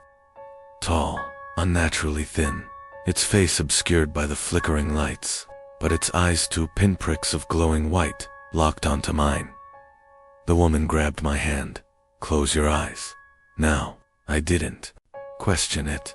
I squeezed my eyes shut, heart hammering. The footsteps continued, closer, impossibly close. My skin prickled as if something cold and damp was brushing against me. Then, the whisper low, distorted, echoing in my skull. Wrong turn. A gust of wind roared through the station, knocking over shelves, sending papers flying. I clenched, my jaw refusing to open my eyes. Then, silence. The The lights buzzed back on. I opened my eyes. The gas station was normal again. The woman was gone. The sedan, at pump 6, vanished. I ran outside, searching the lot, the road, the darkness beyond. Nothing, just the wind picking up again, whispering through the trees. I checked the security footage later. At 3 a.m., the cameras glitched. When they came back, I was alone, standing at the register, staring at the door like nothing had happened. But as I watched, I saw something else, something chilling. The time stamp at the bottom of the screen. It wasn't 3 a.m. anymore. It was 2:59.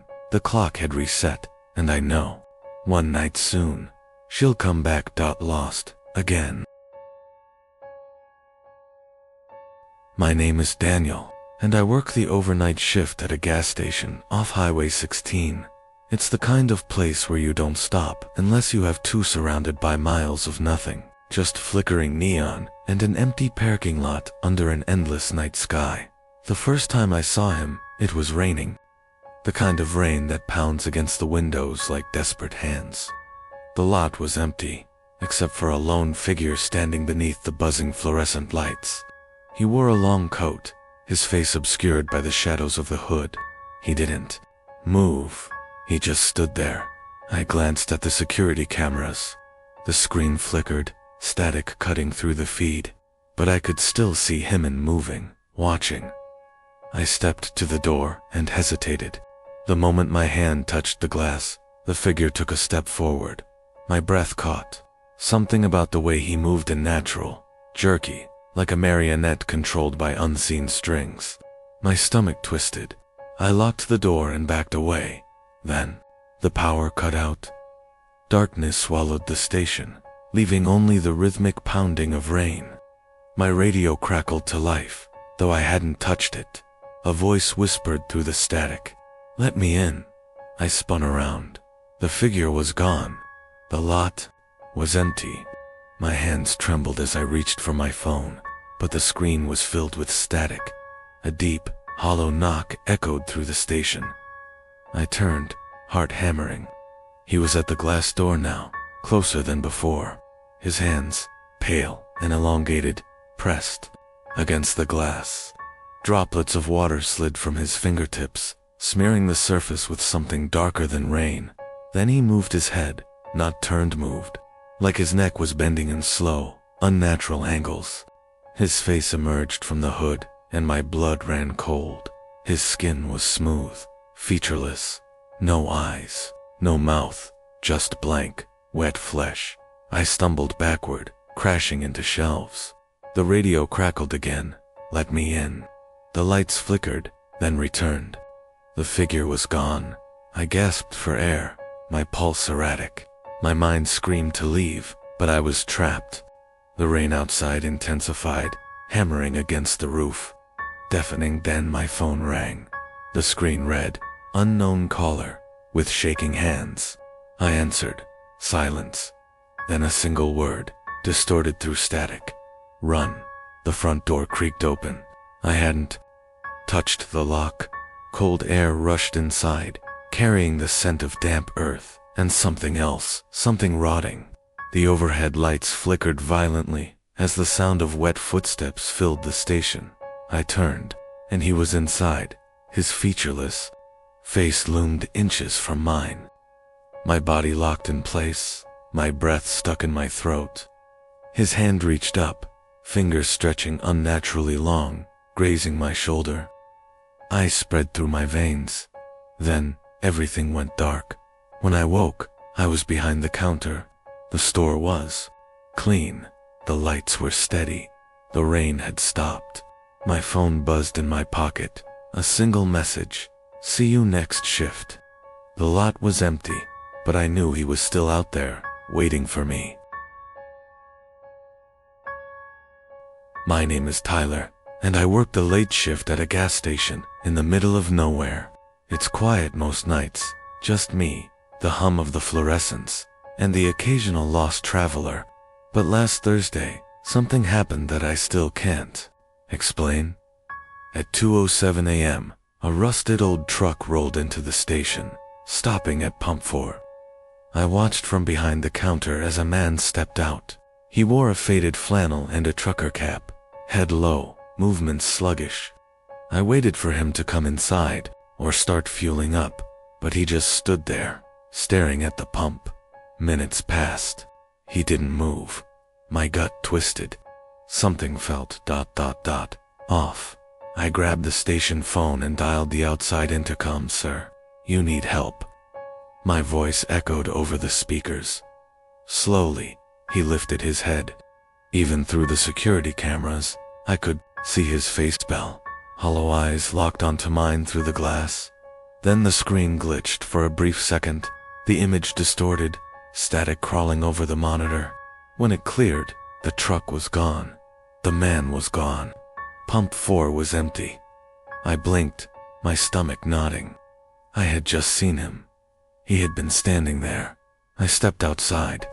Cold air bit at my skin. The lot was silent, except for the distant chirp of crickets. I walked to Pump 4, expecting to see tire marks, footprints, something. Nothing. No trace of the truck. No sign that anyone had been there at all. Then I saw the receipt. A fresh receipt curled from the printer attached to Pump 4. I ripped it free. Heart pounding. Time 207 gallons. 000 total. $0 OOA. Gust of wind howled through the lot. I turned on instinct, expecting to see something, someone, but I was alone. Shaken, I went inside and checked the security footage. My fingers trembled as I rewound the tape. At 2:07 a.m., the truck pulled in. The man stepped out. Then static. When the screen cleared, there was no truck, no man, just me, staring at an empty lot. My expression twisted in confusion. I replayed it again and again. Each time, the same result. I didn't sleep when I got home.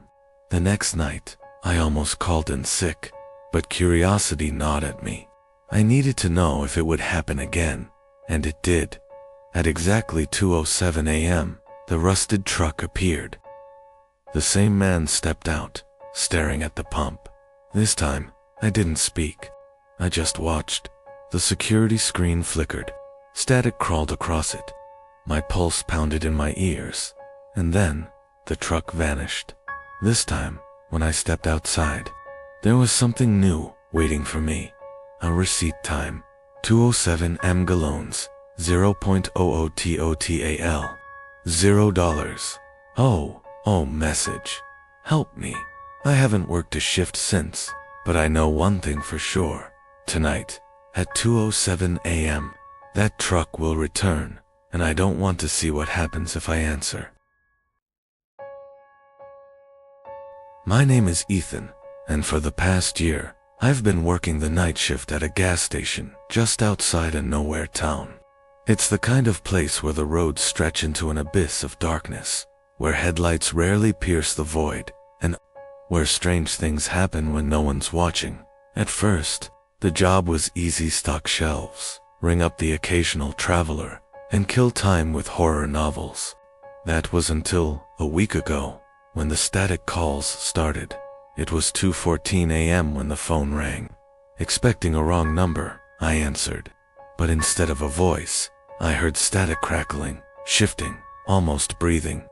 Then, beneath it, a whisper. "Don't look at it." I hung up, heart pounding. A prank, I told myself. But it happened again the next night, and the next. By the third night, I refused to answer. The ringing wouldn't stop. It continued for hours, gnawing at my sanity. I finally yanked the phone from the wall. Silence followed, and then I saw it. Through the glass doors, a figure stood beneath the neon light, featureless, motionless, staring. My skin crawled. Every instinct screamed at me to hide. Then, the power cut out. Darkness swallowed the station. A whisper slithered through the air, unbearably close. "I told you not to look." A blinding flash filled the station, and suddenly, I was outside. The gas station loomed behind me, its neon sign flickering with distorted letters. The road stretched into an abyss. No cars, no sound, only silence. Then, the static returned. It seeped into my skull, drowning out my thoughts, my screams. In that endless noise, I understood. I was never going home. The night shift had claimed me. I don't know how long I stood there. The warped neon sign cast grotesque shadows. The gas station doors swung open, as if beckoning me. Against my better judgment, I stepped inside. The air was thick, suffocating. Shelves lay overturned, snack bags torn open. The security monitor glowed red, showing nothing but static. Then, in the reflection I saw it. A dark silhouette loomed behind me. I turned too fast, nearly losing my balance. The aisle was empty. My heartbeat thundered as I backed up against the counter. The register display flickered wildly, settling on 2:14 a.m. Then, the phone rang. I had destroyed it, but there it was, vibrating violently on the counter. My shaking hand reached out, barely brushing the receiver, when a voice hissed through the static. "Let me in." I threw the phone. The lights flickered, then burst, plunging the station into total darkness. Something moved ahead of me, deliberate steps. The air grew thick with the scent of decay. A hand, pale with sharp nails, curled around a shelf. Then another. A shape emerged, shrouded in writhing mist. It had no eyes, only gaping voids where they should be. A whisper crawled into my skull. "You looked." It lunged. I ran, slamming into the storeroom, locking the door behind me. My chest heaved, my hands shaking. Silence stretched, but I knew it was still there, waiting. The static rose, deafening. The walls warped, the ceiling cracked open, revealing a swirling abyss of darkness. I screamed as the ground disappeared beneath me. When I woke, I was back behind the counter. The gas station was as it had always been, shelves stocked, fluorescent lights humming. The phone sat undisturbed. The clock read 2:13 a.m. The door chimed. A traveler entered, oblivious, and outside, under the neon glow, the figure watched, waiting for the next shift to begin. My name is Daniel, and I never thought I would end up living in a place like this. The house on Crestwood Lane was far too big for just the three of us, my wife, Clara, our daughter, Mia, and me. But when we saw it, something about it felt right. At first, everything seemed fine. The house was old but charming, and it felt perfect for our family. But soon, strange things started to happen. I began hearing whispers, soft, unintelligible voices coming from the walls. At first, I dismissed it as the house settling, but the whispers grew louder. One night, while lying in bed, I heard them again, clearer this time. "Daniel, ... The voice was raspy, echoing from behind the headboard. I froze, heart racing. I turned to Clara, but she was sound asleep. I chalked it up to my imagination. The next morning, I decided to check.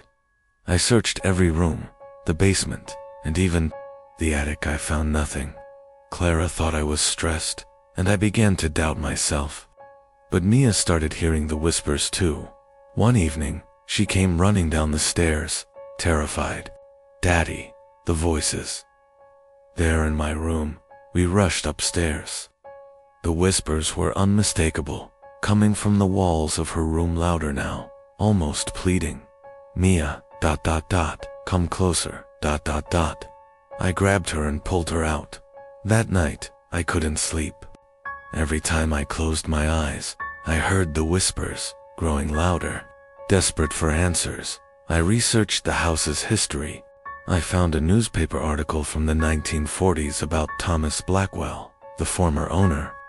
He was a reclusive artist who disappeared mysteriously, and neighbors claimed to have heard strange noises from the house before he vanished. As I read, dread washed over me. The whispers weren't just random sounds, they were tied to something darker. I had to know more. That night, I sat in the living room, listening. At first, silence. But then, the whispers returned, clearer than ever. "Daniel, come closer."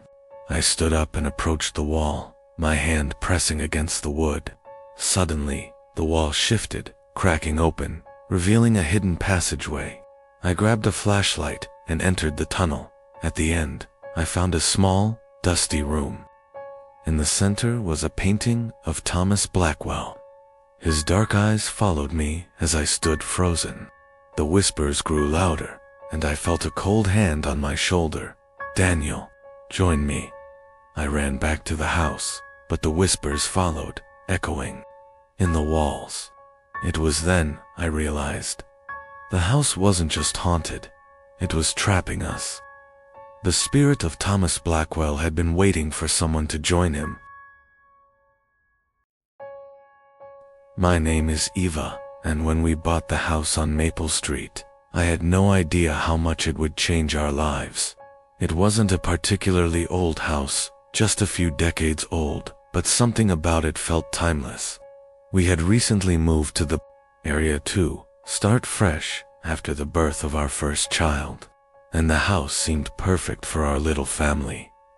The first few weeks were wonderful, peaceful, and quiet, but then I noticed something strange. There was an old mirror hanging in the hallway, right across from our bedroom. It was large, with an ornate frame that looked like it came from another time. The mirror was beautiful, but I couldn't shake the feeling that it was watching us. At first, I thought it was just my imagination, but every time I passed the mirror, I felt as though I was being observed. I told my husband, Luke, but he dismissed it. "It's just a mirror," he said. But I knew it was more than that. It started with small things, glimmers of movement in the reflection when no one was there, flickers of light in the glass that didn't match the room's lighting. I tried to convince myself it was nothing, but the unease grew. I started to avoid walking past it, but the mirror was always there, watching. One night, after putting our son Oliver to bed, I decided to face my fears. I stood in front of the mirror, staring at my reflection, trying to convince myself it was just my mind playing tricks. But as I looked deeper, something strange happened. The reflection shifted. For a moment, I didn't recognize the woman staring back at me. Her eyes were dark and hollow, full of sorrow. Her face was pale, gaunt, as if she hadn't seen sunlight in years. I stepped back, heart pounding, but then the reflection smiled. It wasn't my smile. It was cold, twisted, and the woman in the mirror began to move, her hand reaching out toward me. I screamed and turned away, running out of the hallway. That night, I couldn't sleep. Every time I closed my eyes, I saw her face and heard her voice whispering, urging me to come closer. The next day, I researched the house. I found an old newspaper article about Margaret, the previous owner. She had gone missing under mysterious circumstances, and no one knew what had happened to her. Some said she ran off, others thought she died in the house, but no one knew for sure. I also found a photo of her, a black and white image of a woman with the same hollow eyes, the same sad smile. My heart skipped a beat when I realized she was the same woman I had seen in the mirror that night. I couldn't take it anymore. I had to get rid of the mirror. It was the only solution. I took it off the wall, wrapped it in a cloth, and shoved it into the attic, hoping that would end it. But the next morning, the mirror was back in the hallway. It was as if it had never been moved. Frantic, I told Luke everything. He agreed something was wrong, and we decided to take action. Together, we dragged the mirror into the backyard and smashed it into pieces. As the glass shattered, I felt a wave of relief. It was finally over, or so I thought. That night, as I lay in bed, I heard someone softly crying. At first I thought it was Oliver, but he was asleep. The crying grew louder, coming from the hallway. I went to investigate, heart racing. As I passed where the mirror had once hung, I felt the temperature drop. The air grew heavy, and I could see my breath. And then, I saw her. Margaret was standing at the end of the hallway, her face pale and twisted. Her eyes were dark and empty. She was crying, her hands reaching out toward me. I froze, knowing in that moment the mirror had never been the problem. The house itself was cursed, and Margaret's spirit was trapped here, haunting us. I don't know how much longer we can stay, but I do know one thing. Margaret is still watching, waiting for the moment I let my guard down. And when that moment comes, I fear she'll take me with her. My name is Claire, and when my husband Matt and I decided to move into the large, sprawling house on the edge of town, I had no idea what we were getting ourselves into. The house was beautiful, nestled on a hill with a wide lawn and tall, ancient trees that gave it an air of mystery. It had been abandoned for years, but the price was too good to pass up. We thought it would be the perfect place to raise a family. The first few weeks were full of excitement and optimism as we explored our new home. The house was massive, with rooms I had only dreamed of in the city. One room in particular, an attic space, intrigued me.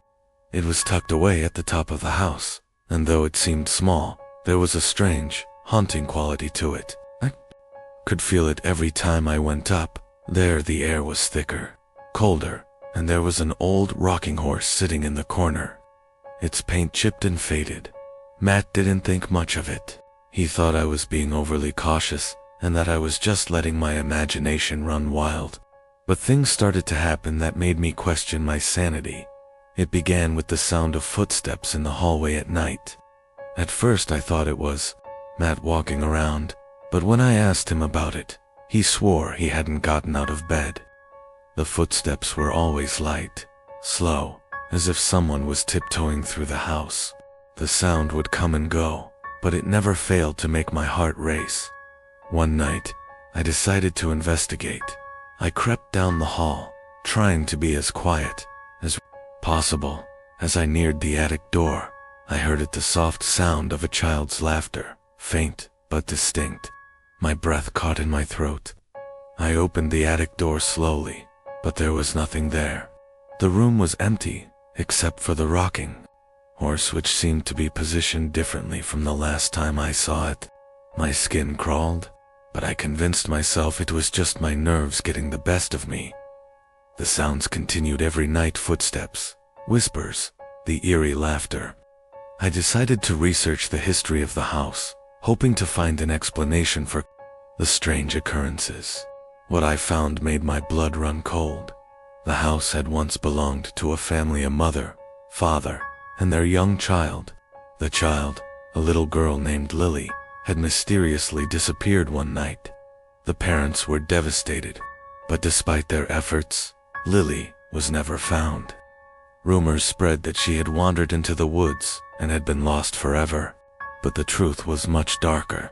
As I read through the old newspaper articles, I learned that the house had been abandoned after Lily's disappearance, and no one had dared to live there for years.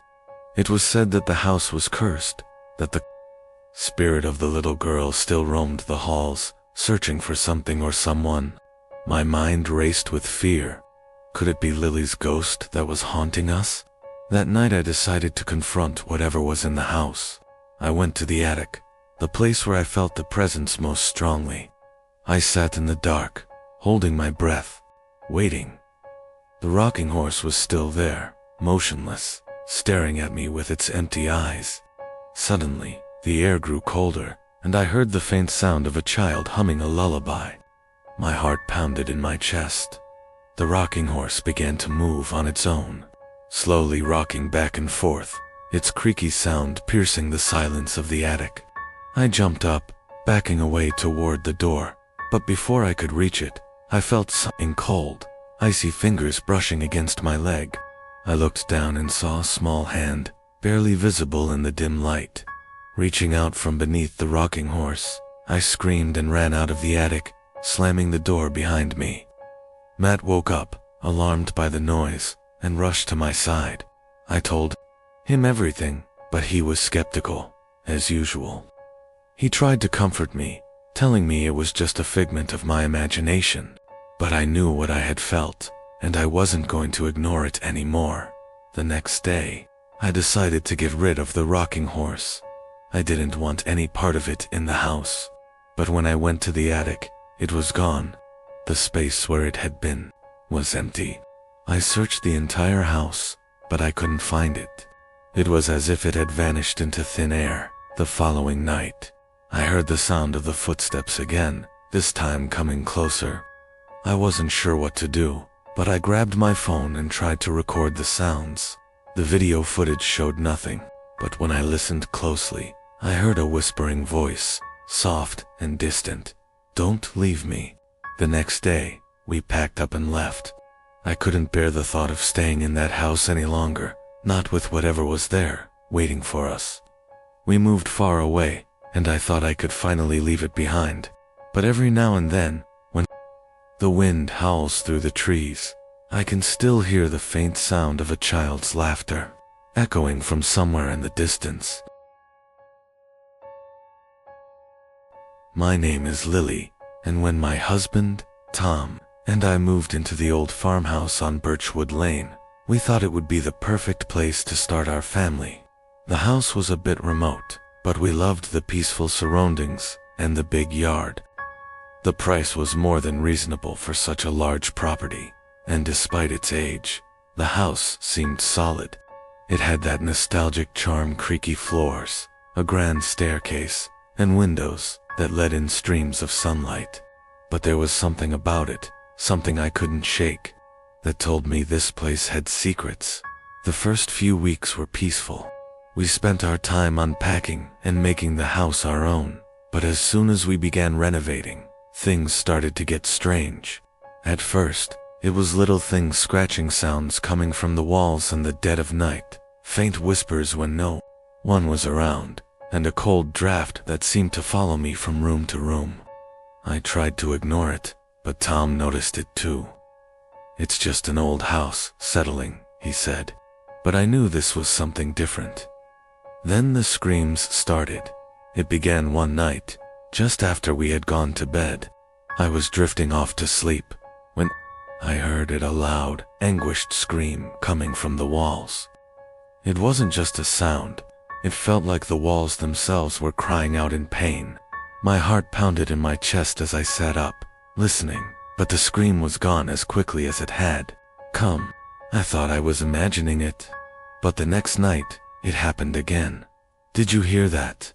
I asked Tom, shaking him awake. He listened for a moment, his face hardening. "Yeah, I heard it," he said quietly. "What the hell was that?" The next day, we decided to investigate. We thought it was an animal, perhaps a rodent, trapped inside the walls. But when we cut into the drywall, there was nothing, no evidence of any animal, no sign of a nest or any kind of damage, just empty space. That night, the screaming was louder. It was almost as if the walls were alive with the sound of pain, as though something or someone was trapped inside, begging to be released. It was unnerving, and this time, neither of us could sleep. I insisted that we leave. But Tom didn't want to give up on our dream home just yet. The next few days brought more terrifying events. Objects in the house began to move on their own, books would fall from shelves, doors would open and close by themselves, and the lights would flicker constantly. But the most disturbing thing was the whispering. Every room I entered, I could hear soft voices murmuring just out of reach. Sometimes, they sounded like a woman crying, other times like children giggling, and at times, like a man speaking in a language I couldn't understand. And always, the screams echoed in the walls. One night, unable to take it anymore, I went down into the basement to see if I could find anything that would explain the noises. The basement was dark and damp, with an eerie stillness that made my skin crawl. I walked around, my flashlight casting long shadows on the old stone walls, when I saw something, a series of scratches on the floor, leading toward the far corner. As I got closer, I noticed a large, wooden chest tucked away beneath a pile of old newspapers. It looked ancient, with rusted hinges, and a lock that had long since corroded. I opened it. Inside, there was nothing at first. But then, something shifted. In the darkness, something soft and crumpled at the bottom. I reached in, my fingers trembling, and pulled out an old, yellowed piece of paper. It was a letter, written in elegant handwriting, but the words were barely legible. I could make out a few phrases, and my blood ran cold as I read them aloud. ... Trapped in the walls. ... Screaming to be freed. ... Never leave the house. The house feeds on pain. ... A chill ran down my spine. The letter seemed to come from someone who had once lived in the house of family, perhaps. As I stared at the paper, the air around me grew colder, and I could hear faint whispers from the walls, as though the house itself was speaking. I rushed back upstairs, clutching the letter in my hand. That night, the screaming was louder than ever. The walls seemed to be shaking, vibrating with the intensity of the cries that echoed through the house. It felt as though something was trying to break free, something angry and desperate. By morning, Tom was convinced we couldn't stay any longer. "I don't know what's going on here," he said, his face pale. "But I'm not staying too. Find out." We left the farmhouse that day, never looking back. As we drove away, I glanced back at the house one last time. The windows were dark, but for a moment, I could have sworn I saw a shadow standing at the window, watching us. I don't know who or what is trapped in those walls, but I know one thing: that house is alive with something ancient and hungry, and whatever it is, it's still waiting. My name is Sarah, and moving into an old house on the outskirts of town seemed like the perfect escape from the hustle and bustle of city life. Jake, and I had been looking for a quiet place to start our future together, and this house, though a bit run down, had everything we needed. It was secluded, charming, and had a large garden that I immediately fell in love with. The house had a rich history, and though it was a little on the eerie side, I was eager to make it our home from the moment we arrived. There was something about the nursery upstairs that caught my attention. It was a small room, filled with antique furniture, an old crib, faded wallpaper, and a rocking chair that seemed almost too perfect. I could tell that this room had once been a place of joy, but now it was just a forgotten corner of the house. Jake, on the other hand, didn't share my fascination. He didn't like the room from the start, always claiming it gave him a strange feeling whenever he passed by it. "It's just an old room," I told him, brushing off his concerns. But the more time I spent in that room, the more unsettled I felt. The first strange thing happened the night we decided to start unpacking the nursery. We were sitting on the floor, sorting through boxes, when I heard a soft giggling coming from the corner. I froze, my blood running cold. "Did you hear that?" I asked Jake. He looked at me with a confused expression. "Hear what?" he replied. The giggling faded quickly, and I chalked it up to my imagination. But as the days went by, the strange occurrences escalated. One evening, I was sitting in the nursery, working on some decorations, when I heard the unmistakable sound of a baby crying. It was faint, almost as if it was coming from behind the walls. I rushed to the door, my heart pounding, but when I opened it, there was no one there. Jake wasn't convinced. "Sarah, you're just stressed. It's an old house. Houses settle, and they make noises," he insisted. But it wasn't just the sounds. Strange things started happening around the house. The light fixtures flickered, the temperature in certain rooms dropped drastically, and I began to notice dark smudges on the walls that seemed to appear out of nowhere. One night, I was in the kitchen when I saw it through the window. Just beyond the garden there was a figure standing in the nursery window. I thought it was Jake playing a prank, but when I went outside to check, no one was there. The nursery window was dark and empty. I felt a cold shiver run down my spine. A few days later, I decided to do some research on the house's history. I found an old newspaper article from the early 1900s about a young couple who had lived there. The article mentioned that they had a baby, but the child had died under mysterious circumstances. The house had been empty for years after their deaths, and the couple's spirits were rumored to haunt the nursery. The next evening, the crying returned. This time, it was louder, clearer, and impossible to ignore. I grabbed a flashlight and rushed to the nursery. When I entered, I felt a cold wind rush past me, and the door slammed shut behind me. The room was freezing, the temperature plummeting to the point where I could see my breath. The rocking chair in the corner was moving on its own, creaking as it rocked back and forth. I took a step forward, my heart racing, and that's when I saw the crib was shaking. The baby's cries were deafening, and the room felt like it was closing in on me. I tried to reach the door, but it wouldn't open. I was trapped. Suddenly, the cries stopped. The room fell into an eerie silence, and I turned around, only to see a shadow in the corner of the room.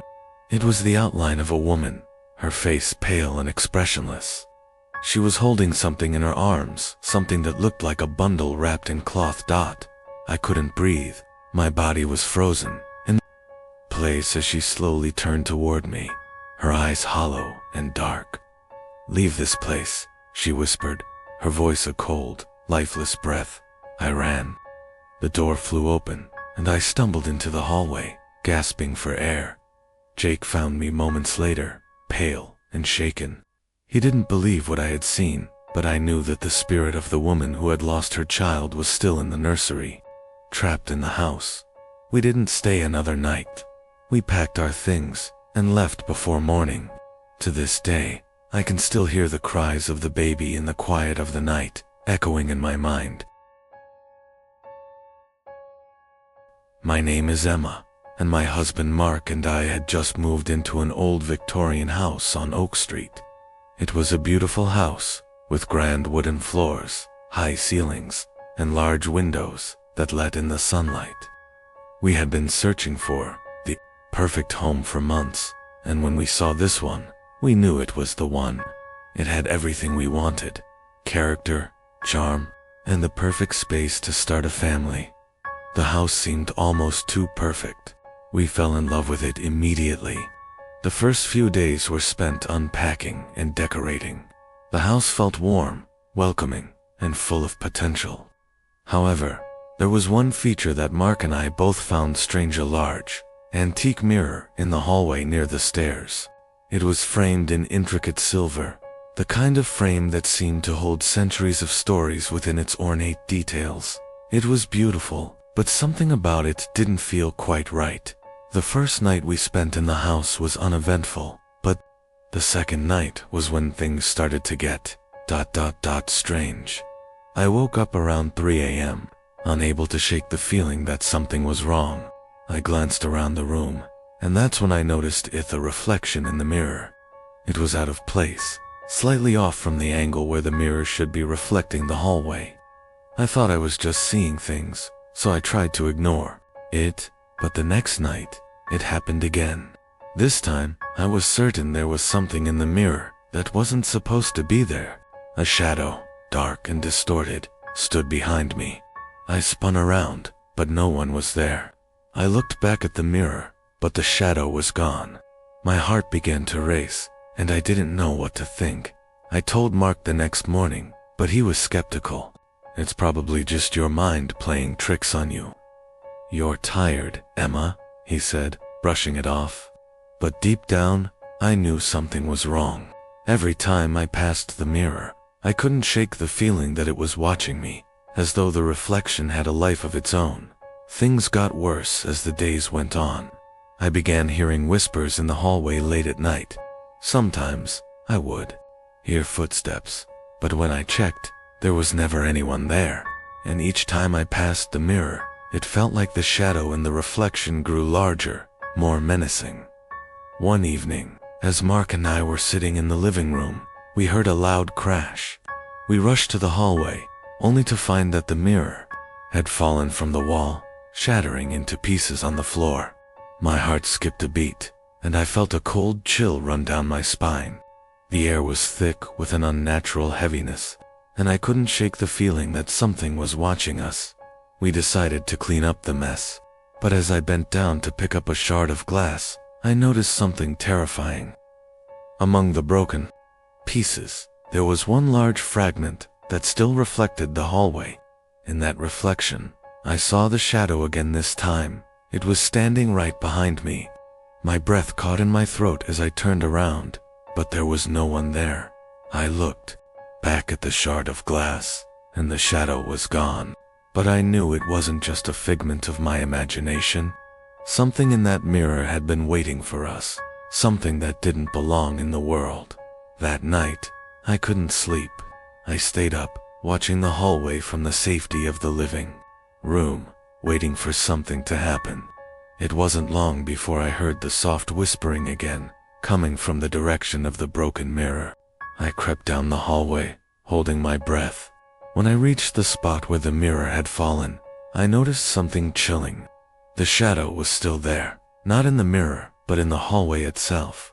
It was standing at the top of the stairs, its form dark and distorted, watching me with eyes I couldn't see. My heart raced as I backed away, but the shadow moved closer, its form stretching and warping. It seemed to grow, expanding with every step I took backward. In a panic, I turned and ran, not looking back until I was safely in the living room. I told Mark everything, but he still didn't believe me. He thought I was imagining things, but I knew what I saw. That mirror, it wasn't just a reflection. It was a doorway to something that didn't belong in our world. The next day, we packed our things and left. We never returned to the house on Oak Street. We found another place to live, far away from the nightmare we had experienced. But even now, sometimes, when I close my eyes, I can still see that shadow in the reflection, waiting. My name is Jack, and my wife, Laura, and I were excited to move into our first home together. After months of searching, we finally found a charming little house on a quiet street. It was perfect, quaint, with a white picket fence, and just the right size for us to start our life. The house had been on the market for a while, but when we visited, it felt right. The price was a steal, and the real estate agent assured us that it was just an old house in need of a little TLC. The first few weeks were blissfully uneventful. We unpacked, made repairs, and got to know our new neighborhood. But then, things started to feel off. It was subtle at first. Doors that were left open would sometimes be closed when we returned home. Lights that had been switched off would flicker back on. It was small stuff, but it unsettled me. One night, I was in the kitchen, making dinner while Laura relaxed in the living room. I heard footsteps, upstairs, light, slow, deliberate. I assumed it was Laura walking around, so I didn't think much of it. But when I called out to her, she answered from the living room, confused. "I'm right here." "Why?" I froze. The footsteps continued, moving toward the stairwell. I tried to brush it off as the house settling, but something about it didn't sit right. The next day, I checked the attic, thinking maybe there was an animal up there. But it was empty, just old boxes and dusty beams. No signs of anything unusual. The noises didn't stop. In fact, they got worse. Every night, the footsteps grew louder, as though someone was walking back and forth in the upstairs hallway. But when I checked, no one was there.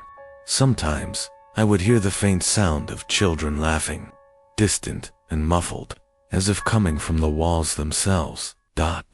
It was a cold Tuesday evening when I discovered something I couldn't ignore.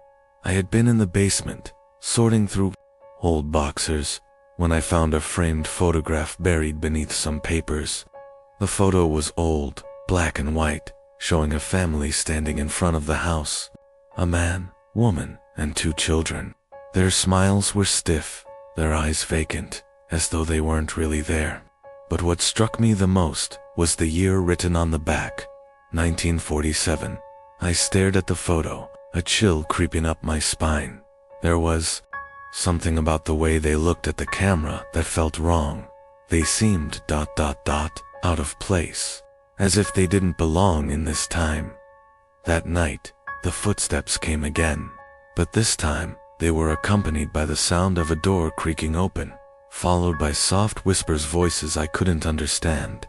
Laura and I both heard it, and we were both too terrified to move. The whispers grew louder, more urgent, until they felt as though they were right next to us. And then, just as suddenly as they had started, they stopped. The next morning, I decided to do some research. I visited the local library, digging into the history of the house. What I found shocked me. The house had once belonged to a family, the Callaways, who had mysteriously disappeared in the late 1940s. The police had investigated, but no trace of the family was ever found. There were rumors, though whispers, of something terrible happening in the house.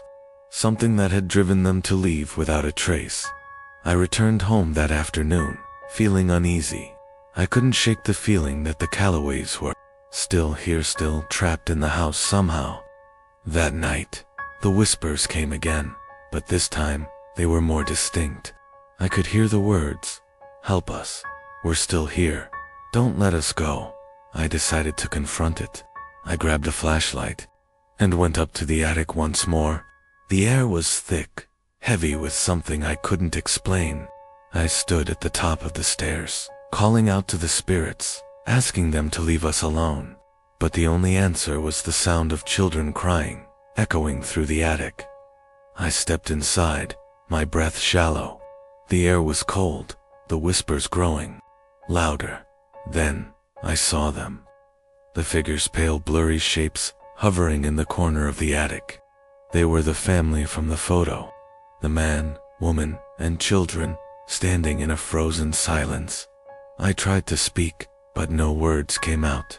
I was paralyzed, unable to move, as their hollow eyes turned toward me, their mouths opening in silent screams. And then, in an instant, they were gone. I ran downstairs, my heart racing. The house was silent, but I knew they were still there, watching, waiting. The Callaways weren't gone. They were trapped in this house, and they wouldn't rest until they found someone else to take their place. We couldn't stay any longer. We packed up and left that night, leaving the house behind. As we drove away, I glanced back. In the attic window, I saw them, the family, standing in the darkness, staring at us. My name is Olivia, and I'll never forget the day we moved into our new home on Hawthorne Lane. It was a beautiful household, but full of character. My husband, David, and I were thrilled to start a new life in a place that felt like it had history. The house had a huge attic, and it immediately caught my attention. It was the perfect spot for storage, or so I thought at first. Everything seemed fine. The house was spacious, the rooms were cozy, and we settled in quickly. But from the moment we arrived, there was something unsettling about the attic. It wasn't just the heavy door or the dust-covered floorboards. There was a strange feeling that lingered in the air, like something was waiting, watching. The first few nights were uneventful, but around the second week, I started hearing strange noises coming from the attic. At first, it was faint, the sound of something shifting, like old furniture being moved. I brushed it off, thinking it was just the house settling. But as the days went on, the noises grew louder, more distinct. It wasn't just movement. It was footsteps. One evening, I decided to investigate. David was out of town for work, and I was alone in the house. The noises from the attic had been persistent all day, and I couldn't ignore them any longer. I grabbed a flashlight and headed up to the attic, my heart pounding in my chest. The moment I opened the attic door, the temperature dropped. A cold draft swept past me, making me shiver. I stepped inside, shining my flashlight around the room. The attic was filled with old furniture and boxes, just like I had expected. But there was something else there, presence that seemed to fill the space. I called out, "Hello, Is someone up here? My voice echoed in the empty space, but there was no answer. The footsteps had stopped, and for a brief moment, the room was silent. I moved further into the attic, my flashlight flickering as I walked, as I passed an old, dust-covered mirror leaning against the wall. I noticed something strange in the reflection and outline, a figure standing behind me. I whipped around, but there was no one there. My breath caught in my throat. Then, I heard it. A soft whisper, barely audible. "Help me." I froze, the blood in my veins turning cold. The voice wasn't David's. It was faint, distant, like it was coming from somewhere deep within the walls. I followed the sound, my flashlight shaking in my hand. It led me to a small door at the far end of the attic, one I hadn't noticed before. It was old, wooden, and had a rusty padlock hanging from the handle. I didn't think twice. I grabbed the padlock and tried to pull it off. It was stubborn, rusted from years of neglect, but after a few tries, it came loose. The door creaked, open, revealing a dark, narrow space behind it. The air was thick and musty, and I could barely see anything, even with my flashlight. I stepped inside, my heart racing. The whispering grew louder, more frantic. "Help me, ... please, ... I turned a corner, and there, lying on the floor, was a small, dusty journal. I picked it up, flipping through the pages, and the words sent a chill down my spine. It was a diary written by a woman named Margaret, who had once lived in the house. The entries described strange events, noises in the walls, whispers from the attic, a shadow that followed her at night. As I read, I realized with horror that Margaret's last entry was dated the day before she disappeared. She had written about seeing a figure in the attic, a dark shape that had been watching her for weeks. The last line of the diary read, "It's not just the house, it's the thing in the attic. It won't let me go." I slammed the journal shut, my hands shaking. The whispering had stopped, but the air felt thick with an oppressive presence. Suddenly, I heard a loud bang from the far end of the attic. I spun around, my flashlight illuminating nothing but the old furniture and boxers. Then, I saw it, a shadow, moving swiftly toward me, growing larger with each step. My heart raced as I turned and ran out of the attic, slamming the door behind me. I couldn't breathe. The footsteps were right behind me, but when I looked back, no one was there. David came home later that night, but I couldn't bring myself to tell him what happened. The house felt different now. He couldn't see what I saw, but I knew. The thing in the attic was real, and it wasn't going to stop. My name is Greg, and my wife Sarah and I had just moved into a large, old farmhouse on the edge of town. The house was perfect for starting a family, with a big backyard and enough space for us to grow. We were excited for a new chapter, but we couldn't shake the feeling that something wasn't quite right. The first few days were fine. We unpacked our boxes, arranged furniture, and settled into our new routine. But as the days went by, Sarah started to notice strange things. The house was quiet, the kind of silence that makes your ears ring. There were no creaks in the floorboards, no hum of the refrigerator, no distant sounds of cars passing by, just silence. Then, one night, it started. I was sitting in the living room reading a book when I heard it. A soft whisper, barely audible, coming from the walls. I thought it was just the wind or the house settling, but then I heard it again, clearer this time. A voice low and murmuring, as if someone was right next to me. I stood up, heart racing, and listened. The whispering seemed to move, traveling from one room to another, like it was circling the house. I called out, "Sarah, is that you?" But no answer came. I checked the house from top to bottom, but there was no one there. The whispering stopped for the night, but I couldn't shake the feeling that something was watching me. The next few nights, the whispering returned. It wasn't just in the walls anymore, it was in the floors, the ceilings, and even the air. It was as if the house itself was trying to communicate with us. The voices grew louder, and sometimes they would say my name or Sarah's, as if they were trying to get our attention. One evening, I decided to confront it. I grabbed a flashlight and went down to the basement, the only part of the house that seemed untouched by the whispers.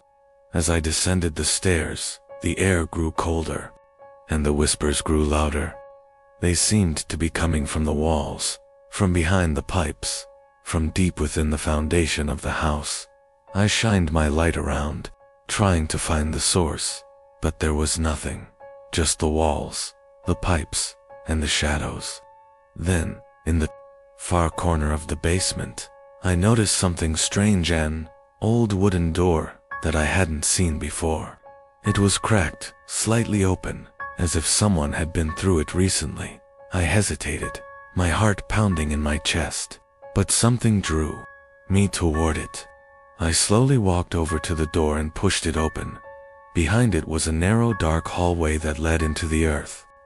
The air was damp and musty, and the walls were covered in ancient carvings, symbols I didn't recognize. The whispering was deafening now, coming from deep within the earth, almost as if it was alive. I took a deep breath and stepped inside. The floor beneath me creaked, and the door slammed shut behind me, trapping me in darkness. The whispers grew louder, until they were no longer whispers. They were voices, hundreds of voices, all speaking at once, begging for release. I tried to back away, but the hallway seemed to stretch farther and farther, pulling me deeper into the darkness. Suddenly, I heard Sarah's voice. "Greg, where are you?" I turned, but there was no sign of her. The voices were everywhere now, screaming, pleading.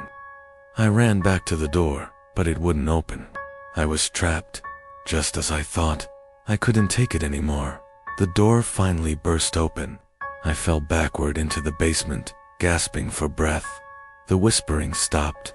The air was still. When I returned upstairs, Sarah was waiting for me, her face pale with worry. "What happened? Where did you go?" she asked. I looked at her, and for a moment, I couldn't speak. I didn't know what I had seen, or what had happened in that hallway, but I knew one thing for sure: whatever was in this house, it wanted us to leave, and it wouldn't stop until we did. My name is Emily, and my family had just moved to a small, quiet town. We found an old house on Maple Street, perfect for a fresh start. The neighbors were friendly, the schools were good, and the house itself had a charm to it. The kind of charm that made you forget about the passing years. From the outside, the house was beautiful, large windows, an overgrown garden, and a tall oak tree in the front yard that looked like it had been there for centuries.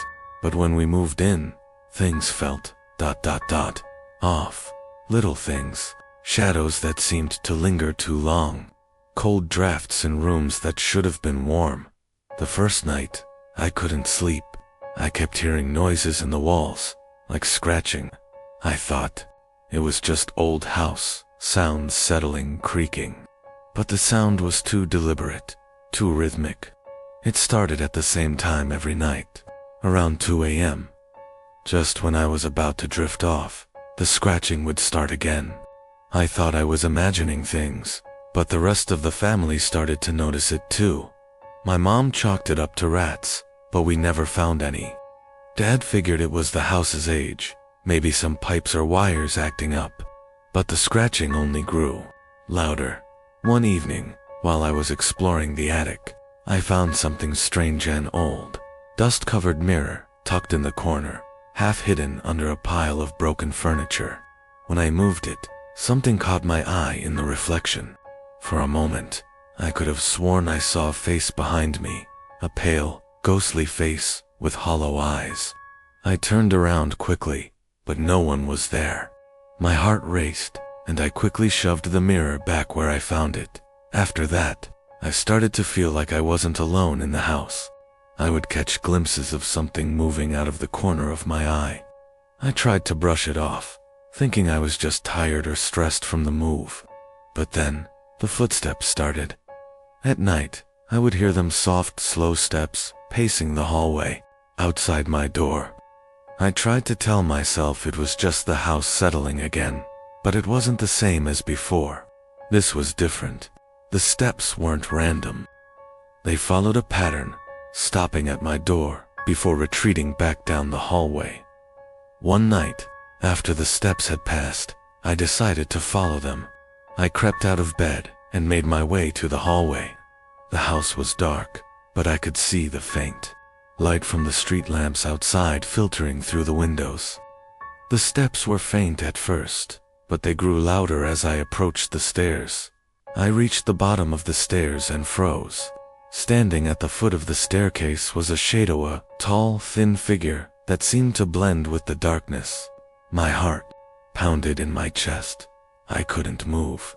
The figure didn't seem to notice me, but it was staring at the stairs, as if waiting for something. Suddenly, the figure turned its head, and its eyes met mine. They were empty, just two hollow sockets, staring back at me. I gasped, but the figure was already gone, fading into the shadows like it had never been there.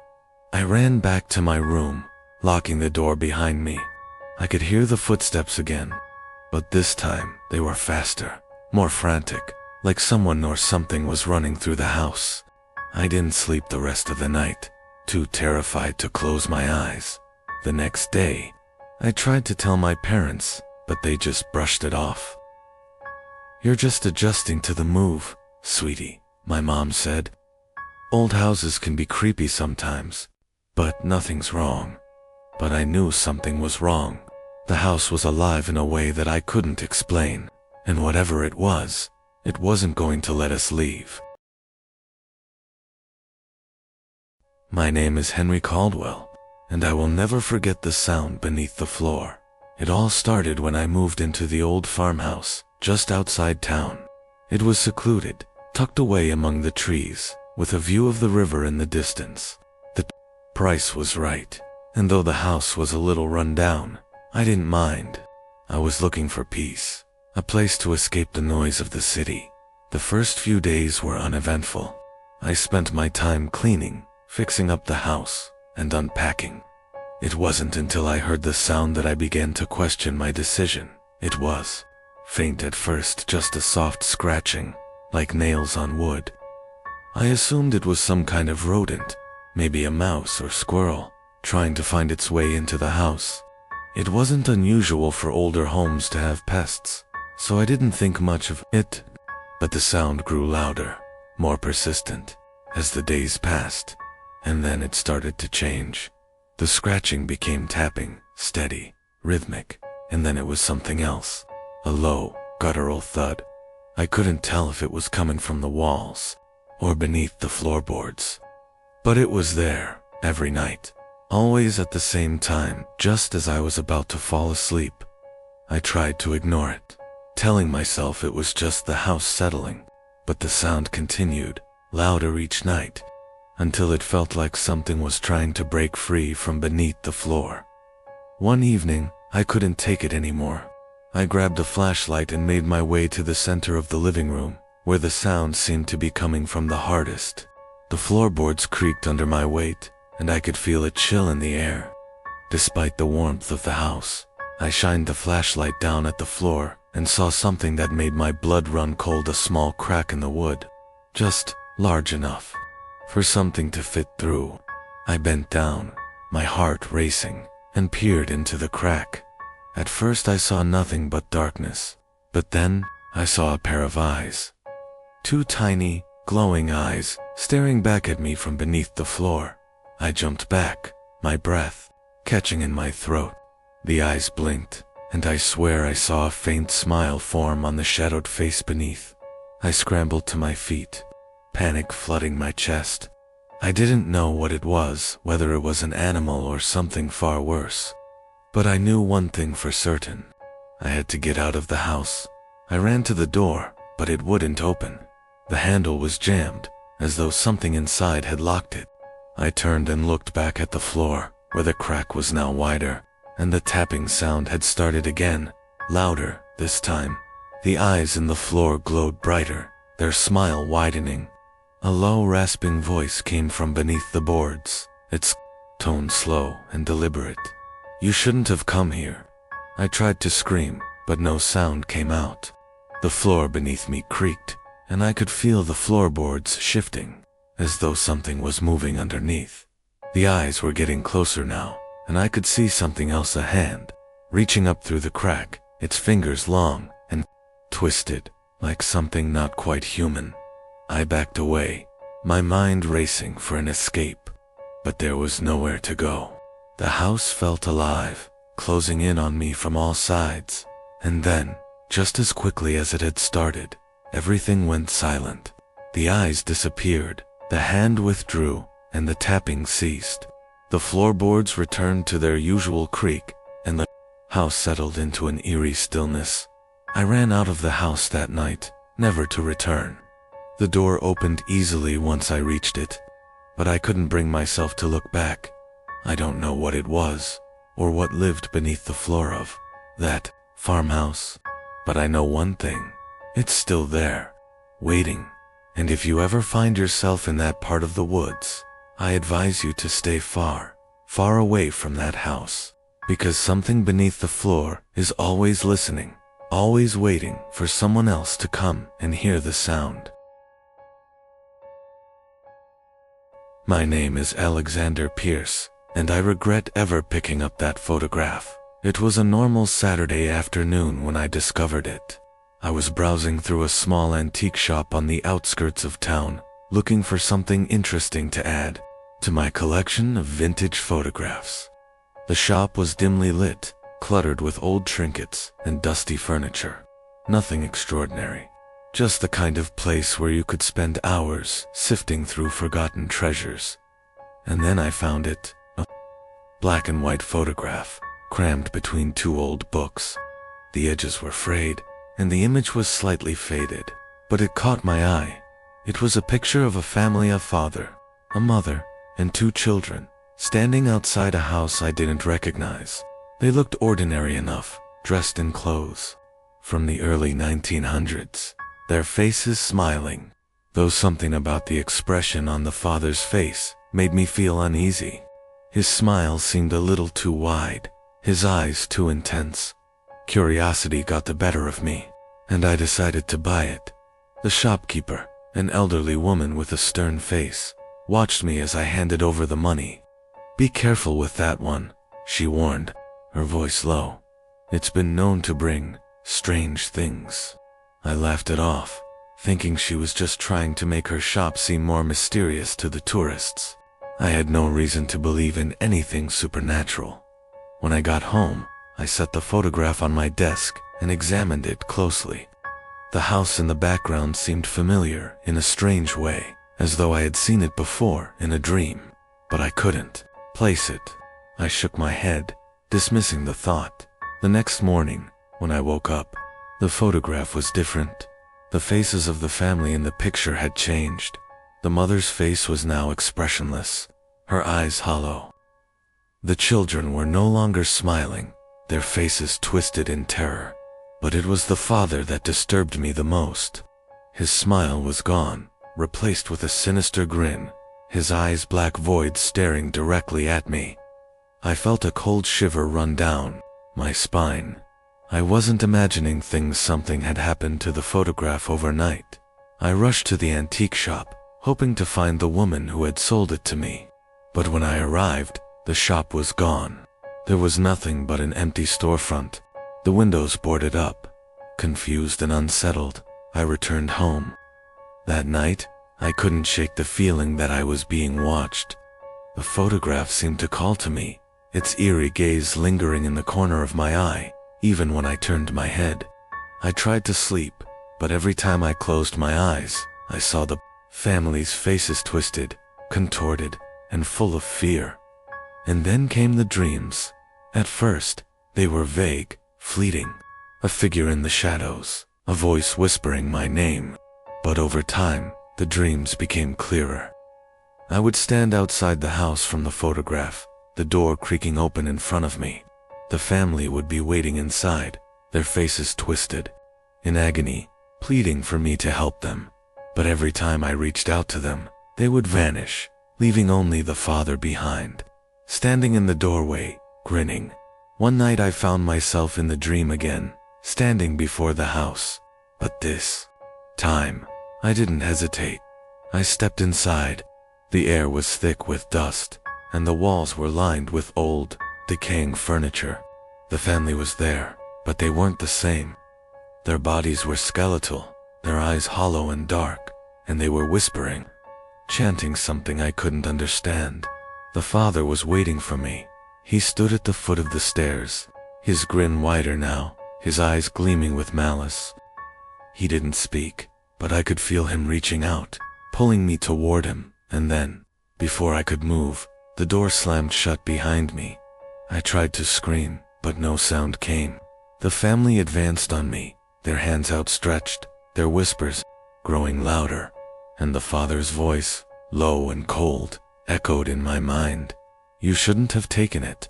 I woke up, gasping for breath, drenched in sweat. The photograph was on my desk, but this time it was different. The family's faces had completely changed. There was no sign of the mother or children anymore. Only the father, standing alone, his grin widening with every passing second. I've tried to burn the photograph, rip it apart, but it always comes back. It's like it has a life of its own, and no matter where I go, I can feel it watching me. The worst part is, I think the family in the photograph isn't gone. They're still there, and they're still waiting for someone to take their place. My name is Robert McKinley, and I never should have stared into that mirror. I was always a practical man, one who believed in logic and science, ghosts, spirits, all of that, ... I never gave it a second thought, until the day I bought that mirror. Was a rare antique, a beautifully carved frame of dark oak, its glass almost too perfect to be old. The shopkeeper assured me it had a history, something about it being passed down through generations, but he wouldn't say much more. I should have walked away then, but I was intrigued. The price was reasonable, so I brought it home and hung it in my bedroom. The first few days were uneventful. The mirror was just a mirror reflecting my image, my room. I'd glance at it occasionally, but nothing stood out. Then, one night, as I brushed my teeth before bed, I noticed something. For a split second, I saw a figure in the reflection, a man, tall, dark-haired, standing behind me. I whipped around, heart pounding, but there was no one there, just my empty bedroom. I laughed nervously, dismissing it as my imagination, but the feeling lingered. I couldn't shake the sensation that I was being watched, especially when I passed by the mirror. It was like there was something in the reflection, just beyond the glass, waiting. I tried to ignore it, but over the next few nights, things grew worse. The figure became clearer, more distinct. His face was pale, gaunt, and his eyes were dark pits. He never moved, just stared at me with that cold, lifeless gaze. The whispers started then. At first, they were faint, almost imperceptible, like a distant hum, a murmur in the back of my mind. But as the days passed, the whispers grew louder. "Come closer, ... I'm waiting, ... I can show you, ... everything." I tried to avoid the mirror, but it was impossible. I couldn't help but look at it, to see if he was still there. He was, always, standing, watching, waiting. His smile grew wider with each passing day, his eyes darker, more hollow. I couldn't escape him. One night, I found myself standing in front of the mirror again, my eyes locked on his reflection. I felt an overwhelming urge to reach out, to touch the glass. I didn't want to, but my hand moved on its own, as if it had a mind of its own. My fingers brushed against the surface. I froze. The reflection of the man started to shift. His mouth moved. "Join me," he said, his voice a low, rasping whisper that seemed to vibrate through my bones. I recoiled, but my hand was stuck there. pressed against the glass, unable to pull away, his face contorted in an expression of pure malice. His mouth opened wider, wider than any human mouth should be able to, and a shrill, high-pitched scream erupted from him. The force of it shook the room, rattling the walls, the furniture, and then, ... his hand reached out from the mirror. It wasn't just a reflection anymore. His fingers curled around the edge of the frame, pulling himself out of the glass, his twisted, distorted form beginning to emerge. I screamed, but no sound came. I tried to pull away, but my body was frozen, paralyzed by terror. I could see his face, now so close I could feel his cold breath on my skin. His eyes ... His eyes were no longer empty. They were black holes, sucking in every bit of light around him. And then, just as his fingers touched my shoulder, everything stopped. I woke up the next morning in bed, drenched in sweat. The mirror was gone. The room was normal, but I still feel him sometimes, watching, waiting, and every time I pass by, a reflective surface. I see him in the corner of my eye, the man in the mirror, and I know he's still waiting for me to look again. My name is Emily Hayes, and I should have never stepped foot inside that chapel. I had been traveling through the countryside, taking photos for my travel blog. It was supposed to be a quick stop, a hidden gem some locals mentioned, a chapel, deep in the woods. The kind of place that would make for a perfect, haunting photo. The sort of place that felt like it hadn't been touched in centuries. I parked my car at the edge of the forest and followed a narrow, overgrown path. The sun was setting, casting an eerie glow through the trees. The deeper I walked, the more oppressive the silence became. There were no birds, no rustling of leaves, just a heavy stillness that seemed to press in on me from all sides. Finally, I reached the chapel. It was small, crumbling, and overrun with ivy, but it stood there, ancient and defiant, in the middle of the woods. The door was ajar, as if waiting for me. I pushed it open and stepped inside. The air was thick with dust, the light from the fading sun filtering through the broken stained glass windows. There was an altar at the front, covered in cobwebs, and the pews were long abandoned, rotting from years of neglect. But what caught my attention was the large wooden door at the back of the chapel. It was sealed shut, its hinges rusted and broken, but it called to me. It was as if someone was waiting for me on the other side. I wasn't sure why, but I found myself walking toward it. The closer I got, the colder the air became, the hairs on the back of my neck standing on end. I reached for the door, pushing against it, and to my surprise, it creaked open. Beyond the door, the world seemed to fall away. I stepped into a room that didn't belong, a dark, stone chamber, completely out of place in the small chapel. There were no windows, only a single, dimly flickering candle in the center of the room. The walls were lined with old, weathered books, and the floor was covered in a strange, unfamiliar, symbol, a circle, drawn with what looked like chalk, but stained dark with age. And in the center of the room, a figure stood, a woman. Her face was obscured by a veil, her long, flowing white gown billowing around her, despite there being no wind. She didn't move, but her presence was overwhelming, like a weight pressing against me. My breath caught in my throat as I stepped forward. "Who are you?" I whispered, my voice barely audible in the thick air. The woman remained still, no response. But then, slowly, she turned toward me. Her eyes, ... They were not eyes at all, black pits, endless and hollow, where eyes should have been. They seemed to reach into my soul, pulling me closer, urging me to come forward. I tried to back away, but my legs refused to move. I was frozen, caught in her gaze, unable to tear myself away. "Help me," she whispered, her voice like 1,000 voices echoing in the chamber. I wanted to scream, but nothing came out. My heart pounded in my chest, each beat louder than the last, the sound deafening in the silence. And then, as if the world itself was bending, the figure moved. She came closer, but not with her legs. She floated, gliding through the air, her veil billowing like smoke. She reached out a hand, her fingers long and skeletal, covered in dark, cracked skin. I wanted to run, but I couldn't move. Her hand touched my face, cold, freezing cold, like ice. "I am trapped," she said, her voice now a low growl, echoing around me. "You must release me." And then the floor beneath me cracked open. I fell, plunging into darkness, the air thick and suffocating. When I woke, I was back in the chapel, lying on the cold, stone floor. The door to the hidden room was gone. The room itself had vanished, leaving only an empty chapel behind. But I knew what I had seen. I had seen her, the woman in the veil, and she was waiting for someone to free her.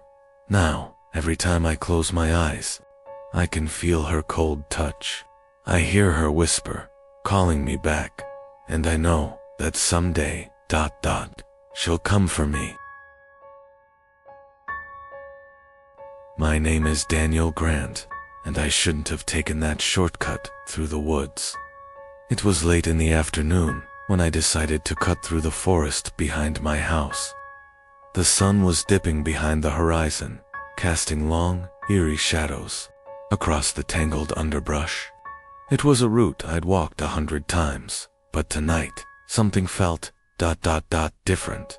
The trees towered over me, their branches thick with leaves that whispered in the wind like they were speaking in a language I couldn't understand. The usual sounds of birds and animals were absent, replaced by a strange, oppressive silence. I didn't think much of it. The woods had always felt strange at night, but I'd been through worse. Still, as I walked deeper into the thicket, an uneasy feeling settled in my chest. It wasn't long before I noticed the first sign that something was wrong. The trees seemed to be changing, the trunks bending at odd angles, their branches twisting in unnatural shapes. The path, which should have been clear, was slowly becoming obscured by overgrown ivy and thorns. I turned to retrace my steps, but the path I had come from was gone. The trees had closed in behind me. Panic surged through me. I took a deep breath, trying to steady myself. It was just a trick of the mind, I told myself. Maybe I'd veered off course. I took another step forward, trying to make sense of my surroundings, but the trees seemed to shift again, their branches swaying in a way that defied the wind, and that's when I heard it. A whisper. At first, I thought it was just the wind, but the words were too clear, too deliberate. "Help me." The voice was soft, almost a sigh, but it was there. A woman's voice. I froze. The sound seemed to come from all directions at once, like the very forest itself was speaking. It wasn't just one whisper. It was thousands, overlapping, murmuring in a language I couldn't understand. "Help me," it repeated, louder now. "Help me, .. I didn't know what to do. I was lost, disoriented. The woods stretched out endlessly in every direction. My heart pounded in my chest as the whispers grew louder, almost deafening. And then I saw her. A figure stood at the edge of the trees, just out of reach of the fading light. She was pale, almost translucent, her hair long and wild, her eyes wide with fear. "Please, ... help me, ... She whispered again, but her mouth didn't move. Her eyes locked onto mine. There was something wrong about her. Her gaze was cold, hollow. It was like she wasn't really there, like she was a part of the forest itself. I took a step toward her, my feet moving against my will. I couldn't stop myself. "Don't come closer," the voice warned, but it wasn't the woman's voice. It was the forest, the trees. "She'll take you too," but I couldn't hear it. I couldn't stop. My body was moving, drawn toward her, like a moth to a flame. When I reached her, I reached out to touch her, but my fingers passed straight through her like smoke. She was cold, colder than anything I'd ever felt. And then everything went black. I woke up on the forest floor, the whispering gone. The trees had returned to their natural state, their branches still and quiet. The night was peaceful, too. Peaceful. I scrambled to my feet, my head spinning. My watch showed that only a few minutes had passed, but something was wrong. Time didn't feel right. As I stumbled out of the woods, the voice returned one final time. Next time, you won't leave. I don't go near those woods anymore. They still whisper sometimes, but I don't listen. And sometimes, when the wind is just right, I think I hear her calling my name. My name is Nathan Cole, and I should have never stepped into that house. It had stood at the end of Ashbury Lane for as long as anyone could remember, a towering Victorian ruin. Its windows like empty eyes, staring out at the world. No one knew who had built it. No one knew who had last lived there. All they knew was that it waited. I was a real estate photographer, hired to document the property for a developer who wanted to tear it down. I had done 100 abandoned houses before. So when I arrived that cloudy afternoon, I thought it would be just another job. I was wrong. The front door creaked open before I even touched it, as if the house was expecting me. Inside, dust floated in the stagnant air, and the wooden floors groaned beneath my boots. The furniture was still there, chairs pulled back from a long-decayed meal, a grandfather clock frozen at 3:12. It was as if the family had simply walked out one day and never returned. I lifted my camera and took my first shot. The flash burst in the dim light, illuminating the grand staircase ahead, and someone was standing at the top, a tall figure, motionless, featureless. I dropped the camera, my heart slamming against my ribs. When I looked again, the staircase was empty. My breath came in short gasps. Just a shadow, I told myself. Just my mind playing tricks on me. I pressed on, taking more shots. The house was eerily silent. No wind, no outside noise. Just an oppressive stillness that clung to my skin. Every room I entered felt occupied, as if someone had just left before I arrived. Then I reached the bedroom at the end of the hall. The air inside was heavier, colder. The bed was neatly made, dust thick on the covers, but the closet door was ajar, revealing a blackness too deep, too unnatural. A whisper slithered through the silence. Closed the door. I spun around. No one was there. My hands trembled as I raised the camera again. I snapped a picture of the room. The flash went off and the closet door burst open. A figure lurched out, arms twisted, mouth stretched in a silent scream. Its eyes empty, black pits locked onto mine. I stumbled backward, but my feet wouldn't move fast enough. The thing crawled toward me, its limbs cracking with every unnatural movement. My breath caught in my throat as it reached for me. Fingers, long and gnarled, skin stretched tight over bones that didn't seem human. Then the whisper returned closer. Leave. My paralysis broke. I ran, slamming into the door frame as I fled down the hall. The air around me felt heavier with each step, like the house itself was trying to hold me back. The stairs stretched longer than before, the front door impossibly far away. I could hear footsteps behind me, faster, closer. The house didn't want me to leave. I lunged for the door, gripping the handle with trembling hands. It wouldn't budge. A cold hand closed around my wrist. I turned, then saw nothing, but I felt it. The pressure, the presence, the house itself breathing against my skin. With one final desperate pull, the door flew open, and I tumbled onto the porch. The moment my feet hit the dirt outside, the air changed, the weight lifted. The whispers stopped. The house stood silent once more, as if nothing had happened. I checked my camera later, hoping, praying that I had imagined it all. But there was one last photo I didn't remember taking. A picture of the front door, and in the doorway, a shadow, waiting for me to return. My name is Oliver Grayson, and the Hollow Point Lighthouse should have been abandoned. It stood alone on a rocky cliffside, battered by relentless waves.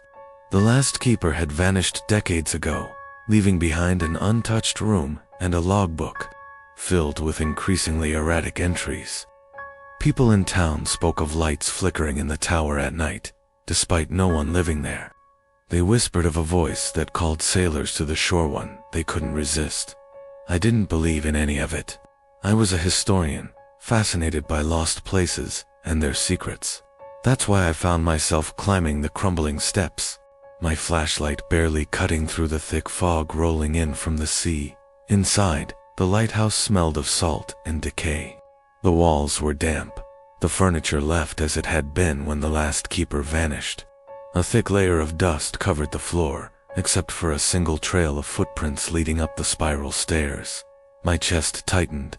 I had just come in. No one else should have been here. A distant creak echoed above me. Footsteps. I swallowed my fear and followed the stairs, my boots heavy against the iron steps. The sound continued above me, slow and deliberate. The higher I climbed, the colder the air became, until my breath fogged in front of me. Then I reached the lantern room. The massive glass windows overlooked the endless black sea, waves crashing violently against the cliffs below. The great light, that should have been dead for decades, was glowing. A figure stood beside it. At first, I thought he was a man dressed in the old lighthouse keeper's uniform, standing unnaturally still. But when he turned, my stomach dropped. His face was wrong, hollow. His eyes were pits of darkness, and his mouth, it was moving, yet no sound came. Then, the whisper, "Jump." The word curled around me, as if whispered directly into my skull. My vision blurred, my mind clouded with a sudden, overwhelming urge. The cliffs below seemed inviting, the waves almost welcoming. I stepped forward. "Jump." A hand gripped my wrist. Ice cold. I gasped as I snapped back to reality, stumbling away from the edge. The figure was gone. The lighthouse was dark. I ran. I didn't stop until I was back in my car, drenched in sweat, gasping for breath. I refused to look back at the tower, but as I drove away, I saw it in my mirror.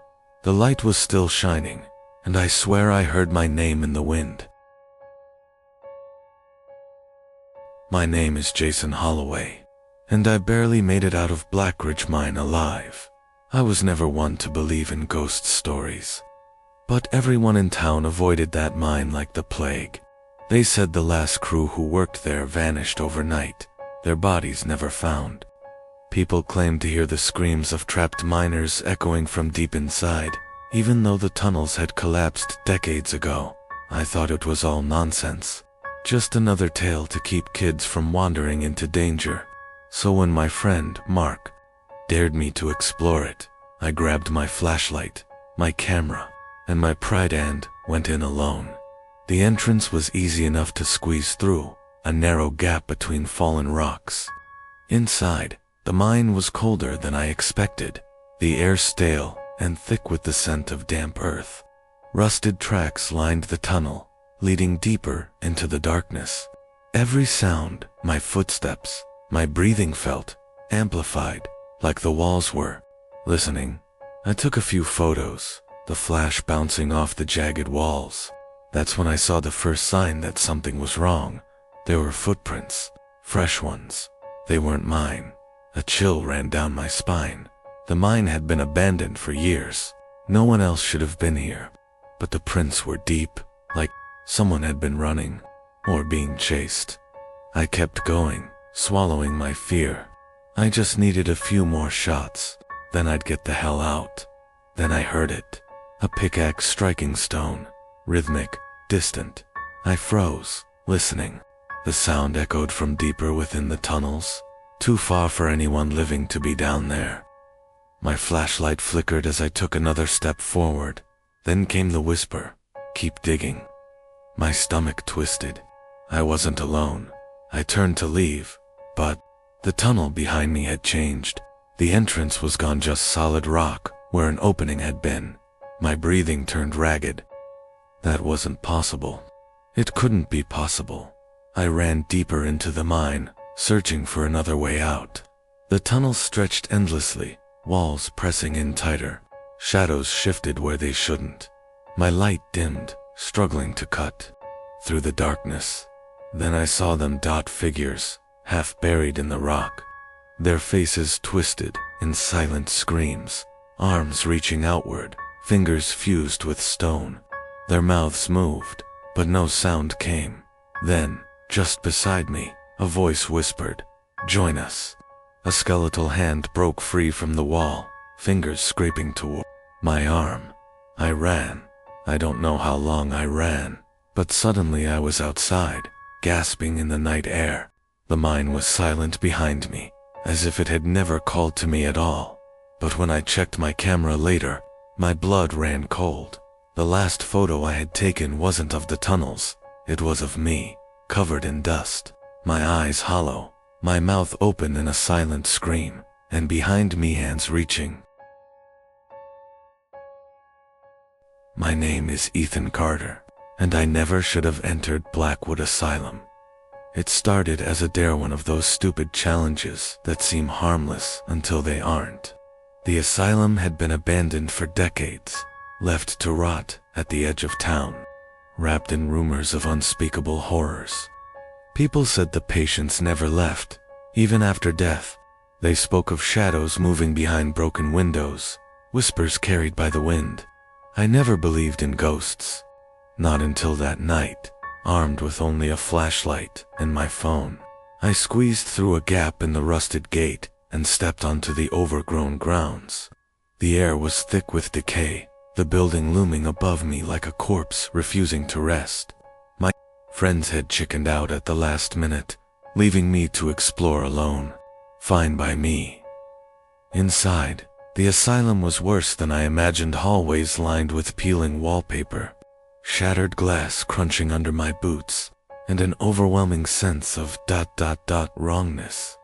My footsteps echoed, the sound swallowed by the buildings. Emptiness. I recorded everything, narrating for my so-called brave friends who would watch later. Then I heard it. A whisper. It slithered through the silence, distant yet clear. My heart pounded. Just the wind, I told myself. But the air was still, no breeze. I followed the sound, my flashlight flickering as if protesting my decision. The corridor stretched endlessly, doors hanging open like mouths frozen mid-scream. My breath caught when I passed a room labeled Ward C. The door creaked as I nudged it open, revealing rows of rusted beds. Restraints dangled from them, swaying gently, though there was no draft. A scraping sound. I spun, light shaking. The farthest bed. Something moved beneath it. My throat tightened as I stepped closer. The whispering returned, growing louder, overlapping voices speaking in a language I didn't understand. My flashlight dimmed, flickered, then died. Darkness swallowed me whole. I fumbled for my phone, hands trembling. A cold breath kissed the back of my neck. I wasn't alone. I turned, heart in my throat, and saw them, figures in hospital gowns. Their eyes hollow voids, mouths stretched wide as if screaming without sound. The whispers became a deafening roar. I ran.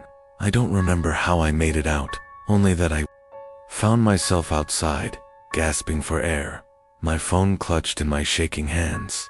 The screen was still recording. I pressed play. For the first minute, it was just my breathing. Then the whispers, growing louder. And then, my own voice, though I never said the words. He belongs to us now. My name is Daniel Hayes, and I should have never checked into the Holloway Grand. The hotel had been abandoned for nearly 30 years, yet it stood eerily intact, an architectural ghost frozen in time. Locals avoided it, whispering about disappearances, strange lights flickering in the windows, and guests who never checked out. It was all nonsense, I thought. Just another urban legend. I was a photographer, drawn to places like this, forgotten relics of the past, perfect for my collection. When I found my way inside through a shattered side door, I was met with a strange stillness. The lobby was covered in dust, but the furniture remained untouched, as if waiting for guests who would never arrive. The chandeliers above, though, grimy and broken, still held the memory of grandeur. I clicked my camera, capturing the eerie beauty of decay. The flash illuminated the room for a brief second, long enough for me to see a figure standing near the reception desk. I spun around. Nothing. Trick of the light, I told myself, but my skin prickled with unease. I pressed on, climbing the grand staircase to the upper floors, my boots kicking up dust that hadn't been disturbed in years. The air was thick, suffocating. Then I heard the bell, the old reception bell, from the lobby below. A single ding. I froze. There was no wind, no one else inside. I tried to shake it off, convincing myself it must have fallen, somehow, but my gut told me otherwise. I reached the second floor. The hallway stretched into darkness, lined with doors, some slightly ajar. I took a few shots rooms left in mid-abandonment, beds still made, suitcases covered in layers of dust. It was as if the guests had simply vanished. Then, from the end of the hall, a whisper. "Come, see." My blood turned to ice. It wasn't the wind. It wasn't my imagination. It was a voice, distant yet clear. My camera felt heavier in my hands as I aimed it down the hallway. The flash fired. A woman stood in the doorway of room 209, pale, dressed in a tattered housecoat. Her face was turned away, but her body was rigid, unnatural. I blinked. She was gone. Panic clawed at my chest. I forced myself to walk toward room 209, my breath shallow, each step heavier than the last. The door creaked open at my touch, revealing a room frozen in time, a suitcase still half-packed, the bedsheets rumpled, as if someone had just risen from sleep, and the bathroom door was open. I didn't want to look, but something pulled me forward, my camera in hand. I lifted it and clicked. The flash filled the room and she was there, not standing, but hanging. A rope around her neck, head tilted unnaturally, empty sockets where her eyes should have been. Then, the whisper, "Close. You're staying the night, aren't you?" The bathroom door slammed shut. I ran. I don't remember how I made it out, but I swear, I heard footsteps behind me, all the way to my car. When I checked my camera later, there were no pictures of the woman, no photos of room 209 at all. Only one image I didn't remember taking the reception desk, and behind it, the guest book. My name was the last one signed. I'm Alex, and I used to believe the stories. Everyone warned us about the forest, but we didn't listen. We thought we were invincible, that nothing bad could happen to us.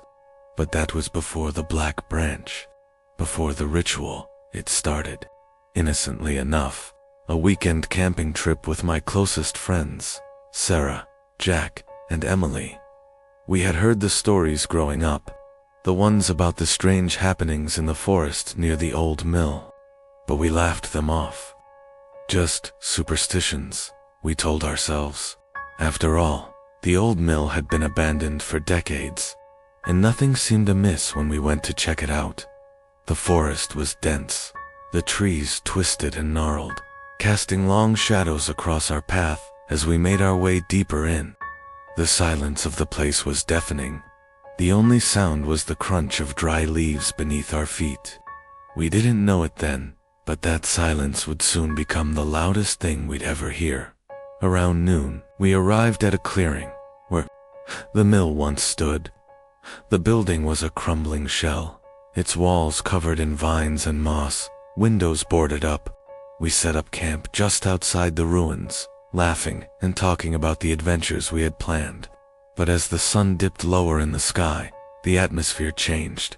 The air grew heavier, thicker, as if something was watching us from the trees. Sarah was the first to notice it, a blackened branch hanging from one of the trees near the mill. It looked out of place, twisted and sharp like a broken limb. Its bark was pitch black, almost as if it had been scorched. "I don't like that thing," Sarah said, her voice uneasy. "It doesn't belong here," Jack scoffed. "It's just a tree. Get over it." But Emily and I felt it too. There was something wrong with that branch. We tried to ignore it, but it was hard. Every time we turned our heads, it felt like it was closer, leaning toward us. As the night fell, we gathered around the fire. The forest around us seemed to come alive, its whispers carried on the wind. It wasn't just the rustling of leaves anymore, it was as if the trees themselves were speaking. Sarah kept glancing at the black branch, her anxiety growing. "I think it's the branch," she said. "I think it's cursed." Jack laughed again, but his laughter didn't reach his eyes. Even he seemed to feel it now. The fire crackled, sending sparks into the air, but they didn't seem to last. They burned out too quickly, as if something was draining the life from them. Then, without warning, the branch creaked. The sound was low, almost like a whisper, but it was enough to send a chill down our spines. The blackened limb seemed to stretch, its jagged edges twisting unnaturally. I watched in horror as it began to move toward us, as if it was alive. And then, the air grew cold, naturally cold. We could see our breath. "We need to leave," Emily said, panic creeping into her voice. But it was too late. The branch reached down, its tip dragging through the dirt like a snake searching for prey. I tried to get up, but I couldn't. Something held me in place.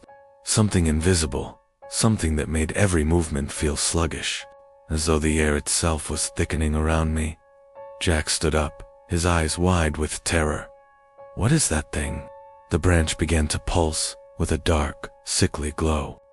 Then, we saw them figures emerging from the shadows of the trees. They were humanoid, but wrong.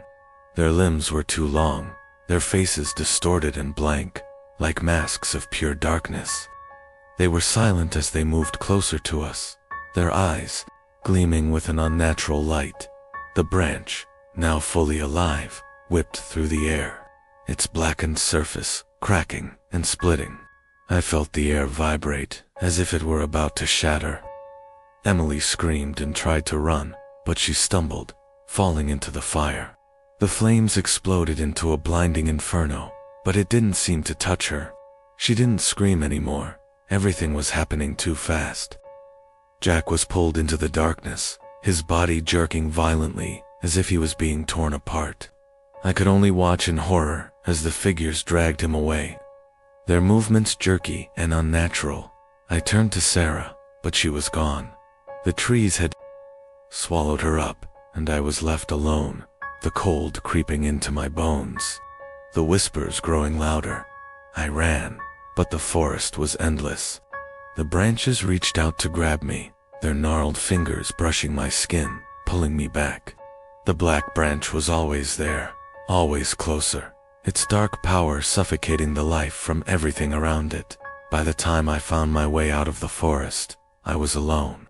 I don't know if I was meant to escape, or if something in the forest had let me go. But I know one thing for sure. Whatever it was that was guarding that cursed place didn't want us there, and I'm not sure it's done with me yet.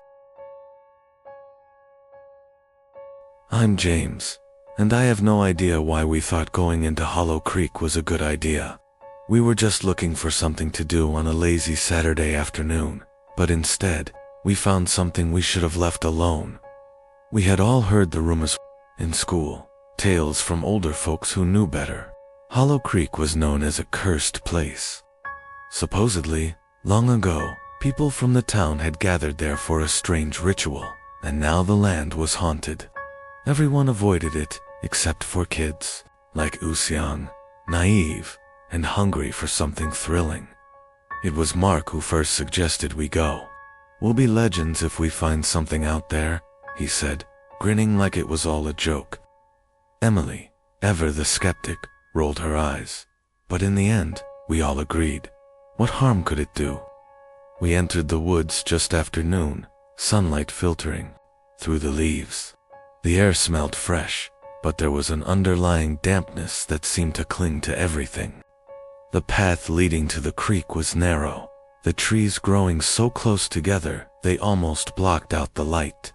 We joked about how creepy it looked, but deep down, none of us really laughed. We walked for what seemed like hours, the forest growing darker and quieter the deeper we went. Eventually, we came to the creek. The water was dark and still, like it was hiding something beneath the surface. Mark was the first to step closer, squatting at the edge to peer into the murky water. "That's it," he muttered. "It looks like something's down there." None of us wanted to get too close, but curiosity got the better of us. That's when we noticed the stones. They were scattered along the creek's edge, black and smooth, covered in strange symbols. Emily knelt to examine one, her fingers tracing the markings. "Are these ... carvings?" she asked, her voice uncertain. Before anyone could answer, a chill wind swept through the trees, rustling the leaves. It felt wrong, like the whole place had just come alive. Mark, trying to seem brave, stood up and kicked one of the stones into the water. It sank quickly, disappearing into the darkness below. "That was dumb," Emily said, looking at him like he was an idiot. But then, there was a sound. A low, guttural hum that seemed to come from the creek itself. We all turned in, unison, trying to locate the source. The water rippled, as if something had disturbed it. But there was nothing there. A figure appeared on the other side of the creek. It was tall, its form cloaked in shadows, and it stood motionless, watching us. Its face was obscured, but we could all feel its eyes on us, deep and endless. Emily was the first to speak, her voice trembling. "Who are you?" The figure didn't answer. Instead, it lifted its hand, revealing a small object, a dark, twisted stone. It held it up, as if offering it to us. "That's the offering," Mark said, quietly, his eyes wide.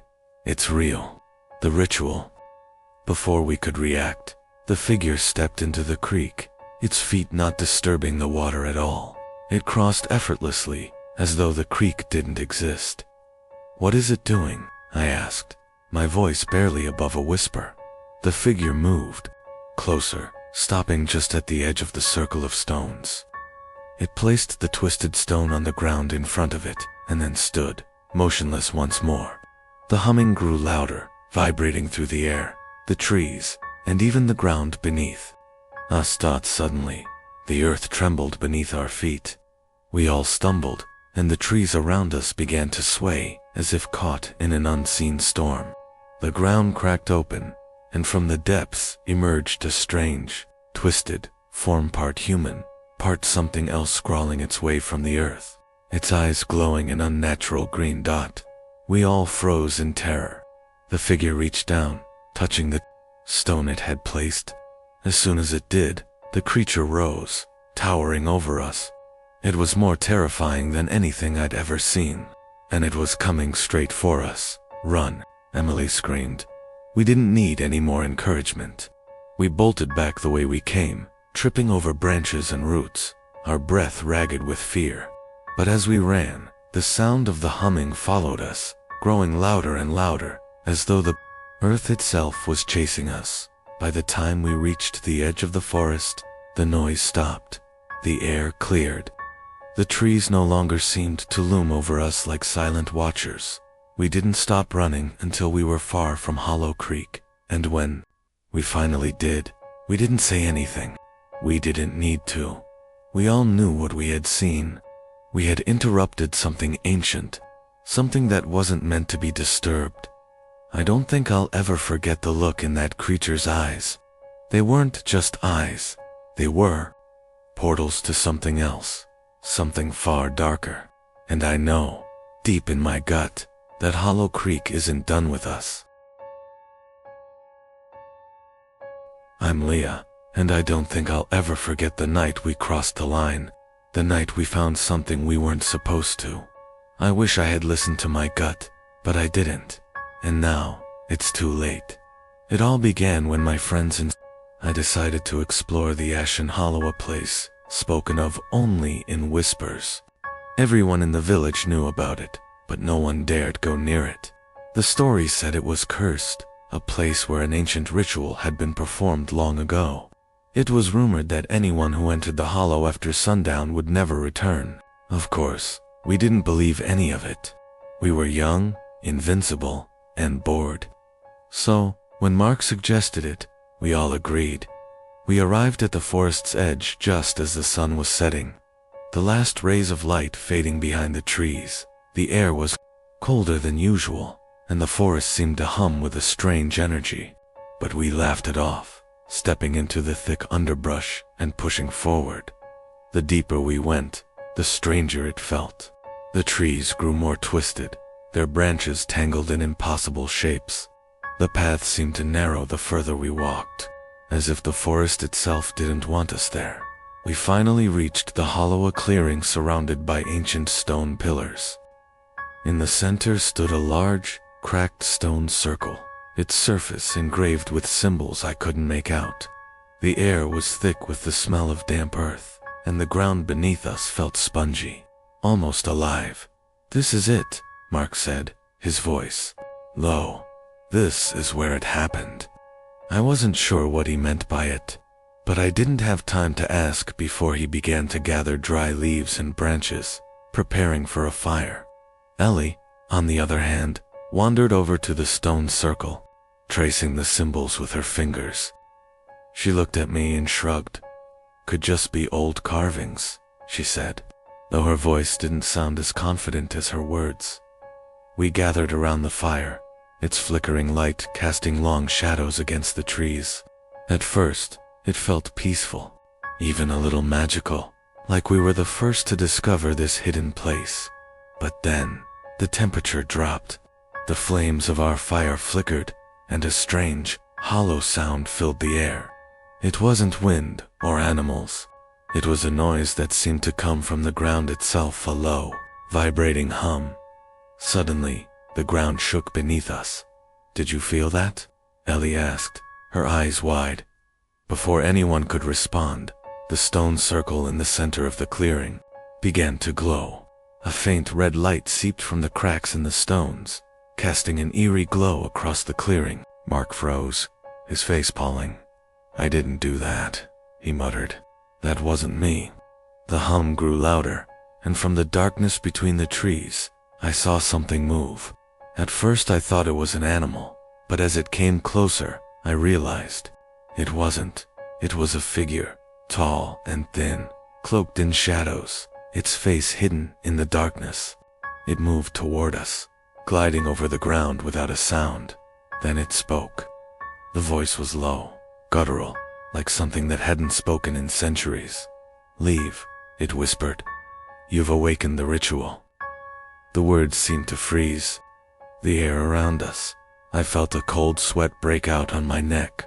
We all stood frozen, unable to move or speak. The figure stepped into the light, revealing its face pale, gaunt, with hollow eyes that seemed to burn with an unnatural glow. Its lips curled into a cruel smile. "You shouldn't have come," it hissed. That's when everything fell apart. The stone circle began to vibrate violently, the ground splitting open as if the earth itself was being torn apart. Mark was the first to scream, his voice cutting through the air. He turned and ran, but the ground shifted beneath him, and he stumbled, falling into the crack that had opened. Ellie screamed next, trying to pull him back, but something reached out from the darkness, grabbing him by the legs and pulling him into the hole. The figure, still watching, never moved. Panic surged through me, and I turned to run, but I was paralyzed by fear. The air around me thickened, and I could hear whispers, countless whispers coming from the ground. The trees, the air itself, they were all saying the same thing. "Leave the hollow, or stay forever." I didn't know what they meant, but I didn't want to find out. The world around me seemed to spin as I ran, my heart pounding in my chest. The ground still shook, and the trees seemed to stretch toward me, reaching out like long, bony fingers. Finally, I broke through the edge of the clearing, stumbling into the forest.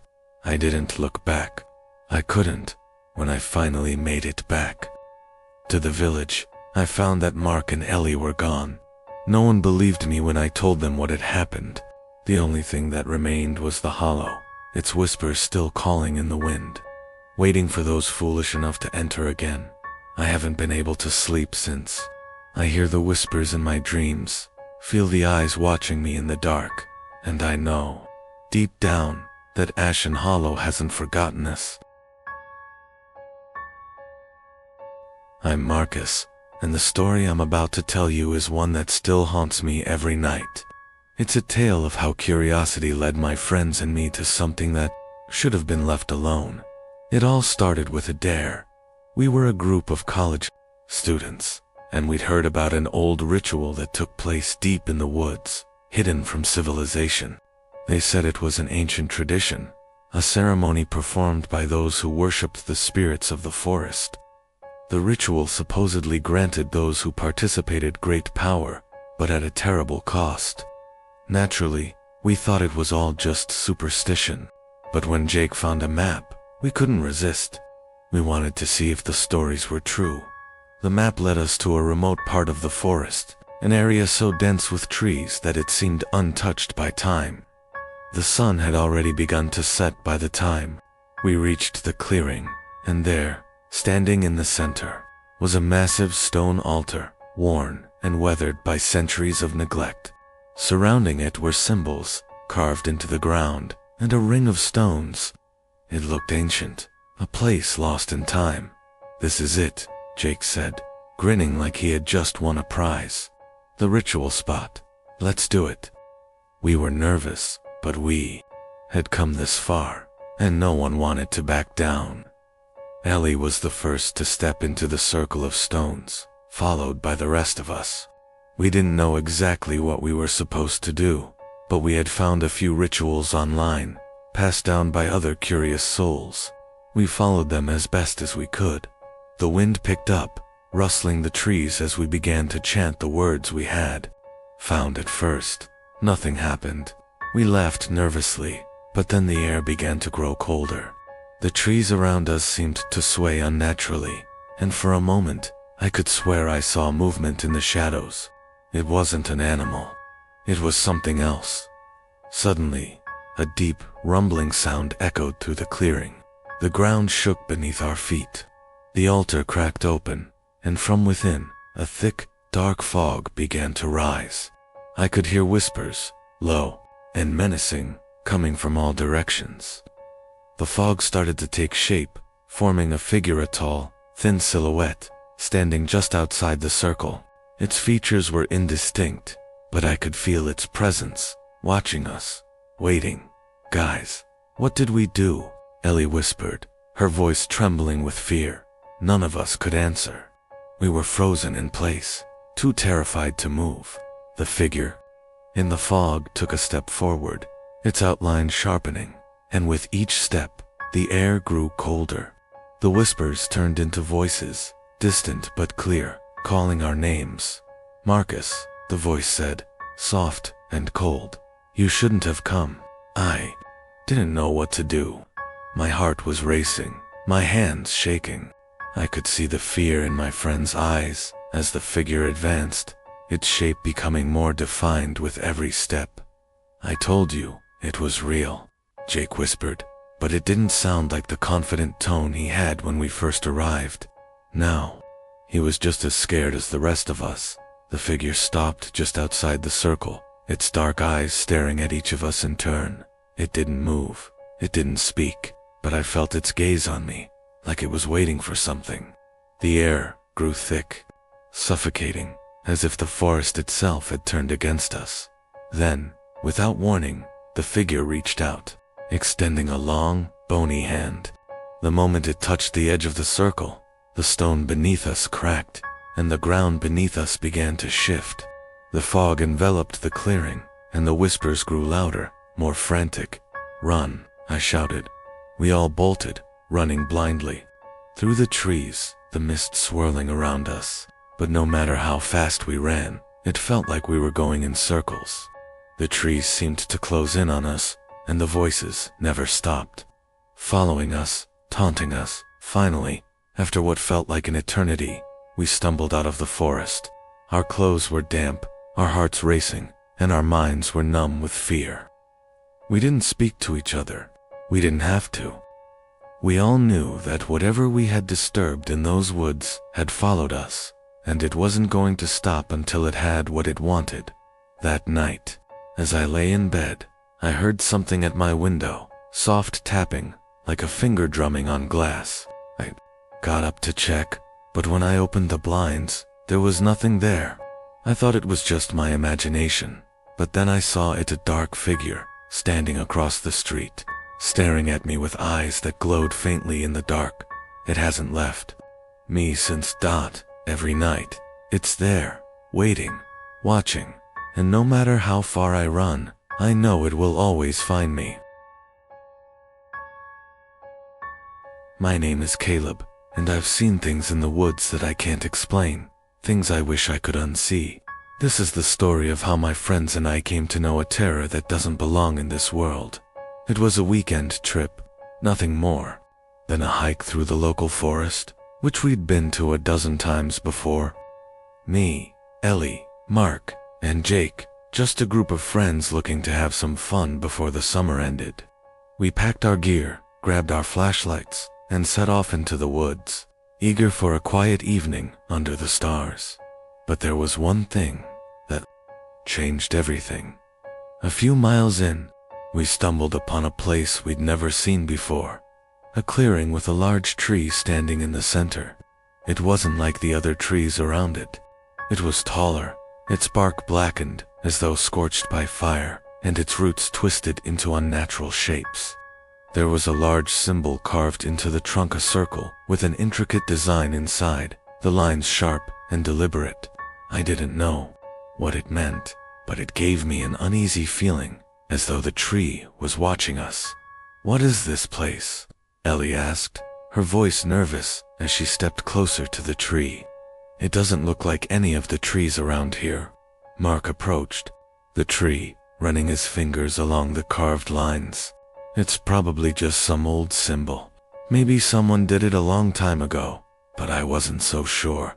There was something off about it, something wrong. The air felt thick around the tree, like it was holding its breath. We were about to leave when Jake noticed something odd. A small, dark object was hanging from one of the branches. It was hard to see, but as we moved closer, we realized it was a necklace, a pendant shaped like an eye. Jake reached up to grab it, and that's when the whispers started. At first it was so faint that we thought it was the wind, but then it became louder. I couldn't make out the words, but the tone sharp, insistent, almost like a warning sent a chill down my spine. "Did you hear that?" Ellie asked, her eyes wide with fear. "I don't like this," I muttered, taking a step back. Before anyone could say anything else, the ground beneath us trembled. The air grew cold, and the whispers turned into a low, guttural growl, like something was waking up.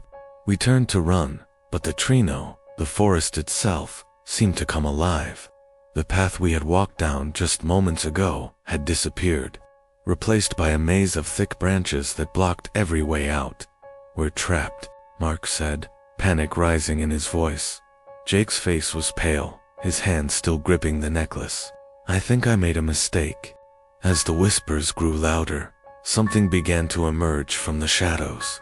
A figure, tall and skeletal, its body wrapped in what looked like vines and leaves. Its eyes glowed faintly, as though reflecting the moonlight, and it moved toward us with an unnatural speed. "Run," Ellie screamed, but her voice was drowned out by the growl that now filled the air. We tried to break free from the maze of trees, but they seemed to shift around us, closing in on all sides. We could hear footsteps behind us, dragging, slow, deliberate. The figure was getting closer. I turned to look, just in time to see it lunge toward Jake. The necklace fell from his hand, but it didn't matter. The creature's long, twisted fingers wrapped around his throat, and in an instant, he was gone, swallowed up by the darkness. Ellie screamed, her voice cracking, as we ran, not caring about the path anymore, just desperate to get out. But the forest wouldn't let us go. We ran in circles, lost in its depths, the whispers now louder than ever. It was like the very trees were closing in on us, suffocating us. Eventually, we stumbled out of the forest, gasping for air, our hearts racing. We didn't speak to each other on the way back to town. The whole experience felt like a nightmare, but I knew it was real. The mark on the tree, the whispers, the figure in the shadows, it wasn't just some old legend. It was something far darker. We never spoke of it again. None of us ever returned to that forest. But every now and then, when I close my eyes, I can hear the whispers again, calling me back. And sometimes, when I look into the mirror, I swear I can see a faint mark on my skin, a symbol like the one on that tree. Maybe it's just my imagination, or maybe the woods are still watching us. I'm Jason, and I wish I could forget what happened in that forest, but it's something that will haunt me forever. It all started as an innocent camping trip. My friends Ben, Olivia, and Charlie and I were looking for an adventure. We had heard rumors about a place deep in the woods, where an ancient ritual was supposed to take place every full moon. The story was that a tree, a hollow one, was the gateway to a forgotten world.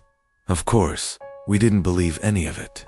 It sounded like a tale designed to scare kids, but we were wrong. It was late in the evening when we made our way into the woods.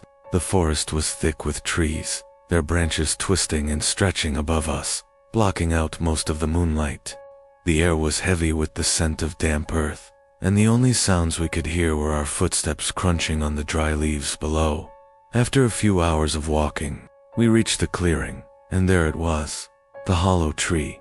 It was an enormous oak, the center of the clearing, with a dark, gaping hole in its trunk. The tree looked ancient, its bark cracked and peeling, and its twisted roots spread out like fingers reaching for the ground. "This is it," Ben said, his voice filled with awe. "It's the tree from the stories." "Are you sure?" Olivia asked, a hint of fear in her voice. "This doesn't feel right." Charlie laughed, though it was forced. "Come on, Olivia. It's just a tree. Let's do the ritual and head back." We had no idea what we were doing. The ritual was simple, or so we thought. According to the story, we needed to gather around the tree, touch the trunk, and say the words we'd found online. Supposedly, something would happen. What? Exactly, we didn't know. We stood in a circle, hands on the tree. The air felt charged, like static electricity. Ben began chanting the words we'd written down. At first, nothing happened. We waited, looking at each other in confusion. But then, there was a sound, faint at first, like a low hum. The ground beneath us trembled. The hum grew louder. We looked around, panic creeping in. The air grew colder, and the tree started to shake. I could feel something shifting in the air, something ancient, something not right. Suddenly, the hollow in the tree began to glow. A faint, eerie light emanated from the center, casting strange shadows on the ground around us. I tried to pull my hand away, but it wouldn't budge. It felt as if the tree had a grip on me, holding me in place. "Jason, what's happening?" Olivia screamed. I couldn't answer her. My eyes were locked on the glowing hole in the tree. The light grew brighter, and I could hear whispers, faint at first, then growing louder. The voices weren't human, they sounded ancient, as if the tree itself was alive and speaking to us. And then, it happened. The ground split open in front of us, and something emerged from the earth. It was like a shadow at first, a dark mass rising from the soil. But as it grew, I saw it more clearly. A figure, tall and twisted, covered in black, cracked bark. Its face was a patchwork of wood and leaves, but its eyes were like pits of pure darkness. It reached out toward us, and I felt a pull, a compulsion to move closer. My feet took a step forward, against my will. The others screamed, but I couldn't hear them. The whispers from the tree grew louder, and the figure's eyes bore into me, cold and empty. Ben tried to run, but the shadow grabbed him. His scream echoed through the forest, sharp and agonizing. In an instant, he was pulled into the ground, disappearing without a trace. Ben, Olivia screamed, but it was too late. The figure turned toward Charlie. He was frozen in terror, unable to move. The shadow reached out with long, twisted arms and touched his shoulder. His body went limp, as if all the life had been drained from him. Olivia and I managed to break free of whatever force was holding us, and we ran, our hearts pounding in our chests. The whispers followed us, and the sound of footsteps, something moving just behind us, never ceased. We stumbled through the woods, not stopping until we reached the edge. The trees were no longer silent. They whispered in a language I couldn't understand, as if they were laughing at our fear. We made it back to town, but Ben and Charlie were gone. We never spoke of it again. Olivia and I tried to put it out of our minds, but I can still hear the whispers when the wind blows through the trees. And sometimes, when I'm alone in the woods, I think I see that hollow tree in the distance, waiting for me to return. I'm Rachel, and this is the story of how I almost lost my life and my mind in the woods. It started innocently enough. My friends and I were looking for a thrill on a warm autumn evening, and we'd heard about a strange ritual that supposedly took place deep in the forest, not far from town. A local legend, whispered in hushed tones, told of people who ventured into the woods to perform a ritual and disappeared without a trace. It was said that those who returned were never the same. I wasn't sure whether to believe it, but the others were all in. There were 4 of us. Me, my childhood friend Sam, his girlfriend Lily, and our adventurous friend Nick. We met at Sam's house and made our plans in secret, agreeing to go into the woods after dark. The ritual, according to the legend, was simple. At midnight, we had to stand in a circle around an ancient oak tree deep within the forest, hold hands, and chant a phrase in an unknown language. Afterward, we would be given a gift. Some said it was power, others claimed it was knowledge, but no one knew for sure because no one had ever come back with an explanation. We trekked through the woods, the sound of our footsteps muffled by the thick underbrush. The moon was high, casting eerie shadows through the trees. As we ventured deeper, the silence grew unsettling. The usual night sounds, crickets, rustling leaves, absent. At long last, we reached the oak. It was massive, its trunk gnarled and twisted, the branches stretching high into the dark sky. There was something off about it, though. It seemed almost alive. Is this it? Sam asked, his voice tinged with uncertainty. Lily looked up at the tree, a mix of awe and fear in her eyes. This is where it happens. We stood in a circle around the base of the tree. I had a knot in my stomach, but Nick insisted we do it. Come on, Rachel, don't be a chicken, he teased. We're here, so let's just do it. Reluctantly, I nodded. We joined hands, and Nick started chanting the words he'd memorized from the old book we found. The air grew cold, the wind died down, and the world felt like it was holding its breath. Then, I heard it, a whisper, faint but clear, coming from the depths of the woods. My heart skipped a beat. I thought it was just the wind, but the others heard it too. Did you hear that? Sam asked. Before anyone could respond, the whisper came again, louder this time. It was as if the forest itself was speaking to us, in a language I couldn't understand. The ground beneath us trembled, and the trees seemed to sway, even though there was no wind. Nick continued chanting, but his voice faltered. I don't think we're supposed to be here. Then, the whisper turned into a growl, deep and guttural. The trees around us began to rustle, but not from the wind. Something was moving. The forest seemed to come alive, twisting and reaching toward us. My hand tightened around Lily's, and I could feel her trembling. Suddenly, the whisper stopped. Silence. I looked around. The air was heavy, thick with an unnatural presence. The shadows seemed to grow, encroaching on our circle. Then, a figure appeared at the edge of the clearing. It was tall, cloaked in darkness, and its face was hidden in the shadows. I couldn't see its features, but I could feel its eyes on me, like it was studying us. Double quotes. Who? Who are you? Sam's voice shook. The figure didn't answer. It just watched us. The air grew colder, and I felt a pressure in my chest, like something was suffocating me. Without warning, it moved. In an instant, it was standing right in front of us, its face still hidden. I could feel its breath cold and unnatural on my face. I tried to step back, but something held me in place. Run, Lily whispered, but we couldn't move. The figure raised a hand, and suddenly, the forest around us erupted with voices, thousands of them, all speaking at once.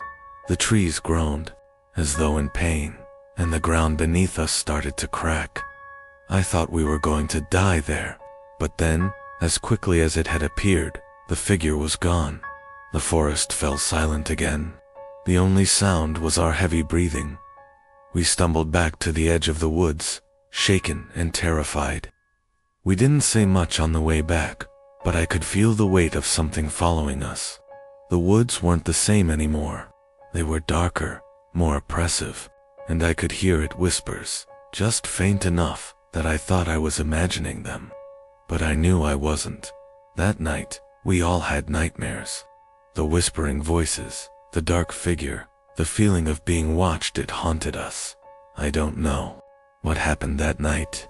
Maybe the ritual worked, and the forest claimed us in some way. But ever since that night, the whispers have never stopped. I hear them in my sleep. I hear them when I walk alone. And sometimes, just sometimes, I swear, I see that figure watching me from the shadows. I'm Oliver, and I wish I had never followed my friends into the woods that night. It all began on a dare. For weeks, rumors had been circulating about an ancient ritual that took place deep in the forest. Supposedly, anyone brave enough to follow the ritual would receive unimaginable power, but at a steep price. Of course, being the curious group we were, none of us could resist. We had to see for ourselves. There were 5 of us. Me, my best friend Jake, his girlfriend Sophia, and our 2 other friends, Liam and Hannah. We were all gathered at Jake's house late one night, when the subject came up again. Do you guys really think it's real? Liam asked. I mean, it's just a story, Sophia chimed in. Jake's eyes lit up. No one's ever tried it. If we're the first, we'll be legends. Hannah laughed nervously. Legends, or dead. Quit being such a buzzkill, Jake shot back. It'll be fine. We'll go in, do the ritual, and come back with the stone. And that's exactly what we did. The bloodstone was said to be an ancient relic hidden in the woods, a stone that could grant immense power to whoever possessed it. The ritual was simple. Find the stone, say the words, and take the stone back to the circle where it was originally placed. The moon was full, casting an eerie glow over the trees as we hiked deeper into the forest. The air grew colder with each step, and the usual sounds of the woods were eerily absent.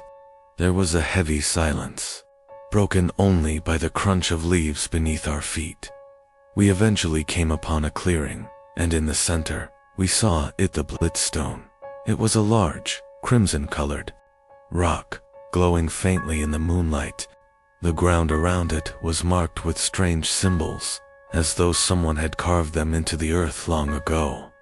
This is it, Jake said, his voice filled with awe. This is where it happens. Liam hesitated. Are we sure about this? Of course, we are, Jake snapped, stepping forward and kneeling beside the stone.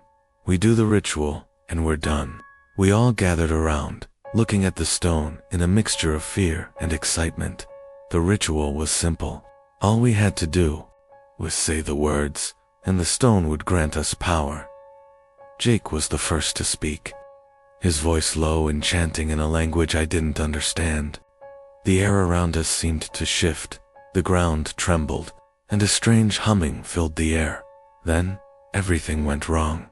The ground cracked, and a low guttural sound rose from the earth. The stone began to ooze blood, spilling out and covering the ground around it. Sophia screamed, but it was too late. The trees began to move, twisting toward us like fingers. The whispers started, faint at first, but then louder, overlapping in a chorus of voices. Liam tried to run, but he stumbled, as if something was pulling him down. He looked up, eyes wide with terror, as the blood from the stone rose into the air and wrapped around him. With a final scream, he was dragged into the earth, vanishing without a trace. "Help!" Sophia cried, but we couldn't help. The forest had already claimed him.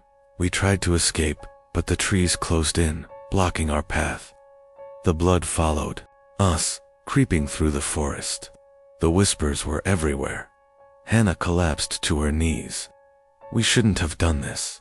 Sophia and I tried to flee, but the forest wouldn't let us. We could hear the blood, feel it crawling behind us, following us. When we finally reached the edge of the woods, we looked back. The bloodstone was still there, glowing faintly, but it wasn't just a stone anymore. It was watching us, waiting. I haven't been able to shake the feeling that something is following me ever since that night. The forest has claimed one of us, and I fear it won't stop until it has the rest. My name is Lily, and I regret ever stepping into those cursed woods. It all started with a dare. My friends, John, Claire, and Marcus were always into challenges, and when they suggested we hike into the forbidden forest at midnight, I thought it would be just another thrill. The forest had been the subject of countless rumors, but no one believed in the stories. At least, I didn't, not at first. The trees were massive, their branches twisted in unnatural ways. The deeper we went, the darker it became. The air smelled thick, like moss and damp earth. There was an uneasy silence surrounding us, broken only by the occasional snap of a twig or rustle of leaves beneath our feet. But even those sounds seemed too loud, echoing through the forest as if it was alive. Listening. John led the way, his flashlight bouncing off the trees. "We're almost there," he said, a hint of excitement in his voice. "The circle's just beyond those pines." I hadn't asked what circle he was talking about. It didn't matter. I was more interested in the dare than in the details. But as we reached the edge of a small clearing, I felt a sense of dread settle over me. The ground was marked with old, faded symbols. They were carved into the earth in a way that looked deliberate, almost as if they had been placed there by someone or something intent on leaving a mark. At the center of the symbols, there was a pile of stones, arranged in a circle. It didn't seem threatening at first, just a strange, old ritual site left behind by who knows what. Claire stepped forward. "This is it. This is where they say it happens. The ritual." "What ritual?" I asked, my voice shaky now. John grinned. "The one where you summon the spirit of the forest. People say it grants wishes, but only if you do it right." Marcus snorted. "Yeah, and only if you're foolish enough to try." I didn't believe in any of that, but something about the place made my skin crawl. The air felt heavier, almost suffocating. A cold breeze swept through the trees, but it didn't help with the warmth creeping down my back. Before I could protest, John knelt down, pressing his hand into the dirt at the center of the stone circle. "It's easy," he said. "We just repeat the chant, and the forest will give us what we want." I wanted to turn back, but the others seemed so eager. Maybe I was just being paranoid. Maybe I was just overthinking it. But as John began to chant, I felt a shiver run down my spine. The wind picked up, swirling around us like a vortex. It howled through the trees, louder and louder, until it felt like the forest itself was alive, watching us, waiting for something. Claire and Marcus joined in, their voices blending with John's in a strange, rhythmic hum. And then, there was silence. Nothing happened. For a moment, I thought it was over, just another stupid game. But then I heard it. A whisper. It was faint at first, like the rustling of leaves, but then it grew louder, more distinct. The trees seemed to shift, their branches moving as if they were reaching out. The whispering grew, the voices blending together, overlapping in a chorus of unintelligible sounds. "Stop it," I whispered, my voice trembling. "This isn't funny." But it wasn't funny, not at all. The ground beneath us trembled. I felt a cold, dark presence wash over me, like the very earth was alive, crawling with something ancient and evil. The stones at the center of the circle began to glow, an eerie green light emanating from them. The whispering turned into a chant, the words unfamiliar, ancient, too old for any of us to understand. "Lily, help." John's voice came through the chaos, but when I looked at him, he wasn't there. Neither was Claire or Marcus. The circle was empty. The only thing left was the whispering, constant, all-consuming. I felt my body freeze, as if the forest had me trapped in its grasp. The trees loomed over me, their twisted shapes casting long, dark shadows that seemed to move on their own. The wind howled, and the whispering grew louder, filling my head with voices, too many voices, speaking in tongues. I ran as fast as I could, but the whispers followed me, growing closer, like they were right behind me. I stumbled through the trees, the branches scraping against my skin, but I didn't dare look back. By the time I made it back to town, it was already dawn. I couldn't explain what happened, but I knew one thing for sure: whatever it was, it hadn't let me leave the forest untouched. I haven't seen John, Claire, or Marcus since that night. They're gone, vanished without a trace. No one believes me when I tell them, but I know the truth. The forest got to them, just like it tried to get to me. If you ever find yourself near the whispering pines, don't follow the voices. Don't even step foot in that cursed place. Because once the forest has you, it won't let you go. My name is Ethan, and I'll never forget the night we stumbled into the woods. It all began when my friends and I decided to go camping in the old forest outside town. There were rumors, whispers of strange things happening out there. Some said it was cursed. Others claimed to have seen things in the trees that no one could explain. But to us, it was just an adventure waiting to happen. We were a group of 4. Myself, Sarah, Jake, and Emily. We had been friends since childhood, and this trip was supposed to be our way of celebrating the end of high school. The plan was simple: hike into the woods, set up camp, tell stories by the fire, and maybe even get a little scared, just for fun. We set up camp near an old clearing deep in the forest. As the night fell, we built a fire and sat around it, talking about everything and nothing. The firelight flickered, casting eerie shadows on the trees surrounding us. We joked about the rumors about the strange figures people had seen and the odd symbols. Some said they found carved into the bark of trees. It wasn't long before Sarah suggested we play a game. "Let's see if we can find the ritual site," she said, half joking, half serious. "Ritual site?" Jake laughed, clearly not taking her seriously. "What? Like a witch's den?" Sarah grinned. "Maybe. There are supposed to be some old ritual spots in the woods, abandoned for centuries. Some say if you find one and do the right thing, you can summon something ... special. It was just a game, right?" But the look in Sarah's eyes was unsettling. "I'm in," I said, eager to prove I wasn't scared. We grabbed our flashlights and ventured deeper into the forest.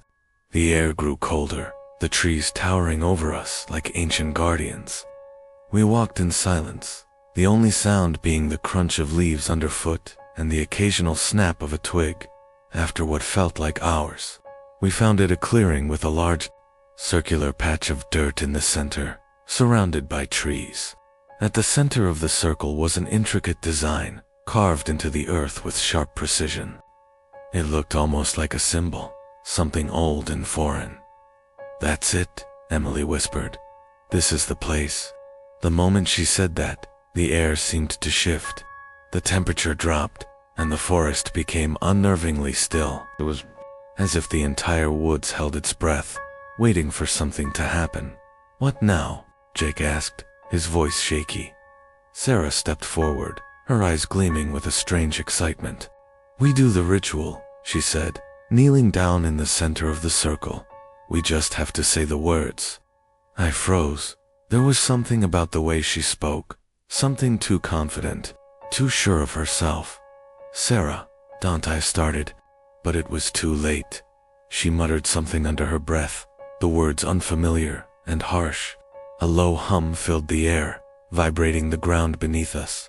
We watched in horror as the symbol in the dirt began to glow, faintly at first, then brighter and brighter, until it was blinding. Suddenly, the ground shook violently, throwing us off our feet. The trees around us creaked and groaned, their branches twisting unnaturally as though they were alive. A figure appeared at the edge of the clearing, shrouded in shadows. Its eyes glowed with an unnatural light, and its presence sent a wave of terror through my chest. I tried to scream, but no sound escaped my mouth. The figure moved closer, its steps slow and deliberate. "Sarah, what did you do?" Emily cried, her voice breaking, but Sarah didn't answer. She was staring at the figure, her eyes wide with awe, her lips parted as if in a trance. The figure reached out, its hand long and skeletal, and I felt a wave of cold wash over me. I could feel its gaze on me, cold and empty, like it was reaching into my very soul. And then, just as suddenly as it had appeared, the figure vanished, leaving nothing but a chilling silence. We didn't speak as we stumbled back to camp. We didn't need to. The terror was in our eyes, in the way we moved, in the way we looked at each other, knowing that whatever had been summoned was still out there, waiting. The fire was still burning when we returned, but it felt wrong, as if it had been feeding off our fear. We didn't sleep that night. The next morning, we packed up and left, never to return. I've never told anyone what really happened out there, but every night, I still hear the sound of footsteps in the woods. And I know whatever we summoned that night is still waiting for the right moment to find us again.